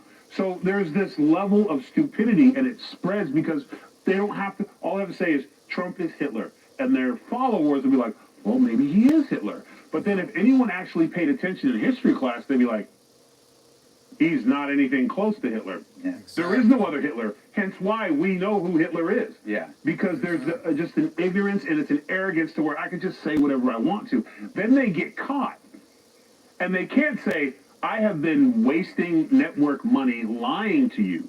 So they have to double down and go even stupider. And keep saying things like, I only watch because of the clips. You force us to watch The View. I do. He does. He does. He's like, yeah, you predicted it. Good job. Guess who's watching The View for a month? So,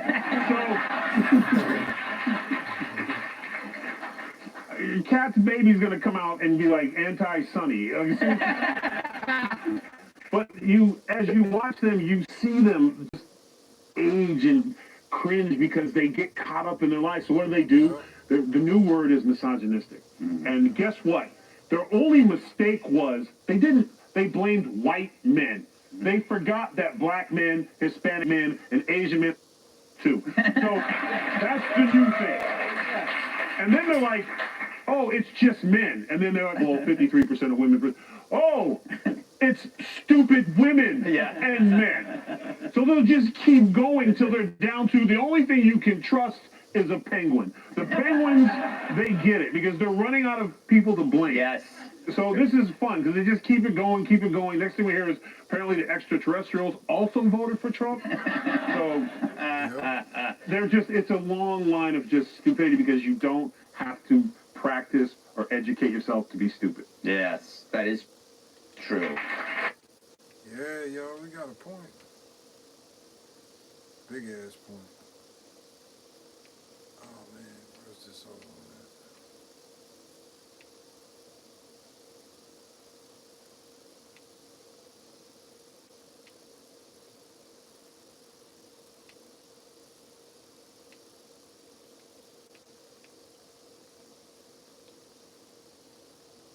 Building your online business? Go to Wix.com.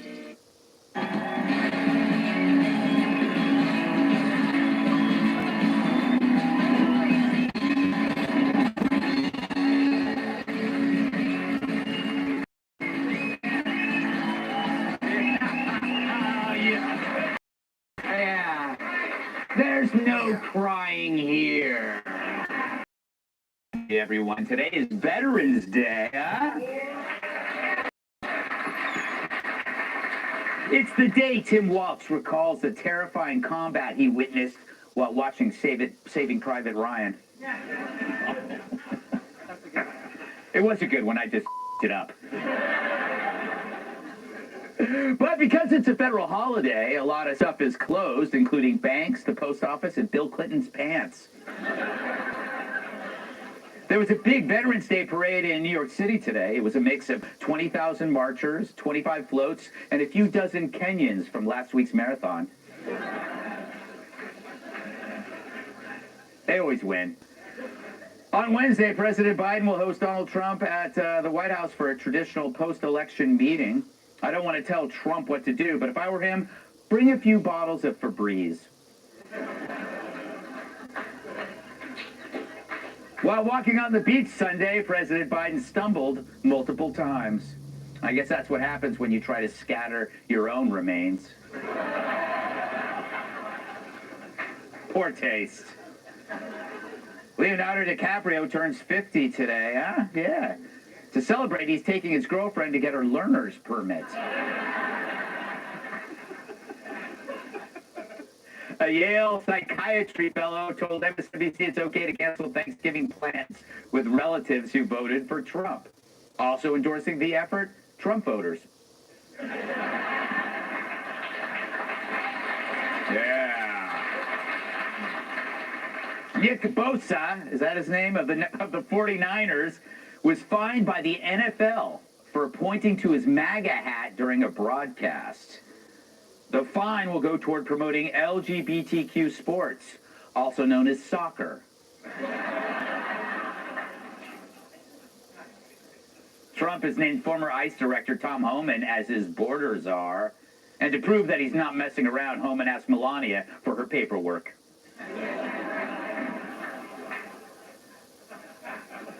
All right. That was fun. So it's postmortems galore, watching the media point fingers at everyone but themselves. But really, this is just a mass misdirection in an effort to save what's left of their credibility. And like true psychopaths, the media lacks the empathy to realize that we know they're lying. And we knew it's been them all along.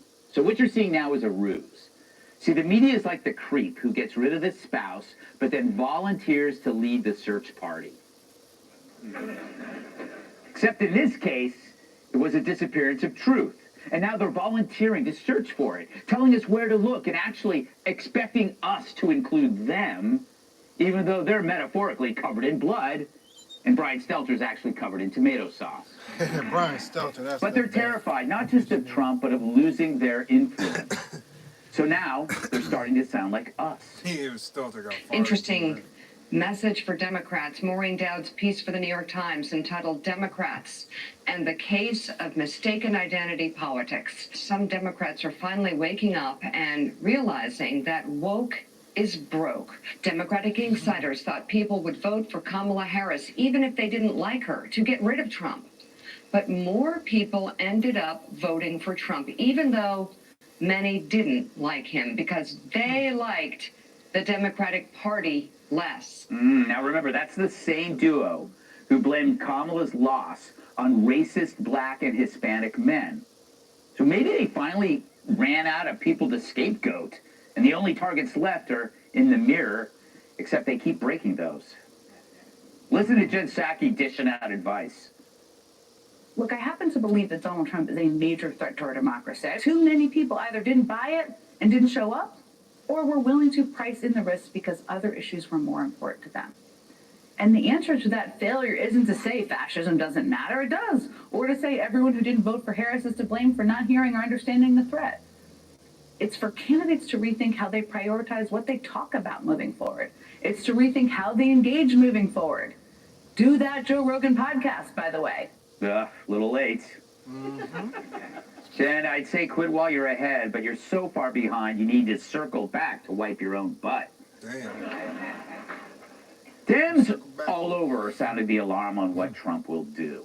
Geraldo suggests Trump could demand a third term. Thankfully, he made this prediction while wearing a shirt. Don't worry, Geraldo. If Trump takes a third term, you'll be too old to know what a president is.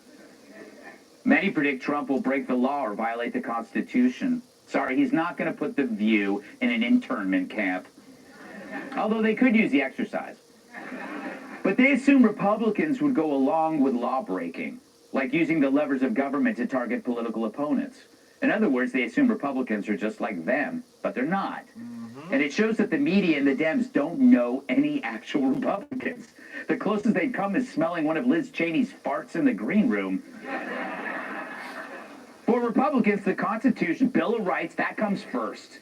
If Trump tries to unconstitutionally take away anyone's rights, we'll be first in line to stop it. We always are. After all, isn't Trump's main promise that he's going to actually enforce the damn law, as in have a border, remove criminal gangs, restore order to the cities? Show me this great respect for the law that the Dems have. Was it during the 2020 Summer of Love when Kamala helped bail out the rioters? And Gwen Waltz kept her windows open because she loves the smell of burning Firestone radials in the morning? What about a president that's incapacitated? Isn't a president who keeps falling down supposed to step down? This guy was responsible for more spills than a waitress with Tourette's. And yet no 25th Amendment or forced resignation. A move, by the way, that prevented the first black woman from becoming president. And yet they accuse you of bigotry because you didn't vote for Harris. Now, never mind that Trump increased his numbers with blacks, Hispanics, and yes, even suburban white women. Turns out Mr. Hitler himself, Mr. Racist, Mr. Misogynist, is more about inclusion than the Democrats themselves. That must be a real kick in the nuts to this woman. And these accusations of racism are coming from people who said nothing when the Democratic Party itself rejected Kamala. Kamala's 2020 primary for president made the Hindenburg look like SpaceX. But we're the racist ones? No, fact is, Kamala's about as popular with both parties as crabs are at a nudist colony. I mean, she had to appear with Liz Cheney so she wouldn't be the least popular person on stage. But it's so much easier just to call us Nazis. It's certainly easier than reporting on a candidate who can't answer a question without cackling like a hyena who's twirling on the wrong end of an electric toothbrush.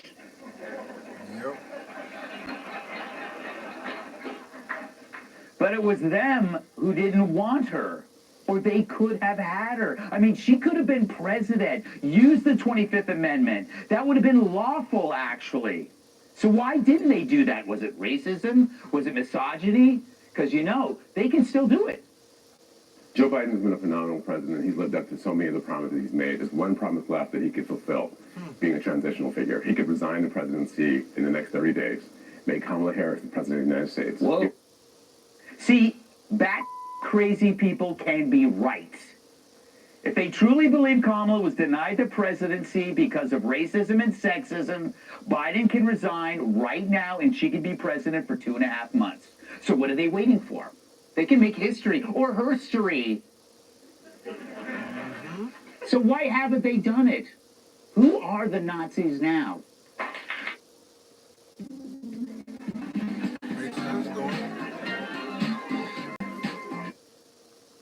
Let's work out tonight!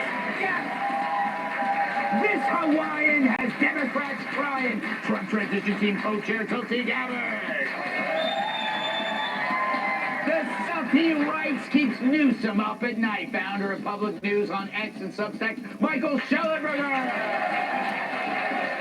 His one-liners upset liberal whiners, comedian Dave Landau. And she's expectant and needs disinfectant. New York Times bestselling author, monsters, contributor, cat tip.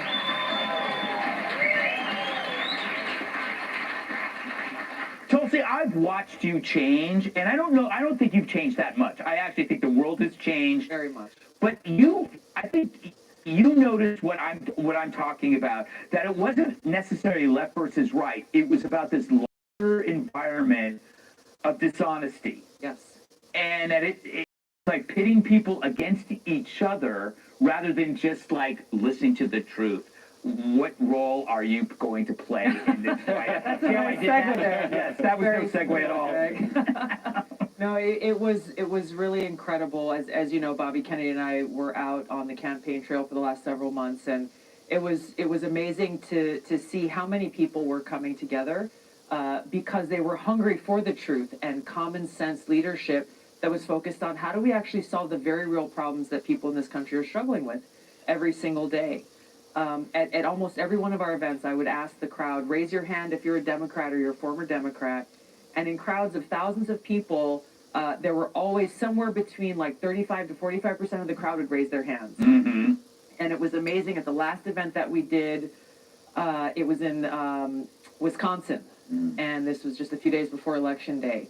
And they raised their hands, almost half of them raised their hands. And the cool thing was, people in the crowd started looking around, and all like 3,000 people stood up and started clapping and just showing them kindness and really symbolizing we are all Americans who love our country, who cherish peace and freedom. And I think that's the result that we saw on election night, was Americans coming together for our country. So, to conclude, Secretary of Defense. President Trump is making some decisions. Yes. Michael, always good to have you. You haven't been here in a while. You're one of the very first people to raise the alarm on the issues in California, the effects of wokeism, especially in the drug area, what it did to places like Portland and Oakland. How do you feel about this outcome and the fact that it doesn't feel like an ideological victory at all? It just feels like a voice or something. Like a breath of fresh air. I mean, I felt the next day I literally breathed more easily. Justine Bateman from Family Ties tweeted that she was decompressing from 4 years of walking on eggshells. I think a lot of us that came from the left just lived under this and raised concerns around things like censorship or the FBI and CIA interfering in the 2020 elections, or maybe not blocking the puberty of children or operating on them if they might not be sure of who they are. We were called, just like conservatives, fascists and racist and phobic, raising very legitimate questions. I mean, it really culminates this year where we see this attempt to basically incarcerate President-elect Donald Trump, while at the same time accusing the Republicans of being the fascists and wanting to undermine democracy. So I think for a lot of us, those of us that have had this experience, I mean, conservatives were beat up for so long, and now I'm very sympathetic. A lot of us lost friends, lost communities over this transition, so it feels like a hard reset and a necessary one for the country. Yeah, I think we're going to talk about it in the next block. I do think there's a way to get people back together, but it has a lot to do with ego. There's a lot of bruised, damaged egos out there. Speaking of Dave. Yes. Yes. Oh, man. Well, how have you been able to handle this week? You were in where? Were you in Detroit? I was in Detroit. Yeah. Yeah, I was talking to people. I was amazed that Michigan turned red. And then meeting people in Detroit, I'm surprised that county didn't, but I think it was close to 50-50. But it's been an exciting week. I mean, you're watching them now try to explain their strategy, which is don't do the #1 podcast in the country. And it's like, what would they talk about? It's like, well, Joe does jiu-jitsu, and that involves being on your back, and that's how Kamala got this far in the first place. She deserves that joke. She lied to us. And also the idea that she's just going to step in real quick for Biden is the saddest participation trophy I've ever seen. Shouldn't he resign, though? Look, we're racist for not voting. He's racist for not stepping aside. I don't know who's president. I don't think anybody does. It's the best. It's the best. Clearly, we didn't need one, Kat. Kat, are you still riding? You were traveling this weekend. How were your audiences? Because personally, I'm still high. It's a natural high, but I'm very high. Very happy. Yes. Yes, very excited, very, very happy. Would it be funny So by the way, I'm not sure that Joe Biden even voted for Kamala. Yeah. To be honest. No, he didn't. He didn't want to step down. Okay, Yeah. so, but would it be funny for him to step down for one day? Yes. Obviously, he's not qualified. He shouldn't be. I get it. We don't have a president. Everyone who says that is correct. But how would that be? Like, because it'd be like giving someone something and then she has to. I'm just giving him a tip if he wants to play any mind games. Because she would have to then act really grateful and like, what kind of speech would you give if you're president for a day? That sounds like a movie from the 90s starring Macaulay Culkin. Yes.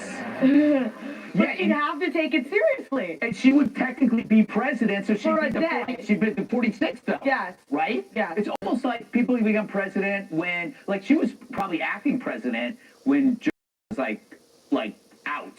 He should make it a big deal. Yeah. Have her be president for one day, and I want to hear what she says about it. Yes. Just so I have stuff to talk about in the chat. Yes. All right, we must move on. Hey, Sean Hannity. That is a hell of a good point.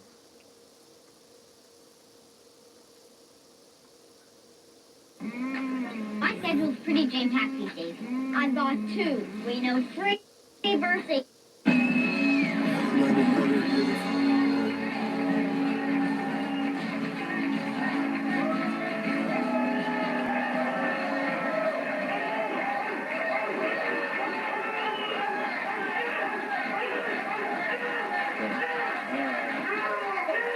Yes.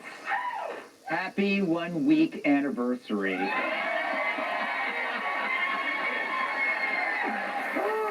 Happy Tuesday, everybody! So the trailer for Mission Impossible 8 just premiered. In this latest installment, Tom Cruise faces his most impossible mission yet. Find a job for Kamala Harris.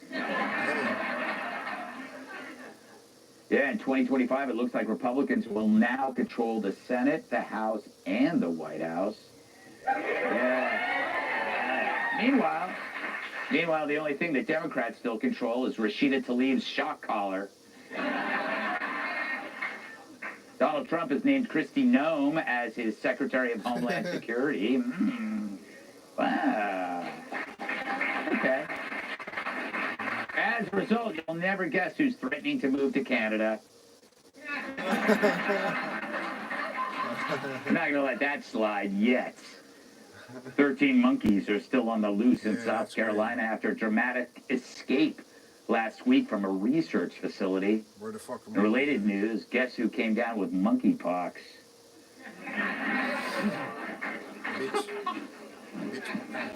He's their senator, you know? Meanwhile, the remaining 30 monkeys are already back in the lab testing a cure for baldness, much to the relief of this man.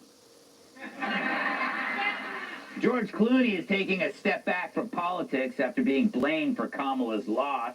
He says he's going to stay out of the public eye by continuing to make movies.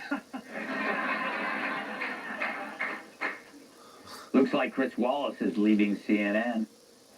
Yeah. Wallace says it's an effort to better identify with CNN's viewing audience. Made you think, didn't it? The more you know.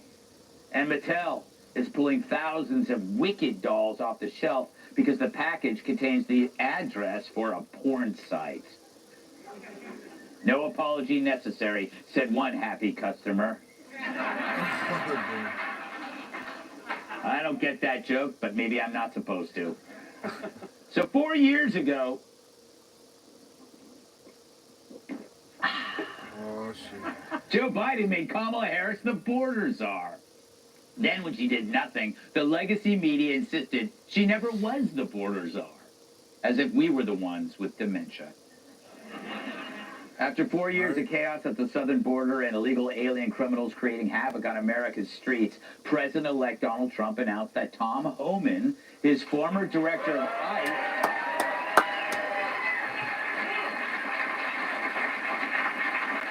Homan will be the new border czar. He'll be in charge of all deportation of illegals back to their countries of origin.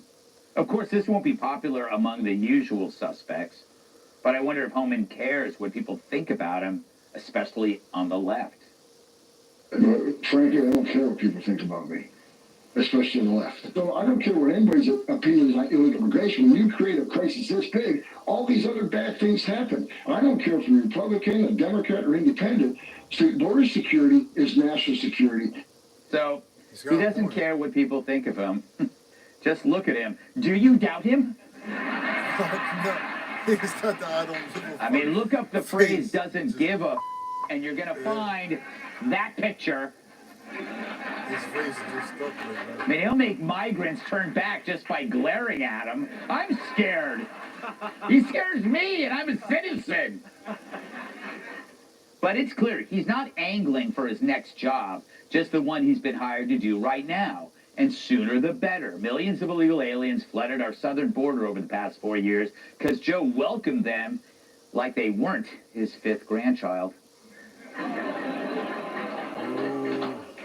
They got debit cards, hotel rooms, even the option of sex changes in prison, no less. Hell, even I would take the sex change. I mean, it's free. I don't want it, but it's free. Like free stuff. But if they listened to the incoming president then, and he didn't even speak English, I bet they'll listen to this one now. It's possible that millions will leave on their own just out of fear of getting arrested. You know, like a lot of us do at Kudlow's house right before animal control arrives. So how will the opposition respond? As always, with language. And it's all about the mass.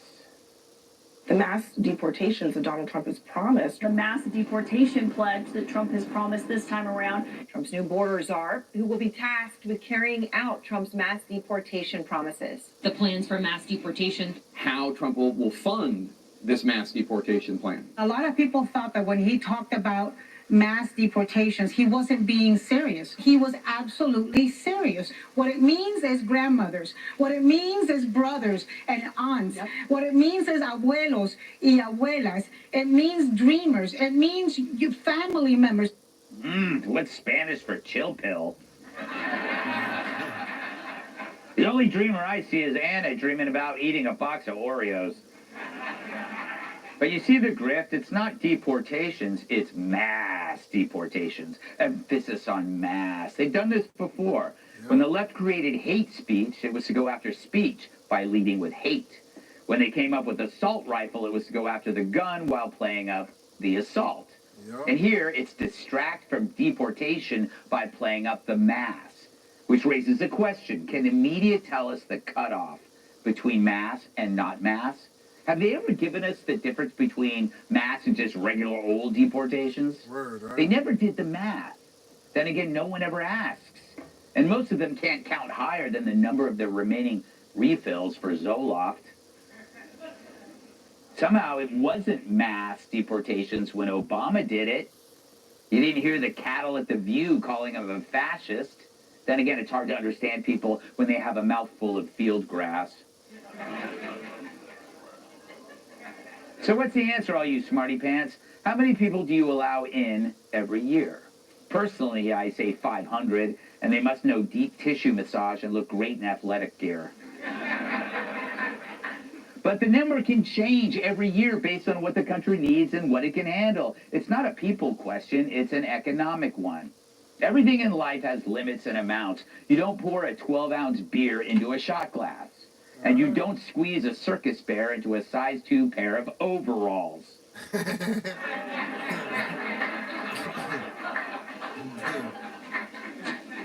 Now, we know that the left understands limits. In California, with smash and grab thefts, they created a $950 threshold. If you didn't exceed it, then it was only a misdemeanor. That's why in California, my book cost $951. It's odd. The left are happy to decide how much of a bad thing we could endure, but they're flummoxed by good behavior. So just for kicks, ask someone, what's the number you're okay with? They can't give you one, because they hold your beliefs to absurd standards. When the left gets into power under the guise of centrism, they move easily to the left. When the right gains power under the same promise of centrism, they cannot move to the right at all. which means any action to gain control of the border will be defined as intolerable, even if it's pure common sense, which is good news for us. We realize nothing we do will be popular, and that's freeing. AOC can cry, the media can call us fascists. We don't give a You guys,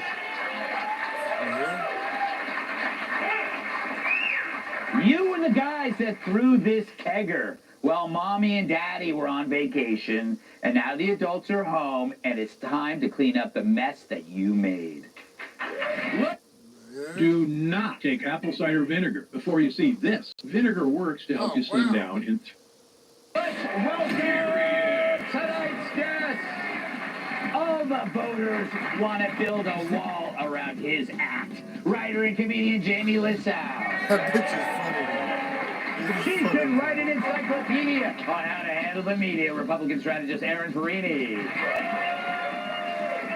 She's almost a MILF, a mom I'd love to fire. New York Times bestselling author, Fox News contributor, Cat Tip. They can't say the others. And I use his underwear to go parachuting. New York Times bestselling author, comedian, and former NWO champion, Tyrus.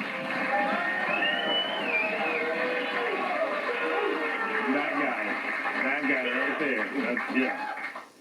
So, Jamie, this is where I relate this topic to your crumbled marriage. It seems that the czar has a don't give a damn attitude. Does that remind you of your ex-wife and how she felt about your marriage? I relate to a lot of this stuff, being separated from your family. Yeah. And I'm here legally. I was voted 4-1 to deport. Tom Holman, I love the way he looks. He certainly looks the part. I heard he auditioned for The Sopranos, and they said he looked too dangerous. Too dangerous to me. I think it's kind of funny when they go, oh, they're going to deport, like, grandmothers. There's probably grandmothers that are criminals. People get older and have kids that have kids. Yes. Right? You don't get a free pass. There's a lot. You see an old guy, you always go, oh, that's a nice old guy. No. Olds get older. Yes. Get older, yeah. Charles Manson. He died at 82. He looked so kindly when he died. Murdering grandpa. Yeah. What he is. Absolutely. And The View, what The View said about, like, they said they were being so alarmist, like they're going to deport U.S. citizens. That's not what he said. They're trying to, they're so, they're literally a bunch of big fat liars. They really are. Did I ever tell you that once I was on, actually it was that, once I was on a cruise ship, and one of the members of The View was on the cruise ship. I'm not going to say which one. And she looked a lot bigger in person. And I shouldn't even say, seriously, we were in a port, and like we were stopped, and she was standing off to my right and left, and I was looking off. I was looking into the water, and this whale came up out of the ocean. Snapped a picture of her. She goes back into the water. I don't know. I hope when they refer to mass deportation, they're just talking about those 4 women. Aaron. I think like The View and others think that this tough stance is a negative.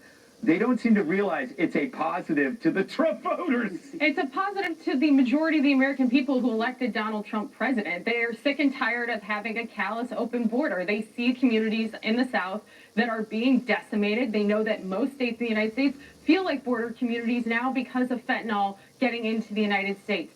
But one thing that you continue to see from a left-wing media propaganda stance is this mass deportation versus, well, I don't even know if you're going to have enough people for mass deportation. And are you going to have enough money? They're trying to whataboutisms to failure on the front end. Oh, so you are going to deport let's just start with the over 1 million people who have already been adjudicated through the justice system and have deportation orders.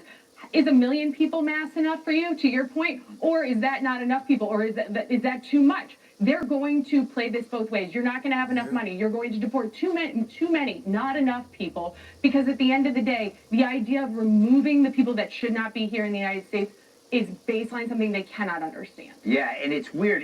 Kat, this does seem like a real, like if you got like just economists, Republican and Democrat in the room, they would figure it out in an hour. But they never do that. They never actually ask, what is good for this year? Why can't they do that? I don't know, because for me it's kind of simple, and for me it's I feel like if you are a criminal, then you should leave. And I feel like it also paying for free stuff for people. I don't want to be doing that anymore, especially when there's so many people in our country that are suffering. But also, I feel like if you're two things, if you're nonviolent and you are self-sufficient, I don't see any reason why we should be spending money deporting you. Yeah. So we'll see how he does. To say that he said that he was going to deport citizens is crazy. He did not say that, right? But at the same time, as you pointed out, when you look at his face, it's like, if there was a face that made me feel like maybe I should start to learn Polish, it would be that guy's face. Yes. What do you think, Tyrus? Well, first of all, I think we have to consider the source when they complain. They've gotten everything wrong. They're the reason why this election was so one-sided. So keep peddling the that you're just not learning from your lessons. At least Wallace was gracious enough to know, like, I'm getting out. Yeah. Because we don't get it. So I'm going to hit the eject to save what's left of whatever journalist career or legacy I wanted to have. So I think that's the when they do say that. And also, I like the fact that this pick hire was the one also that was attacked nonstop. They tried to embarrass him at the Senate. They tried to, the ICE needed to go. They wanted to abolish everything that they stood and worked for. So they're now, the person that they tried to bury is now back. And does he have a little bit of a chip on his shoulder? Yeah. Yeah, he does. And I would too. And the whole point of deportation is to get everyone that crossed illegally out so that we can focus on the ones who are coming in the country the right way. Right. Because there is a lot of reform that they're looking at, like for a lot of businesses, a lot of places that try to bring in good workers and visas, and that the lottery system and all those things that hurt them. This, while they're getting rid of that, they're going to make it easier for those who want to do it the right way to be rewarded. Well, it will no longer be a lottery and those type of things. So again, I hope he hits the ground running. I've spoken to him a couple times. I ran into him one time at the airport, and even at the airport he was pissed off because and he was pissed off. Our flight was a little late. He was a little madder than the rest. But also when you think about the people that they tried to ruin careers, and we're seeing some of them getting back to the positions they want, and those left-wing media should be afraid because now they've inspired him. So he's not just going to do it with a smile on his face. I don't think he has the ability to do that. But he's going to do it at a high level. And if you are a criminal, if you did cross here illegally, it would probably behoove you to start heading that way, you know, because it's coming. Be careful when you say behoove in front of the View. It means something totally different. Yeah. I mean, he got a hell of a point with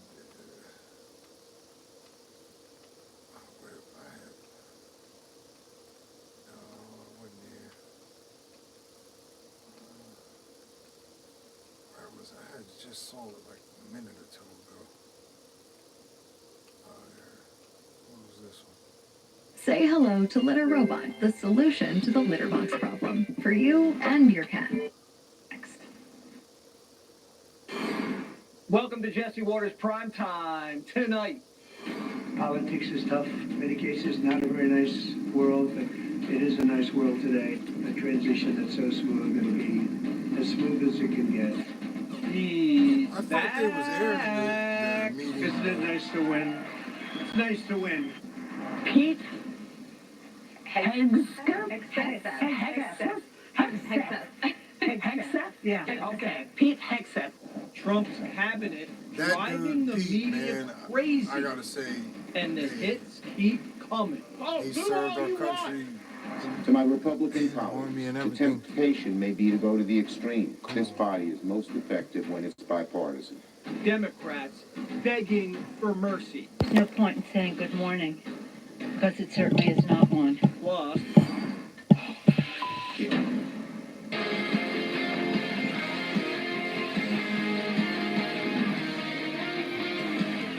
he's back. Donald Trump returned to D.C. today, and his first meeting was with Congress. Well, thank you very much. This is a very nice gathering. Isn't it nice to win? It's nice to win. It's always nice to win. A lot of good friends in this room.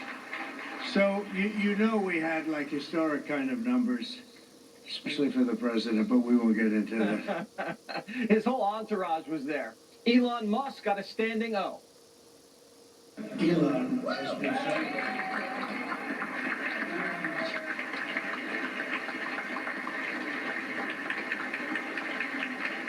Behind closed doors, Trump joked, Elon won't go home. I can't get rid of him. The next stop was the White House. Biden-Harris staffers raced away from their desks to watch history turn the page. It's really stunning. Those are Biden staffers. They're in the EOB. Some of them are lower level. Some of them perhaps a little bit higher. But they're there to watch a history moment being made that nobody standing there wanted. Joe Biden was just as giddy as his staff. Donald, congratulations. Thank you. And looking forward to having, like they say, a smooth transition. Do everything we can to make sure you're accommodated.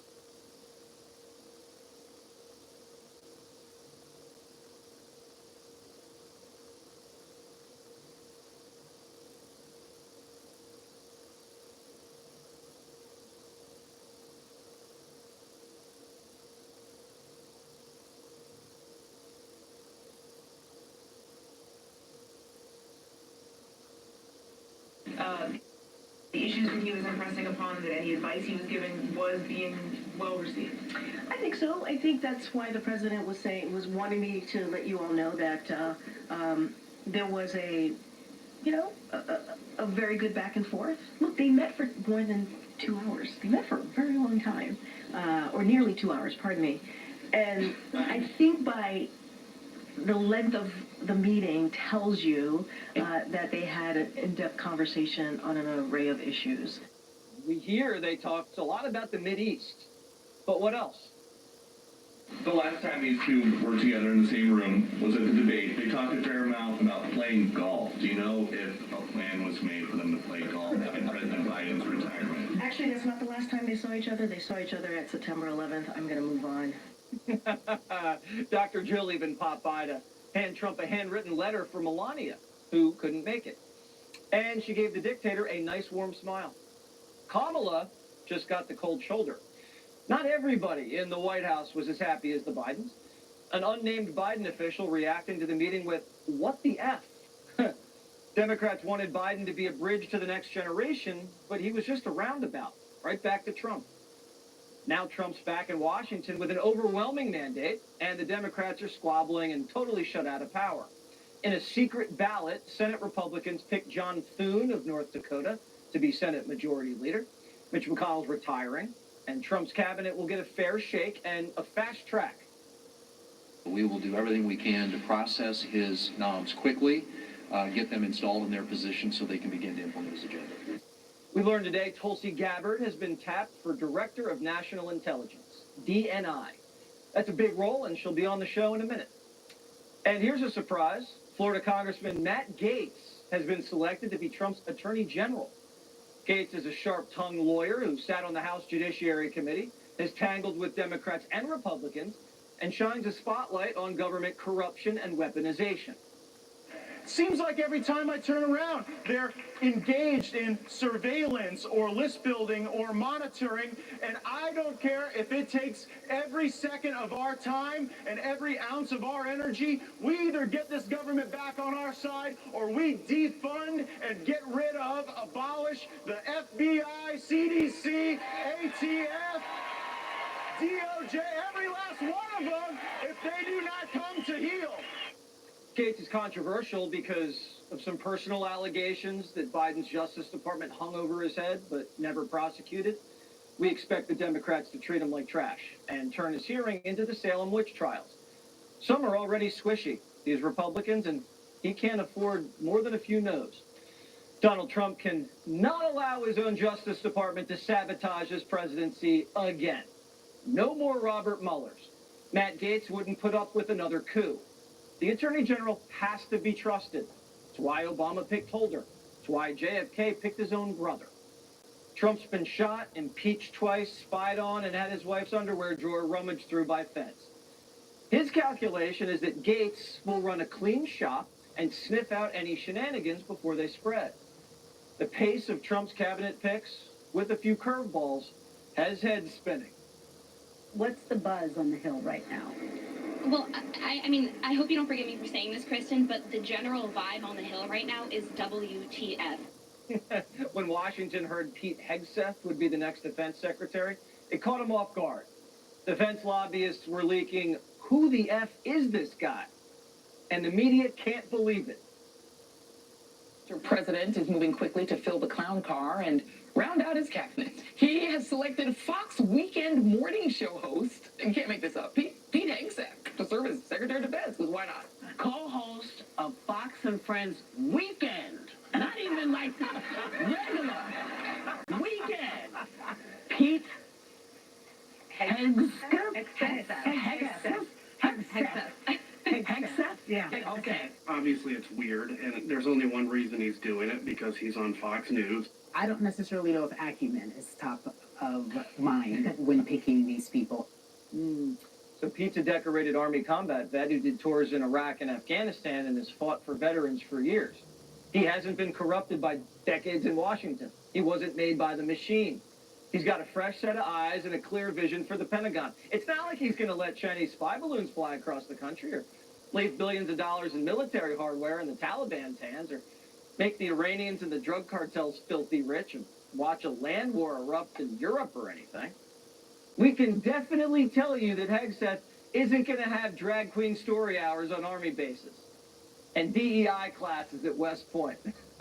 I guarantee you, Pete won't spend a week in the hospital and hide it from the commander-in-chief. Democrats are suddenly obsessed with specific qualifications after telling us merit didn't matter. All that mattered was your race and gender. Well, Pete's a straight white male with a lot of kids. Is that going to be a problem? Biden stacked his administration with people like Mayor Pete's and Binders, Rachel Levine's, and Sticky Sammy's. Pete's plenty qualified. Tim Walz was about to be a heartbeat away from the presidency, and he lied about being in combat. Pete Hegseth was in gunfights in Iraq and Afghanistan, has 2 Bronze Stars. I'd rather have him in the Situation Room than Tampon Tim. Trump's picking stars he can trust to watch his back and enact his agenda. And they're rolling them out fast and fun. The country senses it's on the precipice of massive change, and we're excited. And I'm not just saying that because I know the entire cabinet and that I'll be asking for special favors. Probably inappropriate, but doesn't hurt to ask. Democrats aren't scared of Hitler coming back to town. If they were, Biden wouldn't be smiling. They're scared that his renegade cabinet is going to expose how rotten they all are and turn things around so fast that Americans are going to realize what's possible. A new golden age isn't just a slogan, it's a promise. Trump's victory and these cabinet picks are raising our expectations because we deserve to have our expectations raised. This is the greatest country on the face of the earth with the best land and the brightest people. We shouldn't settle. The government works for us, not the other way around. That's what makes us free. And if Trump and his team can revolutionize the way Washington works and actually get it to work, the sky's the limit. And the mediocre culture of Washington will be stigmatized forever. Working on the Hill your whole life, at think tanks or pushing papers for the State Department, getting nothing done for the good of the people except padding your resume, backstabbing your enemies, and racking up debt. If Trump succeeds, the days when those guys, them ruling, are over. The Democrats are starting to realize what's about to hit them, and they're warning Republicans, don't be too bold. Have mercy. To my Republican colleagues, I offer a word of caution in good faith. Take care not to misread the will of the people, and do not abandon. The smartest people on earth know how to spot a good deal. That's why they shop at Ollie's first. You'll save up to 70% off at fancy stores prices. So you go, you smart and savvy shopper. You know where the real deals are, where they sell good stuff cheap. Ollie! Good stuff cheap! Go, really big this holiday season. Actual size, actual price, actually won't be in stores long, so get it now. Oversized decor at undersized prices, only at Five Below. abandon the need for bipartisanship. After winning an election, the temptation may be to go to the extreme. We've seen that happen over the decades, and it's consistently backfired on the party in power. Now that's Rich coming from the party that was elected to beat COVID, but just rammed through $20 trillion on windmills and sex changes. Schumer can take a back seat this time. We don't need his help. What an exciting time to be alive. Here now, newly nominated Director of National Intelligence, Tulsi Gabbard. Well, first of all, congratulations, Tulsi. We're all very proud of you. Take us into the room or the airplane when this was offered to you. How did it go down? We had a great conversation and talked a little bit about the work that needs to be done. And I was grateful and honored to accept President Trump's offer to serve our country and support his objective to defend the safety, security, and freedom of the American people as the Director of National Intelligence. How do you think foreign capitals are taking your nomination and the nomination of other people in the national security apparatus?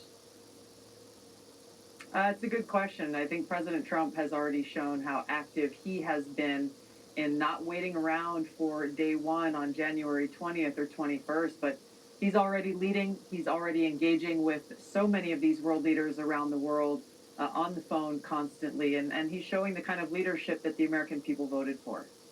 Do you expect resistance from the inside? Because there was a lot of resistance in the first term, and how would you deal with that? The American people delivered quite an incredible mandate for change in this election, with the popular vote and the electoral vote overwhelmingly saying, hey, we want Donald Trump as president, and we've had enough of the Harris-Biden regime. Of course, there's going to be resistance to change from the swamp in Washington. I think that's kind of the point. The American people are saying, hey, stop looking at yourselves, stop focusing on your own power, your own position, your own bank accounts. How about we have leaders in Washington who are actually looking out for the American people? And on every issue across the board, that's really what it comes down to with what President Trump is trying to accomplish is we have to make sure that our government puts the interests of the American people first. How did you think the Biden meeting went today? It was interesting to see that Biden didn't seem to be able to stop smiling. for them to have sat there for what she said a couple hours and good. I'm glad that they sat there. They had a seemingly good conversation. President Trump, I'm sure, is eager to get to work and glad to be back there. What do you think Kamala is thinking right now? I can't even begin to venture how she's feeling right now. The amazing thing is what I hope the American people are feeling is a sense of hope. And frankly, Jesse, I've been heartened to see how engaged people continue to be, even though the election is over, that they're really looking forward to making sure that their voices are continued to be heard as we go through these next couple of months, as President Trump takes office, as he begins to lead this significant change in our government. To me, this is what an active and thriving democratic republic looks like. It's not just centered around an election every 2 years or every 4 years. It's going to continue to require an active populace in this country in order to bring about this kind of change that makes sure we have truly a government of, by, and for the people. And you're going to be very active working alongside this team. You got Waltz, you got Radcliffe, you got Pete Hegseth, Marco Rubio. How excited are you, and what are the plans? I think a lot of us, I think we're all eager to get to work. There is so much to be done. Meetings have already begun. President Trump is leading the charge in making sure that on day zero, once he takes that oath again on January 20th, that we're all chomping at the bit. That's great. I mean, that's why people are so excited. You can feel it. You can smell it in the air almost. It's almost distracting because people can't wait to get started and see what you guys are going to be up to. How are your Democrat colleagues taking it, or former Democrat friends? You left the Democratic Party, you became a Republican, now you are in a Republican administration. What's been the reaction from those people? You know, Jesse, I'm actually pretty heartened. I've heard from some of my former Democrat colleagues who are still serving in office today, as well as some who've left and are no longer serving in the House or the Senate, reaching out and in what I hope could be and should be an effort for us to work together and put the American people first, to uphold, support, and defend the Constitution, and again, ensure the safety, security, and freedom of the American people. This should be the objective of every single member of the House and the Senate, every single person who works in our government. And so I was glad to hear from some of my former colleagues I haven't heard from in a little while. That's really nice. I mean, you'd expect that in a republic. You know, everybody wants to be safe. Yes. Everybody wants to be secure. It should be bipartisan. Do you expect to get the support from leading Democrats when you push an America First agenda through? I would hope that we have elected leaders who have heard the American people in this election, even if it didn't turn out the way that they wanted, and recognize that this is our opportunity to come together as a country and put the American people first and work together in order to be able to accomplish that. Nothing controversial about putting the American people first. Tulsi Gabbard, I'm going to have to call you secretary now. I know you haven't been confirmed, but it's the polite thing to do. Director, excuse me. I can't even get it right. There's a lot of titles flying around. It's hard to keep track of. Thank you so much. Great to see you, and good luck. Thanks, Jesse. Thanks. Foreign drag shows, trans monkeys, and coked-up quails, all on your dime.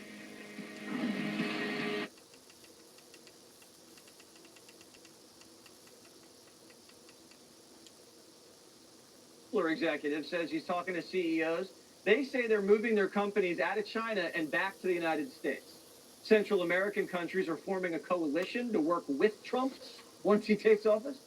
Gas prices are heading below $3 a gallon before Thanksgiving, and grocery prices are dropping for the first time in 4 years. But the real progress starts once Trump's team starts getting its hands dirty. Elon Musk and Vivek are running the Department of Government Efficiency. They're calling it Doge, and they'll have plenty to do. Starting with the pork. The Fed spent $500,000 on a study to see if selfies make you happy. $1 million went to study if Japanese quail were more frisky if you gave them cocaine. The Fed spent $20 grand on drag shows in Ecuador. $80,000 in Ghana asking taxi drivers if climate change makes it harder for them to drive. And $500,000 was spent so Fauci could create transgender monkeys. But it's not just waste. There's 3 million federal employees, and a lot of them don't even do much more than collect the paycheck. Most government workers in D.C. are still working from home.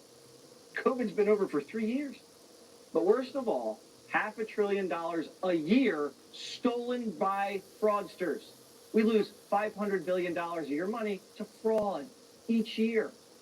We're getting ripped off like a Walgreens in San Francisco, and no one cares. We're not even locking up our toothpaste.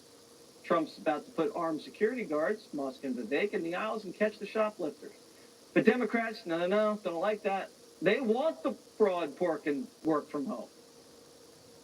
Elon Musk is going to fail miserably at the homework assignment Donald Trump has given him. At SpaceX, you know, they've blown up a lot of rockets to get to where they are. I'm not so sure you can blow up things in the federal government quite as easily. It's the Department of Government Efficiency.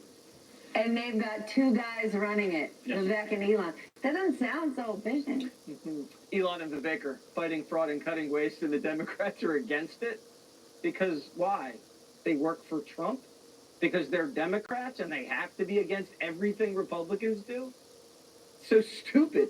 Democrats used to be for this stuff. We know big government does not have all the answers. We know and we have worked to give the American people a smaller, less bureaucratic government in Washington.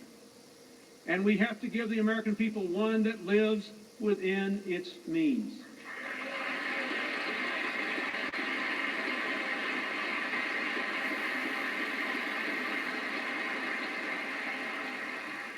The era of big government is over.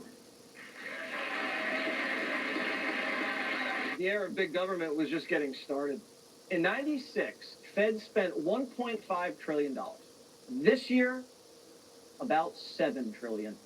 More bureaucrats, more spending, more debt, and less power for you. And that all changes on January 20th. Maria Bartiromo is the host of Mornings with Maria on FBN. So what do you think Elon Musk and Vivek are going to do on day one? Well, I mean, you've got this list. They're going to go through this list, and they're going to start chopping things right away. I mean, I think what's even more egregious than seeing the stuff that you just mentioned, that incredible list, is the fact that most people don't even realize how much their money is being wasted. And every year they're paying taxes and they don't really know where that money is going. Now we know how it's being wasted. It's disgusting. Could you imagine what a more efficient, better government we would have if people didn't steal $500 billion? If the budget's $7 trillion and they're stealing $500 billion, we wouldn't even be in debt if we could clean that up in a couple decades. And who's accountable? I mean, why is it that we are watching this fraud and this stolen money every year? Who's accountable? Is there? It's like Is there it's his a fault. cop? Is there like a cop in charge of the spending? Yeah. Doesn't Treasury? I guess now we have two cops, Vivek and Musk. So the Democrats are going to fight this, Maria. The Democrats are going to be against reducing the debt. Yeah. Apparently, because it's Trump.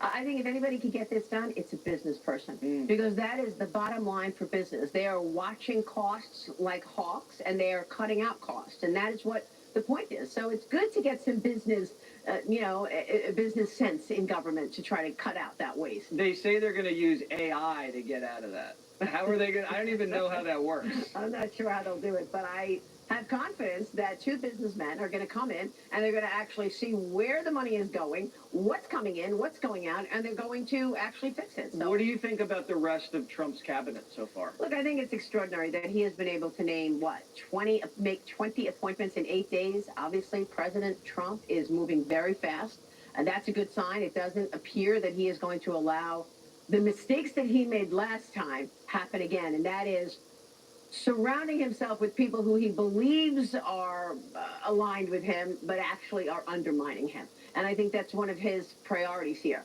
So I like it. I mean, certainly there are unconventional picks. Great for Pete Hegseth. So happy for him. I know that he's going to, approach this with incredible seriousness and make a difference. You made so many great points at the top of the show. But look, I think you look at what just happened in the election. People are really happy. And in business, there is this optimism now that you see. I think that there is going to be things that have been on the shelf that are taken off the shelf. I'm talking about deals. I'm talking about money raising. A lot of activity, financial activity, is about to burst.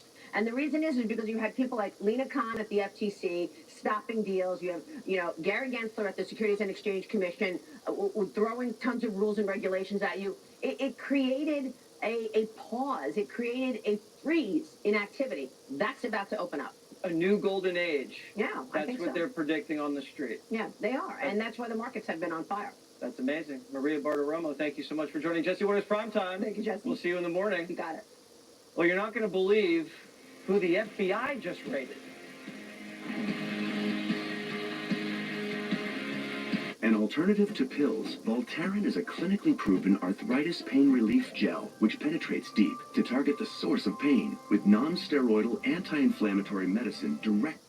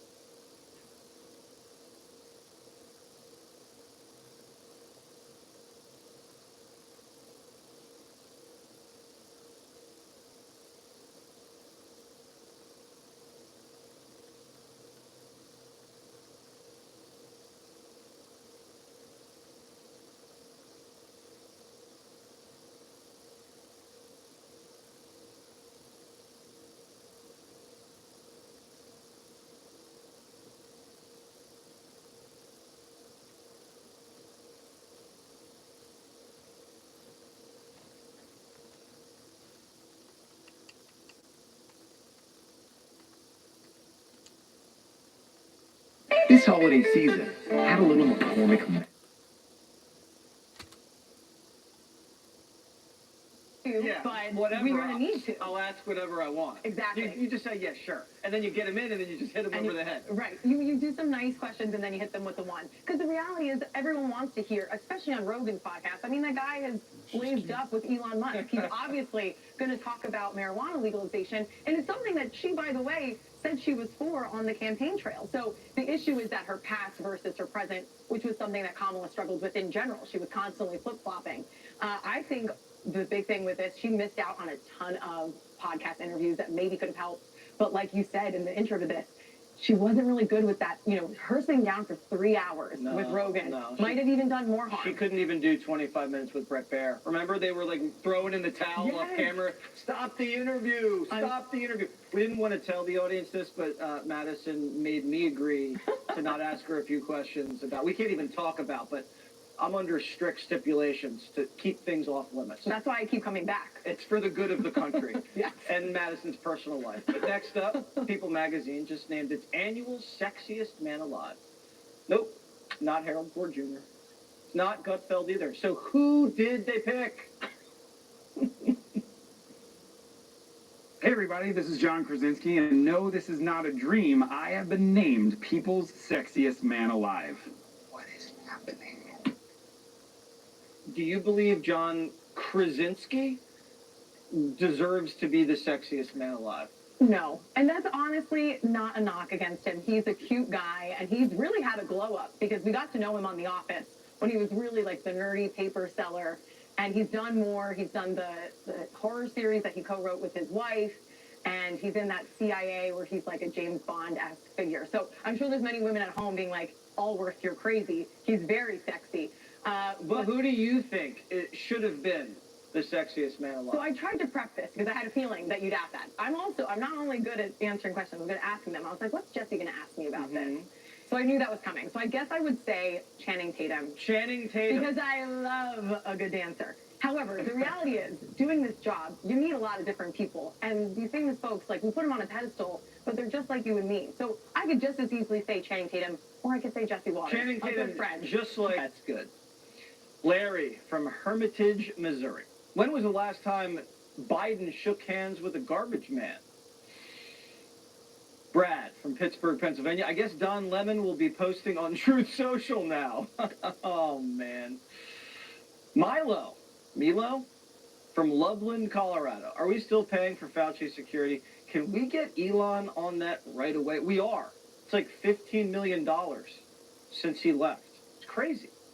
And we can't even protect Trump from bullets. Stephen from Providence. السلام عليكم ورحمة الله وبركاته. أهلا وسهلا بكم حبايبنا الحلوين في فيديو جديد. يلا بينا النهاردة نتكلم مع بعض عن الصمغ العربي وعن طريقة استخدامه سواء للبشرة أو للتخسيس، وكل الحاجات دي إن شاء الله تعرفوها معايا في الفيديو بتاع النهاردة. ما تنسوش اللايك والشير، وكمان ما تنسوش تعملوا سبسكرايب للقناة وتفعلوا زر التنبيهات على الكل عشان كل ما ننزل فيديو جديد تدخلوا تتفرجوا عليه وتكونوا متابعين قناتنا. زي ما انتم شايفين ده الصمغ العربي، ده بيكون شكله طبعا ده بيتجاب من محلات العطارة، وطبعا في منه انواع كتيرة قوي. اهم حاجة النوع اللي انت تجيبيه تكون نوع كويس جدا جدا علشان تقدري ان انت تستخدميه بشكل كويس. عايزة اقول لكم ان هو تحفة جدا لو هتستخدميه كماسك للبشرة، حلو قوي، بيشد البشرة، كمان بينعمها وبيفتح البشرة، بيزيل الرؤوس البيضاء والرؤوس السوداء.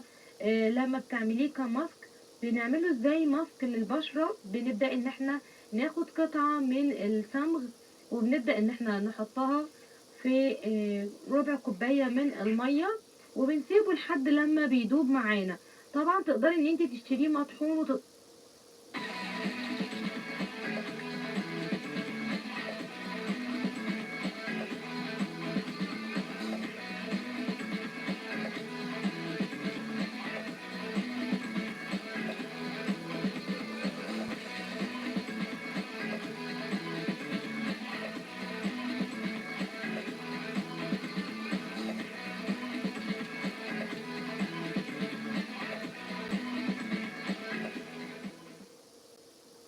big is the Epoch Times that the Chinese Communist Party finds you as a threat? Terrorism and communism is two sides of the coin. Are people still in these labor camps? There are labor camps all across China. If you look at organ harvesting, there's a worldwide shortage of organs. So you're saying these are people who are being forced Yes. to give their organs away? I could have died during the Cultural Revolution. I could have died during the Tiananmen Massacre. The fact that I am alive is my duty and responsibility to give a voice to the voiceless. So Janice, welcome to PragerU. It is an honor to have you here. Congratulations on your role as CEO of the Epoch Times. It's almost kismet that here we are, two women who probably together speak about 10 different languages. And so I think it's really fun that the two of us get to do this together, because what amazing visibility for the work that we're both doing for freedom around the world. Thank you, Marissa. Pleasure to be on your show, and I appreciate what you and Dennis have done over the years. That's something very important. Well, we appreciate you too, and I think that those who are going to listen in are really going to learn a lot. Many of us have heard about the Epoch Times. When people find out about the amazing work behind this organization and the magnitude and the scale of the work that Epoch Times has done, both for America, but for the entire world, I think they'll be astonished. And so let's dive straight into this. I'd like people to know a little bit about your background and your childhood, because it is so fascinating. Where were you born? Where were you raised? What was your life like as a child? Yeah, I was born in southern China during Cultural Revolution. My parents are college graduate engineers, so they were sent to labor camps. When my mother's water broke, she rode on the back of the bicycle to the hospital. But there were no experienced doctors in the hospitals who were sent to labor camps to do farming work. And I was in a bridge position. So my mom and I had a narrow escape. So I will never forget to give a voice to the voiceless.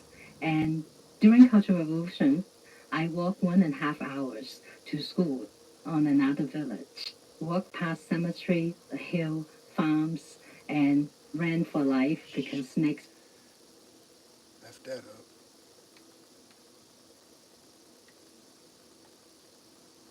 up. Has said that he will not approve any abortion ban. He will veto it.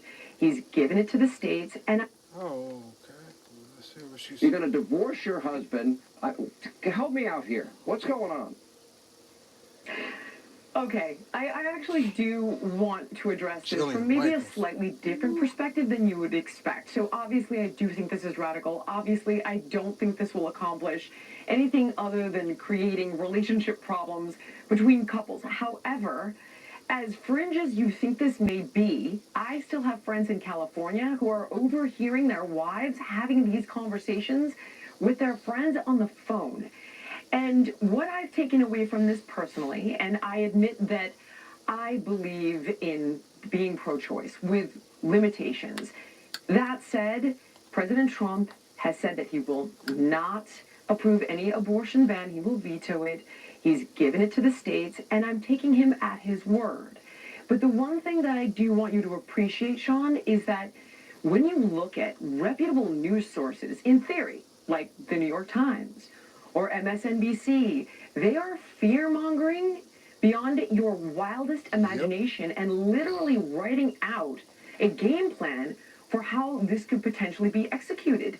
And when you read it in these sources, to the degree that they're laying it out, it seems believable. Does that make any sense? But it makes a lot of sense, but they're flat out lying. They lied to seniors. He's going to take away Social Security and Medicare. No, he's not. Lying to women. He's going to limit access to contraception, stop IVF, have a national abortion ban. No, he's not. He supports Project 2025. No, he doesn't. They just lie to them, and I guess people believe the lie.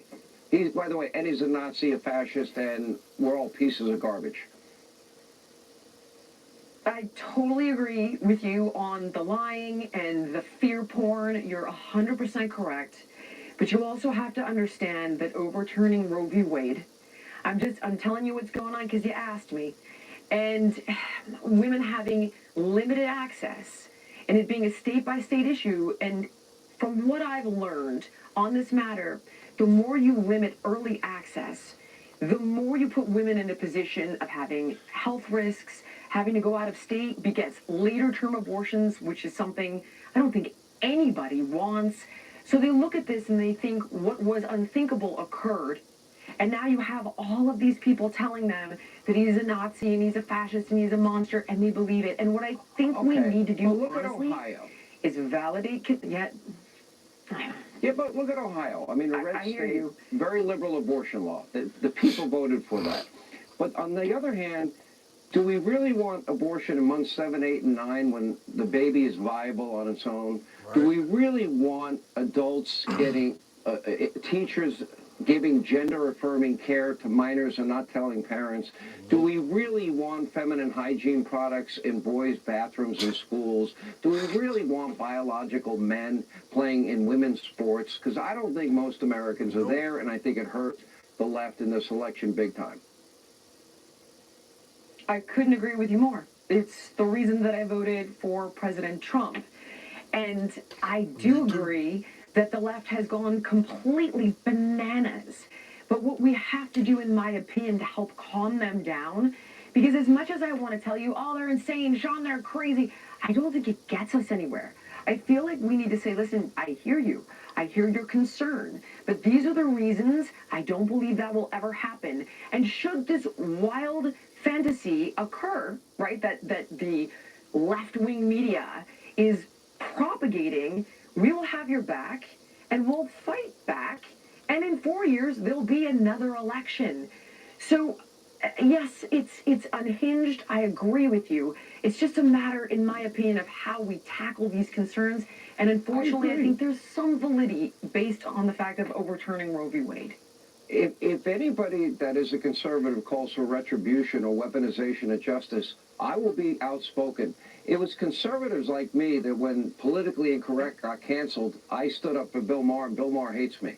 You know, Joy Reid was in a lot of trouble, and I said, give her a second chance. I'm not part of cancel culture, fire, boycott. We have 30 seconds. Oh, we're going to have a big announcement together soon. How's that for a tease? Well, that is an amazing tease, and my answer is that I think a lot of us are actually on the same page. I think the strategy is validate feelings, but reassure people and bring them back to sanity and back to the center. I think that's the best strategy. We cannot have weaponization against Republicans anymore or Democrats. Jillian Michaels, we appreciate you coming on. Thank you. When we come back, more Hannity straight ahead.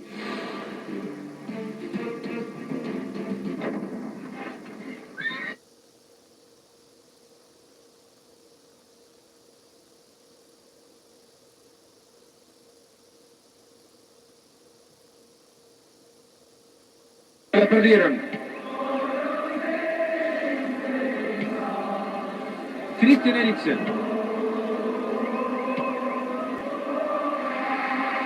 Llaman a los servicios de seguridad, se ha quedado con la pelota, la ha robado. Christian Eriksen. Escapado a toda velocidad.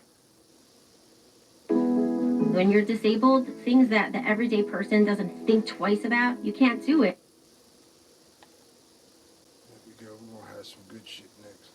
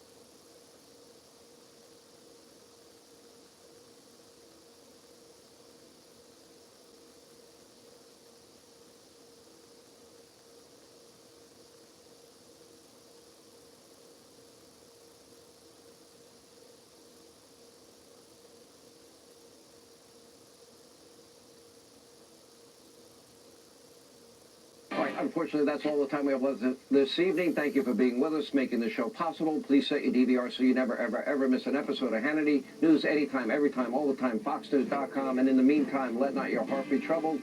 Greg Gutfeld will put a smile on your face next. Have a great night.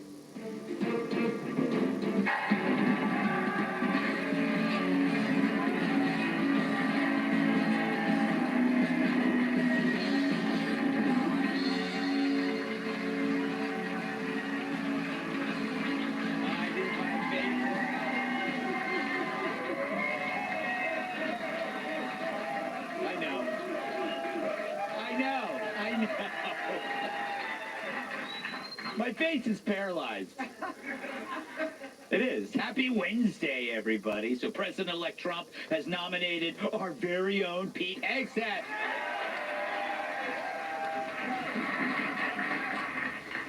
Never heard of him. But first Lee Zeldin and now Pete. It feels like they're stealing my guests. Who's next? Steve Ducey for Secretary of Whiteness? Judge Jeanine for Secretary of Pistol Whipping? Brian Kilmeade as Loneliness Czar? Joe Biden and Donald Trump met in the Oval Office today. Joe complimented Trump on overcoming many obstacles that he's also faced, like stairs. Trump, of course, left the meeting with new insight about which carpets need to be cleaned.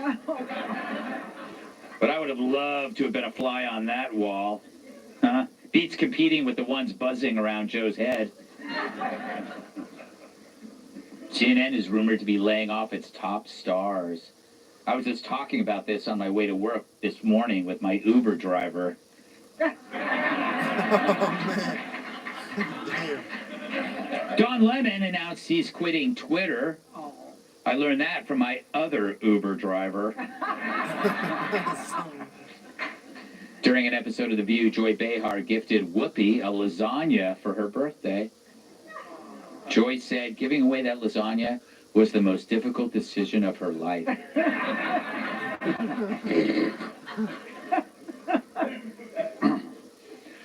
Dick Van Dyke, who turns 99 this month, said he's grateful that he won't be around to experience President Trump's second term. Yeah, I said that the first time, said one man.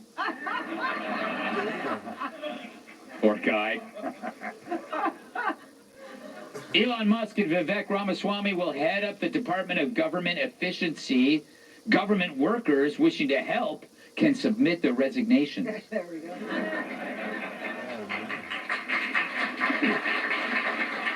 Good show. It was a good show. Finally, People magazine has revealed its sexiest man alive, actor John Krasinski. Better luck next year, Randy Weingarten. Hi. Terrible! Terrible. All right. So Donald Trump is yet to take office, and he's already making an impact. And not just on China, Russia, and Dr. Jill's plans for installing bedside commodes at the White House. No, Trump is also decimating cable news. MSNBC ratings have plummeted since he won. It's so bad, Joy Reid's wigs are looking for work at Jesse Waters' primetime.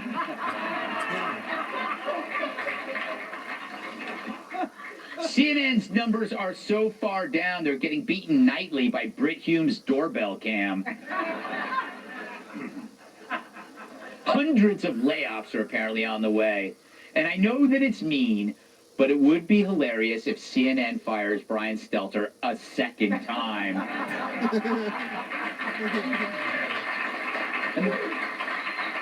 And the poor guy just installed a shelf for his pies.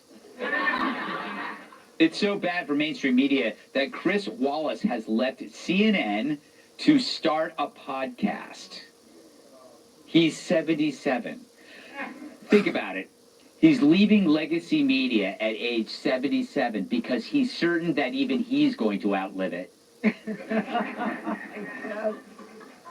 But sadly, even Fox News is feeling the pinch. And it's not our ratings. I got millions of new eyeballs, and that's not including the ones I keep in a sack under my bed. Donald Trump's taking all of our talent. He just announced that the great Tulsi Gabbard is his nominee for the Director of National Intelligence. Lee Zeldin, maybe the new head of the EPA. Mike Huckabee, the new ambassador to Israel. And boy, does the Middle East need some relaxium.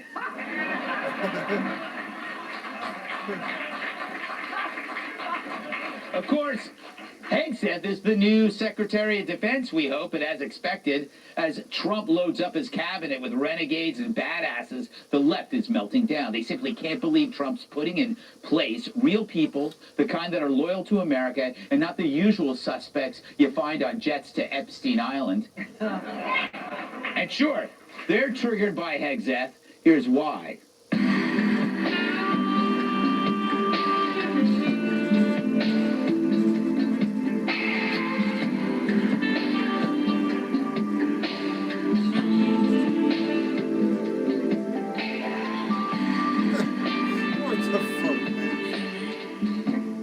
That's it. I'm gay.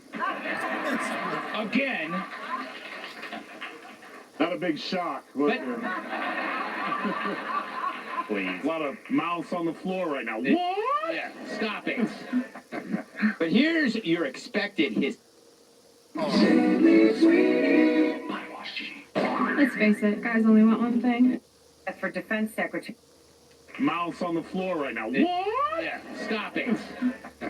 But here's your expected hissy fit to Hegseth's nomination. Pete Hegseth for Defense Secretary. What do you think?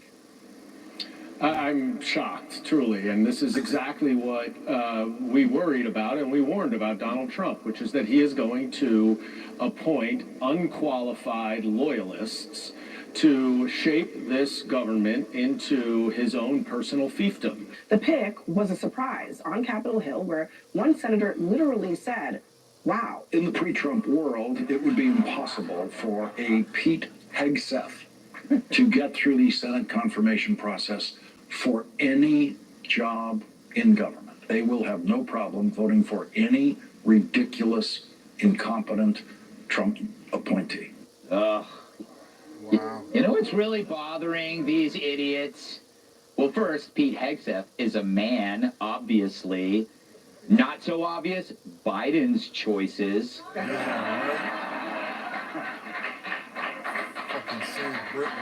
I mean, talk about transparency in government. When you see our men, they're not hiding behind a skirt or stealing them.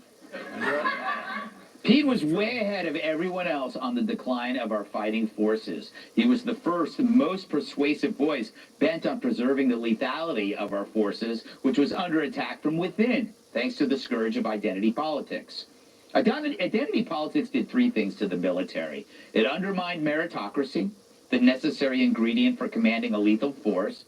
It splintered the fighting forces into competing self-interests. And it put targets on troops who resisted, branding them as extremists who warranted investigation. No wonder the media is using the appeal to authority fallacy to smear Hegseth. Who is this guy, they mutter. Well, it's a two-time Bronze Star winner. I've got 3. And he's been in the service for decades. And he's the guy who's about to kick your asses to the curb. But Pete's not the only one who will force useless careerists to update their resumes. Trump just announced that Elon and Vivek will be heading a new commission known as the Department of Government Efficiency. So that vast sucking sound you hear is the sound of the swamp finally being drained. It's either that or I just ate Indian food. I apologize. So how bad will it be? Well, when Musk took over Twitter, he reportedly fired 80% of his personnel inside the first month. Which explains why on the way to work this morning I saw Mayor Pete pumping gas at a Sunoco station. Now, if you think that firing 80% of the federal workforce is going too far, you might be right. It takes 15 workers each day just to fasten Jerry Nadler's pants. I know, it's worth it. Thank you. But America's debt is $35 trillion. That's a 35 with 12 zeros. That's as many zeros as Kat's dating history. We've got one shot here to save what has been the greatest experiment in government and human freedom of all time. And I get the feeling we're about to see more changes in a single administration than we've seen in Pelosi's face. And this time it's going to be stuff that people actually want and need and actually voted for. No wonder it's going to be carried out by people from a cable news network that people actually love. Let's welcome tonight's guest. She once co-hosted The View and still can't get the smell off her shoe. Host of the Michelle Tafoya podcast, Michelle Tafoya. Even RFK Jr. is like, what's the deal with his voice? Comedian Jim Florentine. She wants to have more babies and then cure her rabies. New York Times bestselling author and Fox News contributor, got two. And he holds his pants up with Orion's belt. New York Times bestselling author, comedian, and former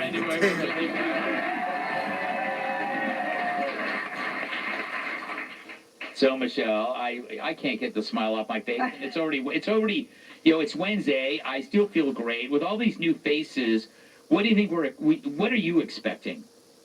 There's something in business called innovative disruption. And so people got really excited and bold and started, I'm a disruptor. I'm a disruptor. I'm going to go take this business down, disrupt and rebuild. But they don't like it when it's happening to government that they think they can predict, that they've been in control of for all of this time. So they don't like this innovative disruption stuff. This is weird.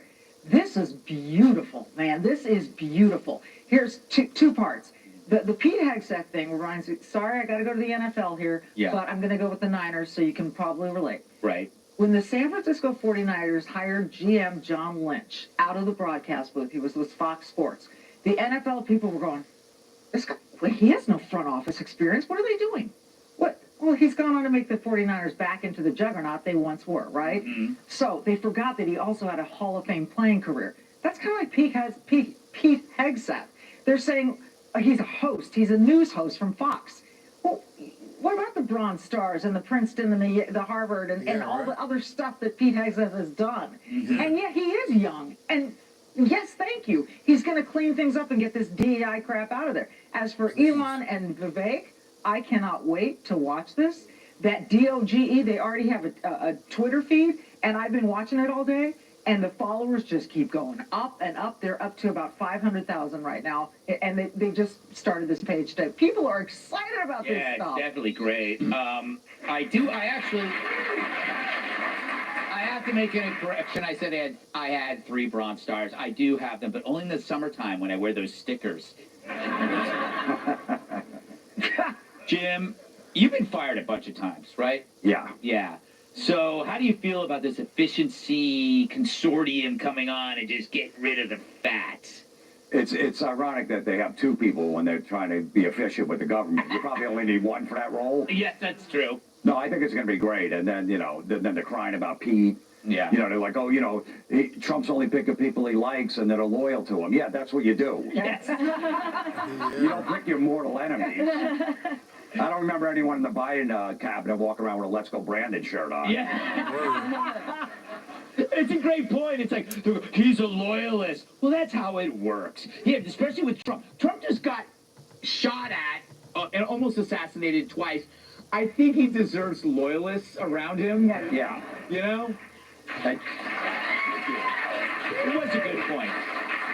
I'm really happy for Pete. Pete used to live in my neighborhood, and my son would play flag football with his son. And when Pete would show up to the game, none of the moms watched the flag football. They were just staring at him. It was like a movie star cave. Yeah. I didn't even start staring at him. I couldn't help it. It's really dangerous. Women can get pregnant just by staring at him. Cat. I'm not making any inferences. Hey, they're taking Fox News host, so maybe they can make you the ambassador like Turks and Caicos, so you can just go right to the beach. I would like to be the ambassador to the Vatican. You keep around making these jokes, you're going to have a job, Greg. I know. No, they can't. We're safe here, I think. Kat, what do you make of all this? Are you going to miss Pete? Yeah, well, Pete's a friend, right? And so I definitely will miss Pete, but I think I really enjoyed reading that Politico article about how horrible it was that Trump picked Pete, just because of the people that they quoted in that article. They quoted, a defense industry lobbyist. They quoted the senior or the top policy official in the Pentagon during the Bush administration. Like, oh, well, that guy thinks it's a bad idea. He's worried Pete's not going to try hard enough to find those weapons of mass destruction. People don't, God forbid they have somebody, and then Elizabeth Warren, right, she tweets about him, a Fox and Friends weekend host, doesn't mention that he's a veteran, let alone that he has decades of combat experience, multiple decades of combat experience. God forbid you put someone in that role that has experience fighting the wars instead of making money off of the wars. That's not an argument for why I think it's a bad idea. It's funny, if Liz had any of that combat experience, she would have it on her resume like she was an Indian. Well, listen. And she deliberately admits his. Listen, nobody is more afraid when Liz Warren starts beating the war drum. I think we have to consider the sources, okay? This is the same group that talked about this super tight election that was looking really good, and, they were so excited it was going to go their way, and boy, wrong is not even the right term. They're so wrong that CNN and MSNBC are like, hey, maybe we should just go back to the news. Yeah. Because this DNC sucks. Yeah. Everything about them through this whole process is as bad as Kamala's budgeting. Her how do you go 20 million over when you got $1 billion? Yeah. And then and that was going to balance the budget? Yeah. Pete is boots on the ground. Pete knows, he still talks to his buddies he served with on a regular basis. Pete knows the struggle that veterans go through. Pete knows how this works. He knows the fake. And they should be afraid of a person like Pete. They should be afraid of Vivek, because all of these guys don't need the job. Right. See, that's the same thing with President Trump that bothered him. That's what started with the swamp and the crazy narratives, is that they will have no allegiance to them. Pete didn't need, he's going to take a pay cut. Yeah, trust me. I was all about press secretary until I saw the pay. I can do that. I can do that from right here. I can put a little booth. We do a little segment. The honorary. Because of the pay, but because they don't need it. That's the biggest fear of it. And there's going to be a lot of firings, and we're going to stop seeing the thing where they have to pay groups of senators and congressmen to make committees to discuss the idea of finding ideas to fix things. We're going to cut all that out, so it's either going to be put up or get out. And hopefully, like I said, with the sizable amount that he's on the Senate, this should be a great time for term limits, so you'll have more people like Elon and Pete, and the people that don't need the job other than just want the service and aren't trying to pick up a couple bucks while they're there. And also Tulsi, who was just on 2 days ago, and she wouldn't tell me, but I knew it. I knew it, Tulsi! Congrats. Up next, FEMA treats you like trash if you gave Trump cash. Yeah, man, they got some real good points. Wrong commercials. A little cash goes a long way at Ollie's. Find brand name stuff. Up to $7. Ah, shit. I ain't got no money for you, Ollie.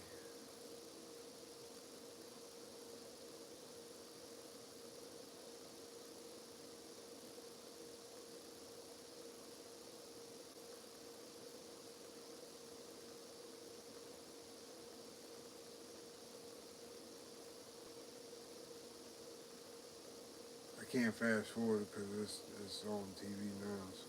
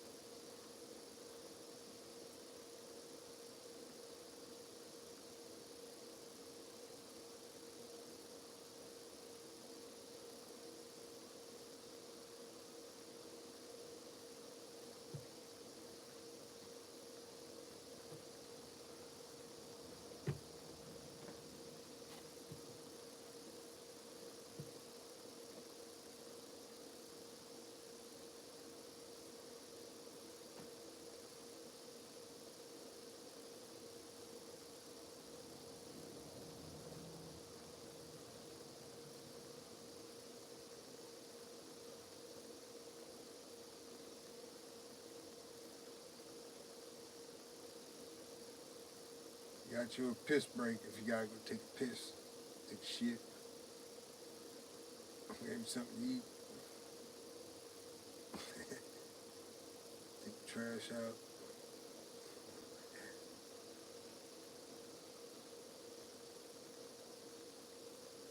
You might even go run to the store real quick, buy a pack of cigarettes and come back.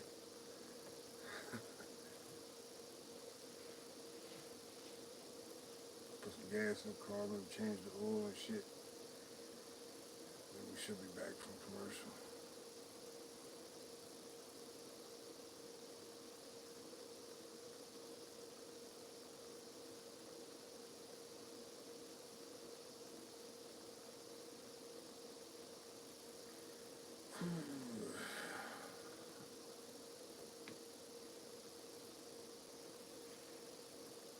Knit me a scarf and a quilt before the damn commercials stop.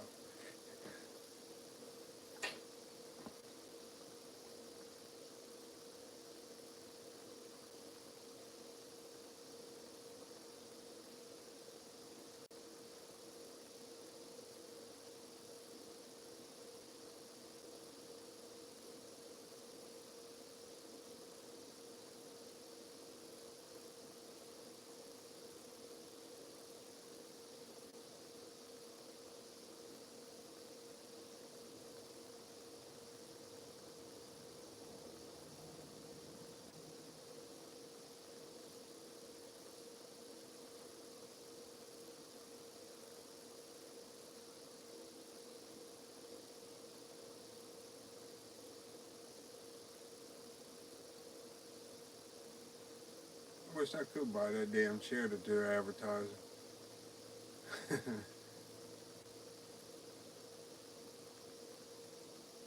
I had a garage that I could use the bitch into.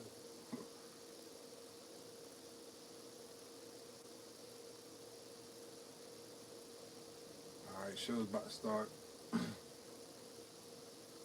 Video of day, yay. Whenever they lift this bullshit. Man, what's this shit here doing? FEMA supervisor fired for telling crews to avoid Trump supporters' damaged homes in Florida is now saying it wasn't an isolated incident. According to Marnie Washington, it's what FEMA calls a community trend. Roll it, Helga. There is what we call a community trend, and unfortunately it just so happened that the political hostility that was encountered by my team, and I was on 2 different teams during this deployment, they just so happened to have the Trump campaign signage. FEMA always preaches avoidance first and then de-escalation. So this is not isolated. This is a colossal event of avoidance, not just in the state of Florida, but you will find avoidance in the Carolinas. A colossal event of avoidance. That's so it wasn't a one-off. But even when she admits it, she spins it. They're not avoiding Trump homes because they hate the big bad orange menace and his supporters. Oh no, they're avoiding any homeowners who give them political hostility. And it just so happens that MAGA is politically hostile. Right. So where are the reports of Trump supporters attacking FEMA agents? There aren't any. And that says something, given that Trump voters have every right to be pissed. First, their houses get destroyed, and 2 weeks later, a guy in a suit gives you a $750 check. Or worse, they skipped their homes altogether and then called that fact disinformation.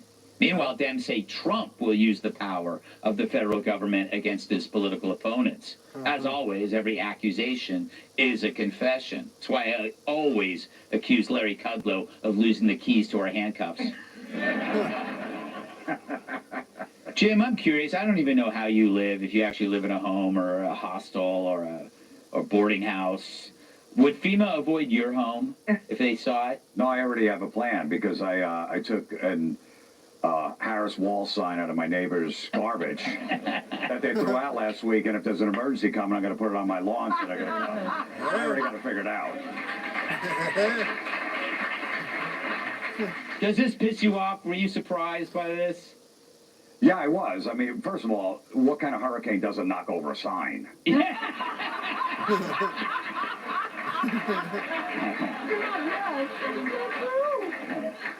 If the sign's still on the lawn, I think the roof's going to be okay.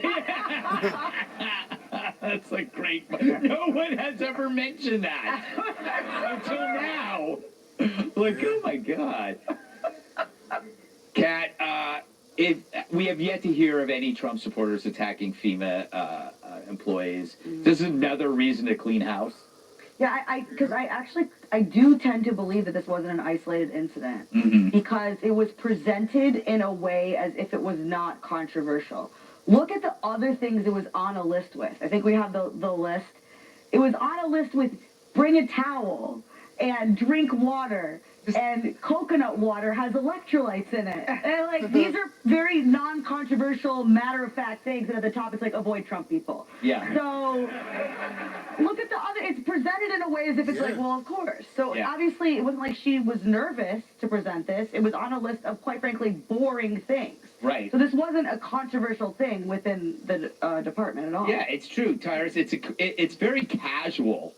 How they're expressing their hatred for Trump supporters. No one gave the behavior a second thought until that email was exposed. Well, one person got caught, but to his wonderful joke, they weren't even looking for signs. They were just areas.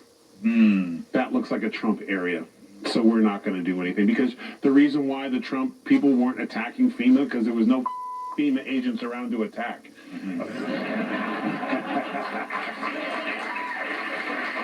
It's criminal. Now, I've done a thing on Outkick where I talked to Glenn Jacobs, who's the mayor in Knoxville, and I talked to a buddy of mine who was running supplies down to North Carolina, specifically in North Carolina.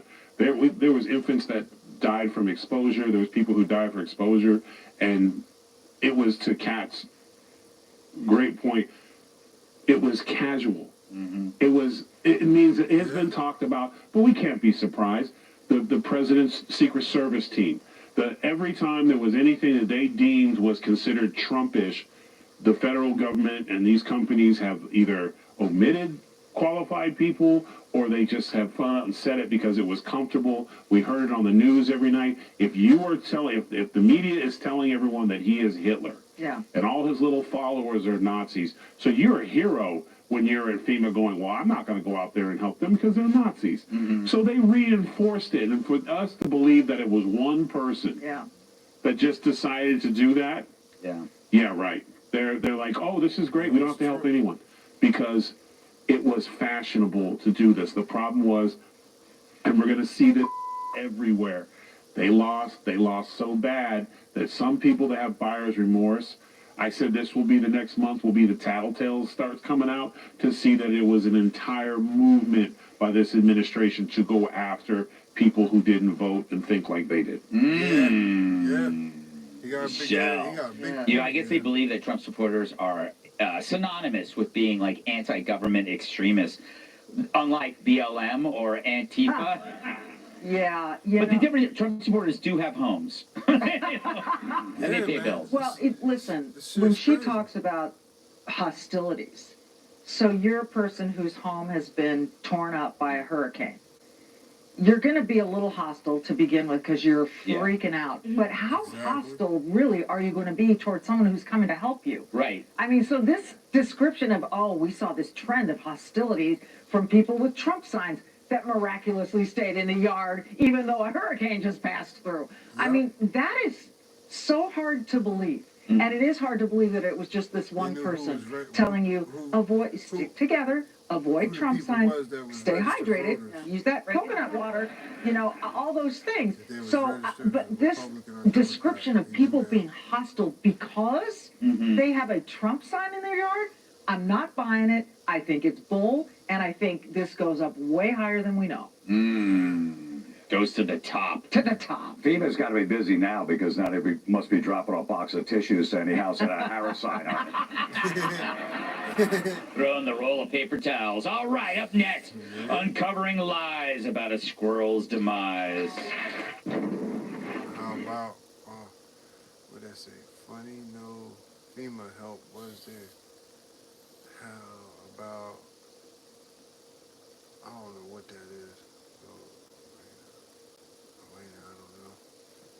Yo, it's crazy. Like, Tyrus and they speak the truth about stuff. So,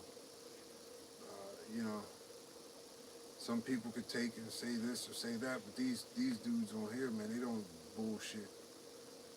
They straight up tell how it is, and they point out the facts of things.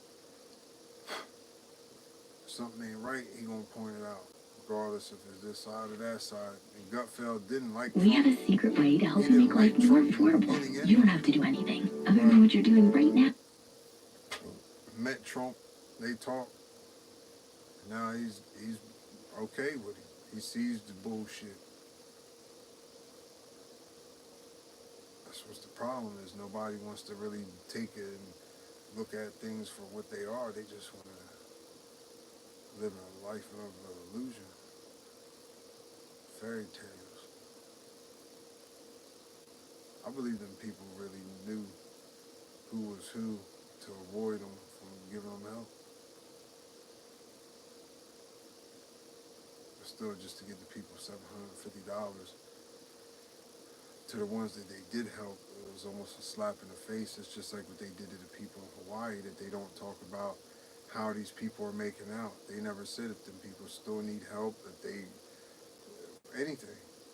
People in Ohio when the train derailed, they don't say anything.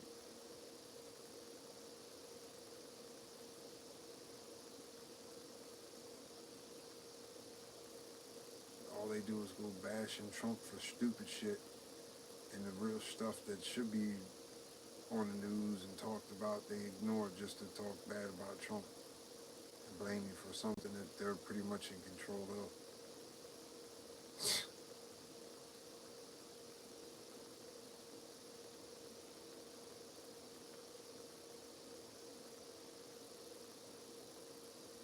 And just like that Pete guy that they got, he's been to war and everything, he's served our country and all this, and they want to say, oh, well, it's Trump's loyalist. But like he said, don't you want the people to be loyal to you and your country?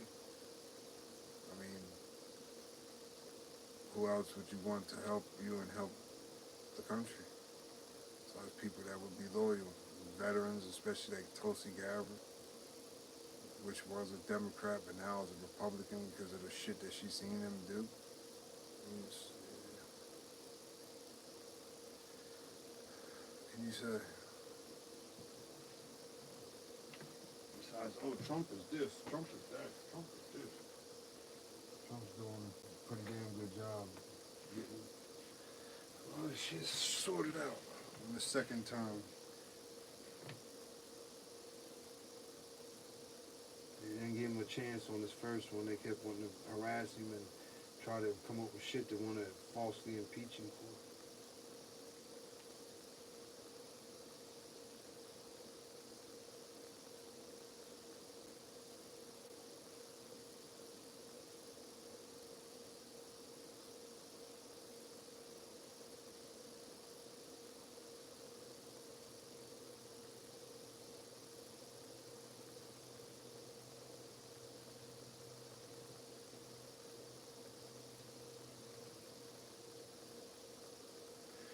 Yeah, commercial should be done in about 2 minutes or so.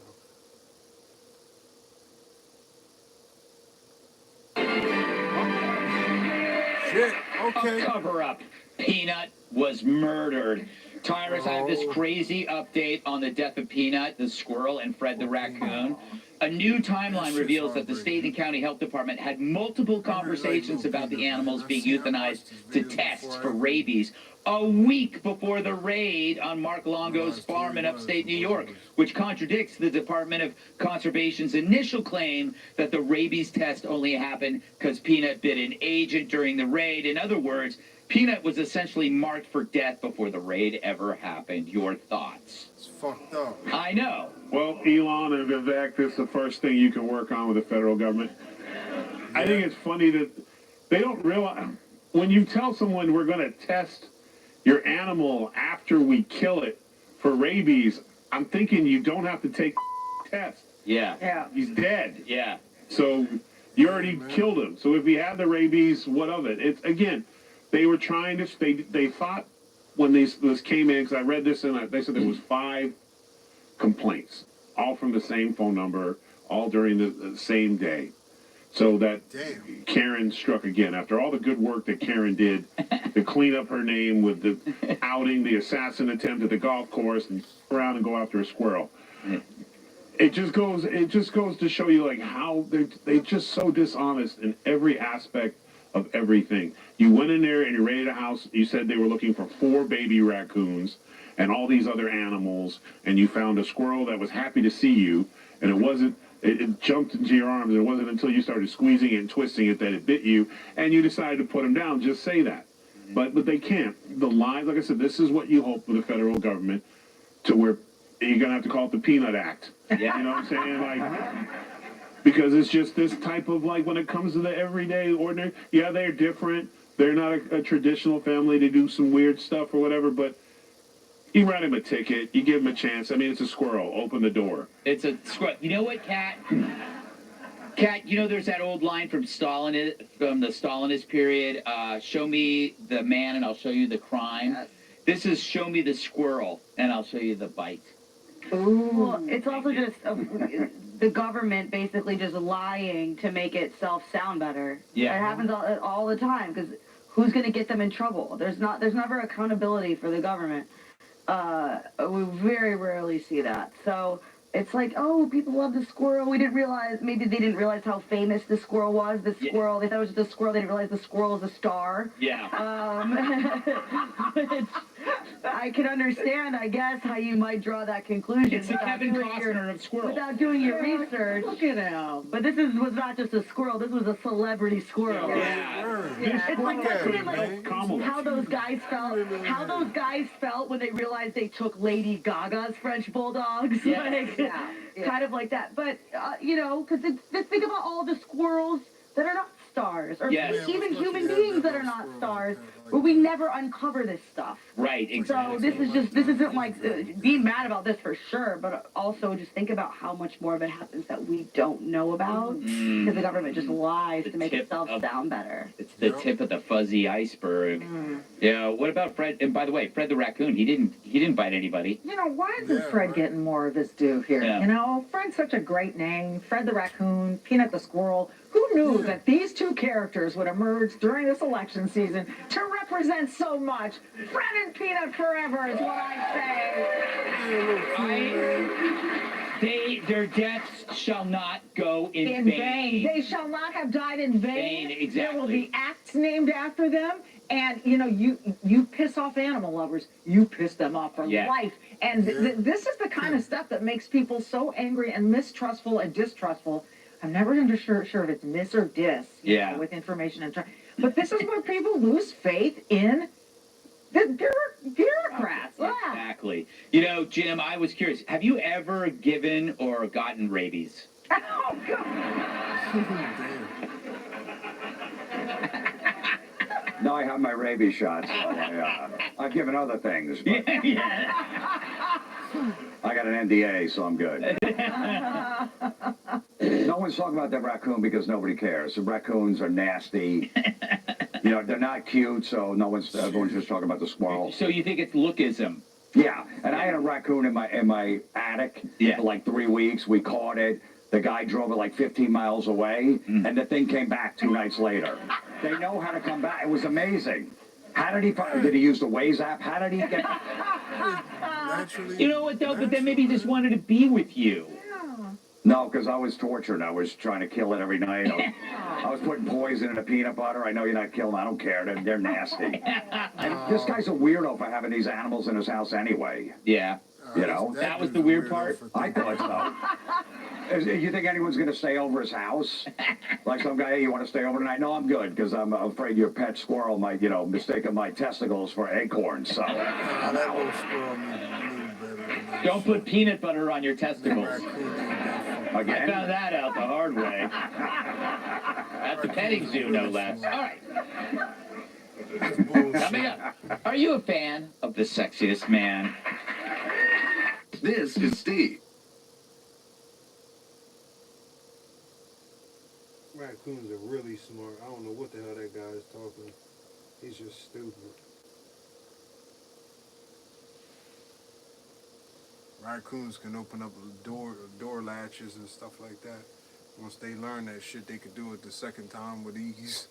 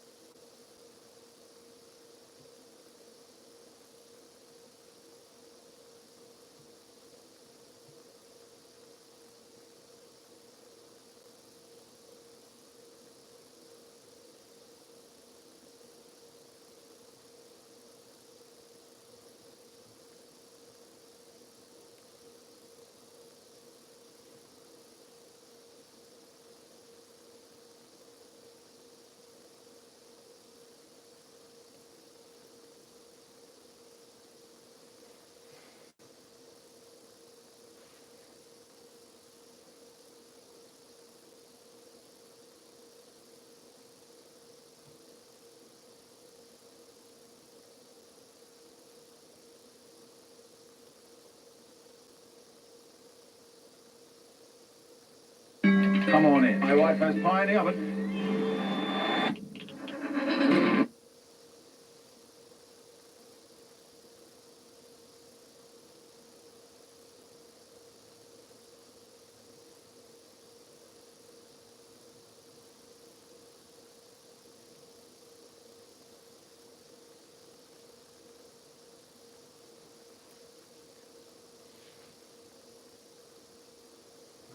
It should be another maybe minute or so with these damn commercials.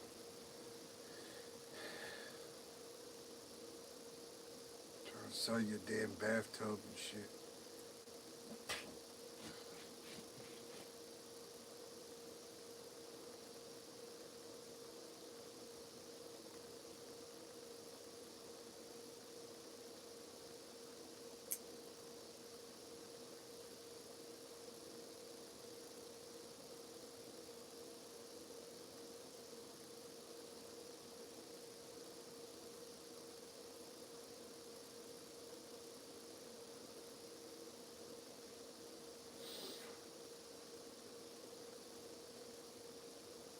Okay, it looks like it should be coming back now.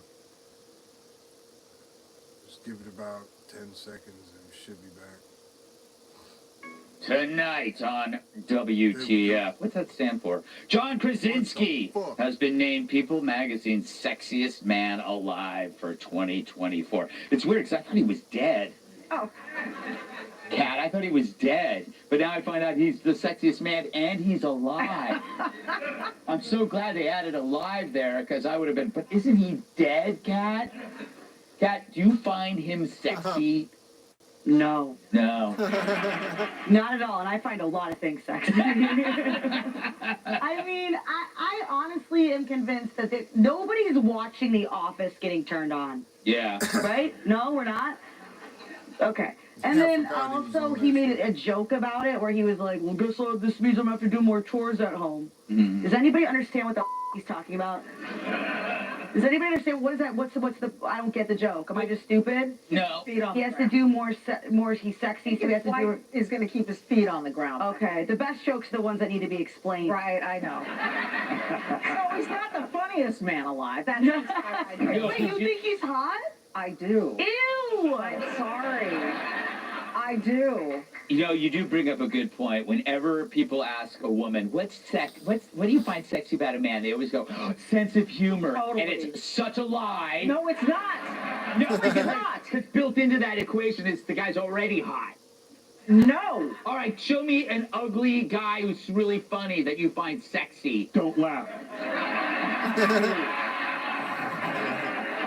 Don't do it to him. He's sensitive. Like, people will go, oh, Don Rickles, I'd really like to bang him. I get what you're saying. Let's just say that the humor really enhances any man's looks. Oh, yeah, in bed? Hey, you're disgusting. It depends. It really does depend. Oh. Look, I'll say he's tall. He's funny. He's got a family that he adores. I loved him in The Office. Love breaking up families. Did he break up a family? No, he didn't break up a family. He's trans, right? What? I don't know. No. Start it now. No, I loved him on The Office, and there were moments where I found him very attractive on The Office. Honest to God, I'm being honest. I like this choice. What I like, if you look at the top of that little yellow circle, it says 125 men we love.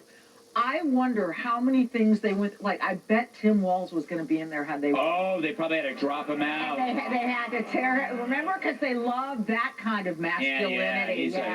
He's the new man. Yeah. Tim, you know they don't have a sexiest woman? They don't do that. They do beautiful, most beautiful? I don't know. I don't read people. I read dead people. Damn.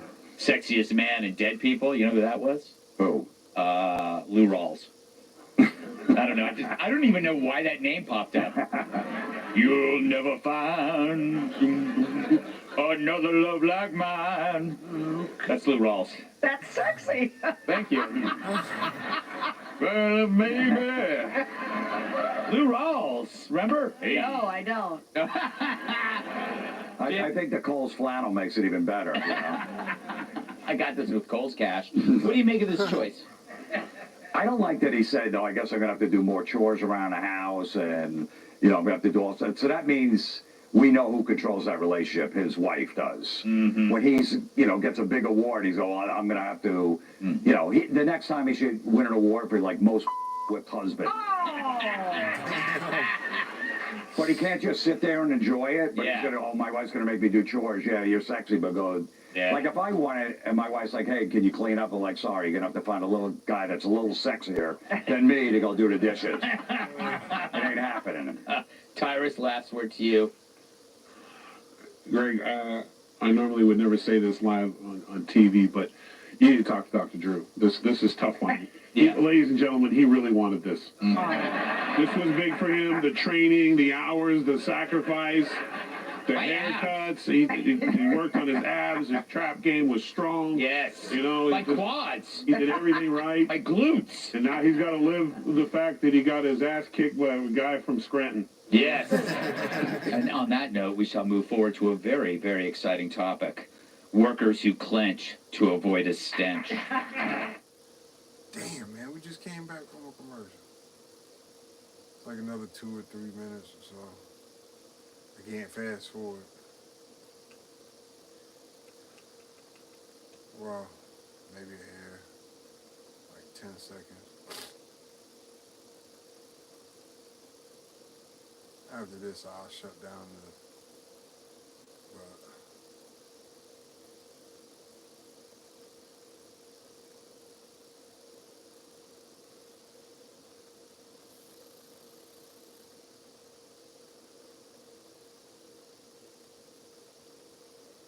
It's all raw and unedited.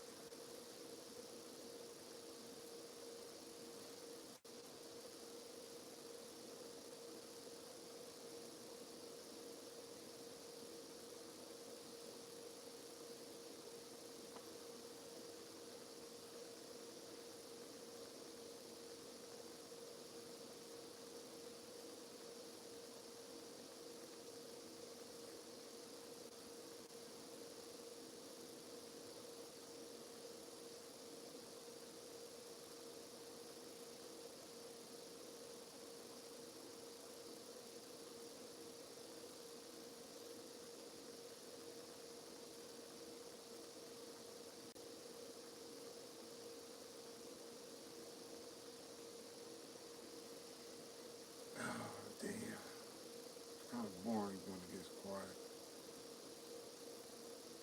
I ain't got no gas to fart to keep myself occupied either. Or entertained, I mean.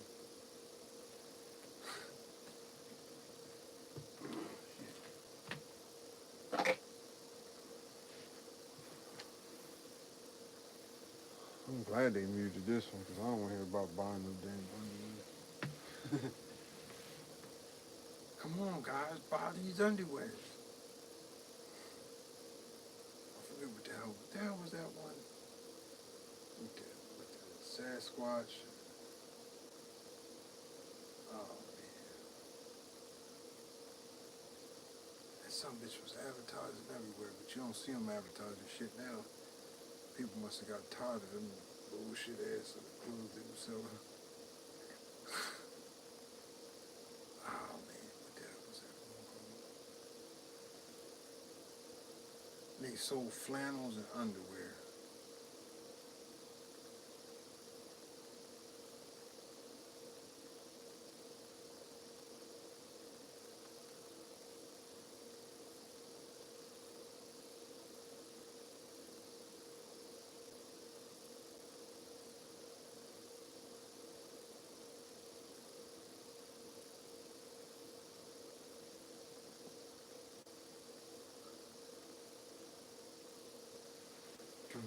Here we go, it's coming back. It's probably the last segment of the show though. But it's coming back. You need a man who won't blush at the sound of a flush. Oh, this motherfucker like shit, man. You need the poo detective. This motherfucker like shit, man. Tonight on Poo Detective. Employees who are terrified of pooping at work. Jim, a British bathroom fixtures company, surveyed 1,000 people. 1 in 12 have never pooped at work. And 34% are afraid to do it, preferring to wait all day to go number 2 at home. You can poop anywhere, I imagine. You're pooping I'm now. white trash from New Jersey. I'll poop right here if I have to. I go to the all-gender bathroom because there's nobody ever in there. Yeah. And then if I come out as a transgender person stand there, I'm like, listen, I'm sorry, you might not want to go in there. You might want to transition back into a male and go use the men's room. It is true, Kat. There's something different about men and women pooping. Well, I just think that this study can't be trusted because it's British people. So they don't need to poop at work because they're not there that often. Yes. Damn. They're probably down at the pub. They're on holiday. Yes, they're on holiday. And they're not taking a poo, they're having a poo, which is really weird, really weird. Tyrus, half of the men admitted to casually passing gas in front of coworkers. That's another fact, apparently, among the Brits.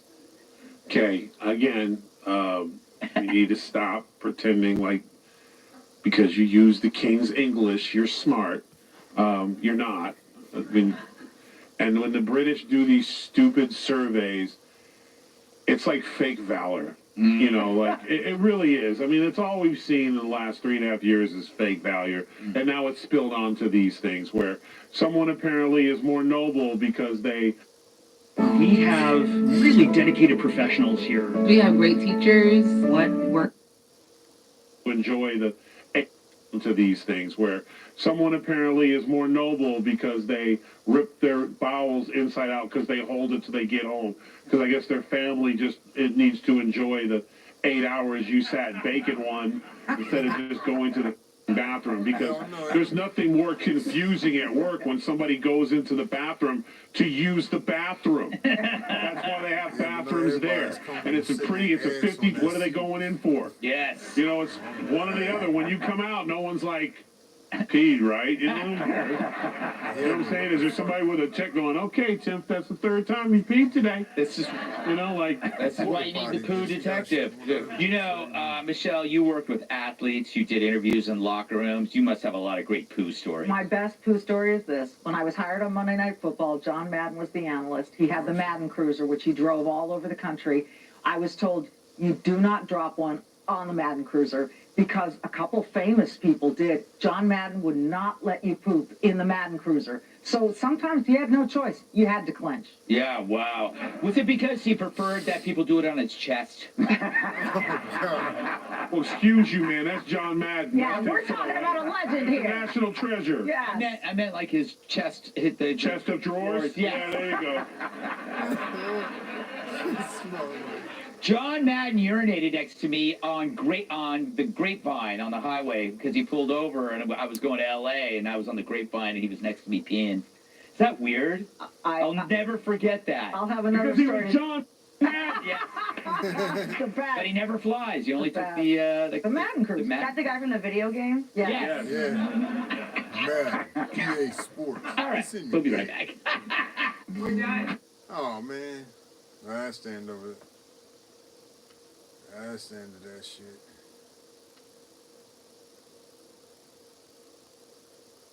Cristiano Ronaldo. Christian Eriksen.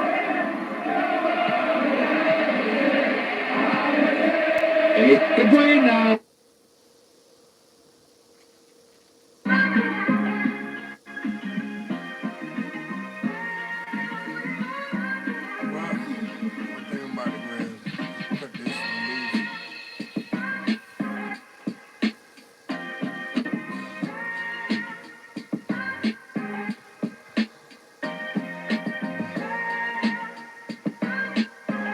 Thanks for hanging out with me and watching this, but I'm gonna go ahead and end this here.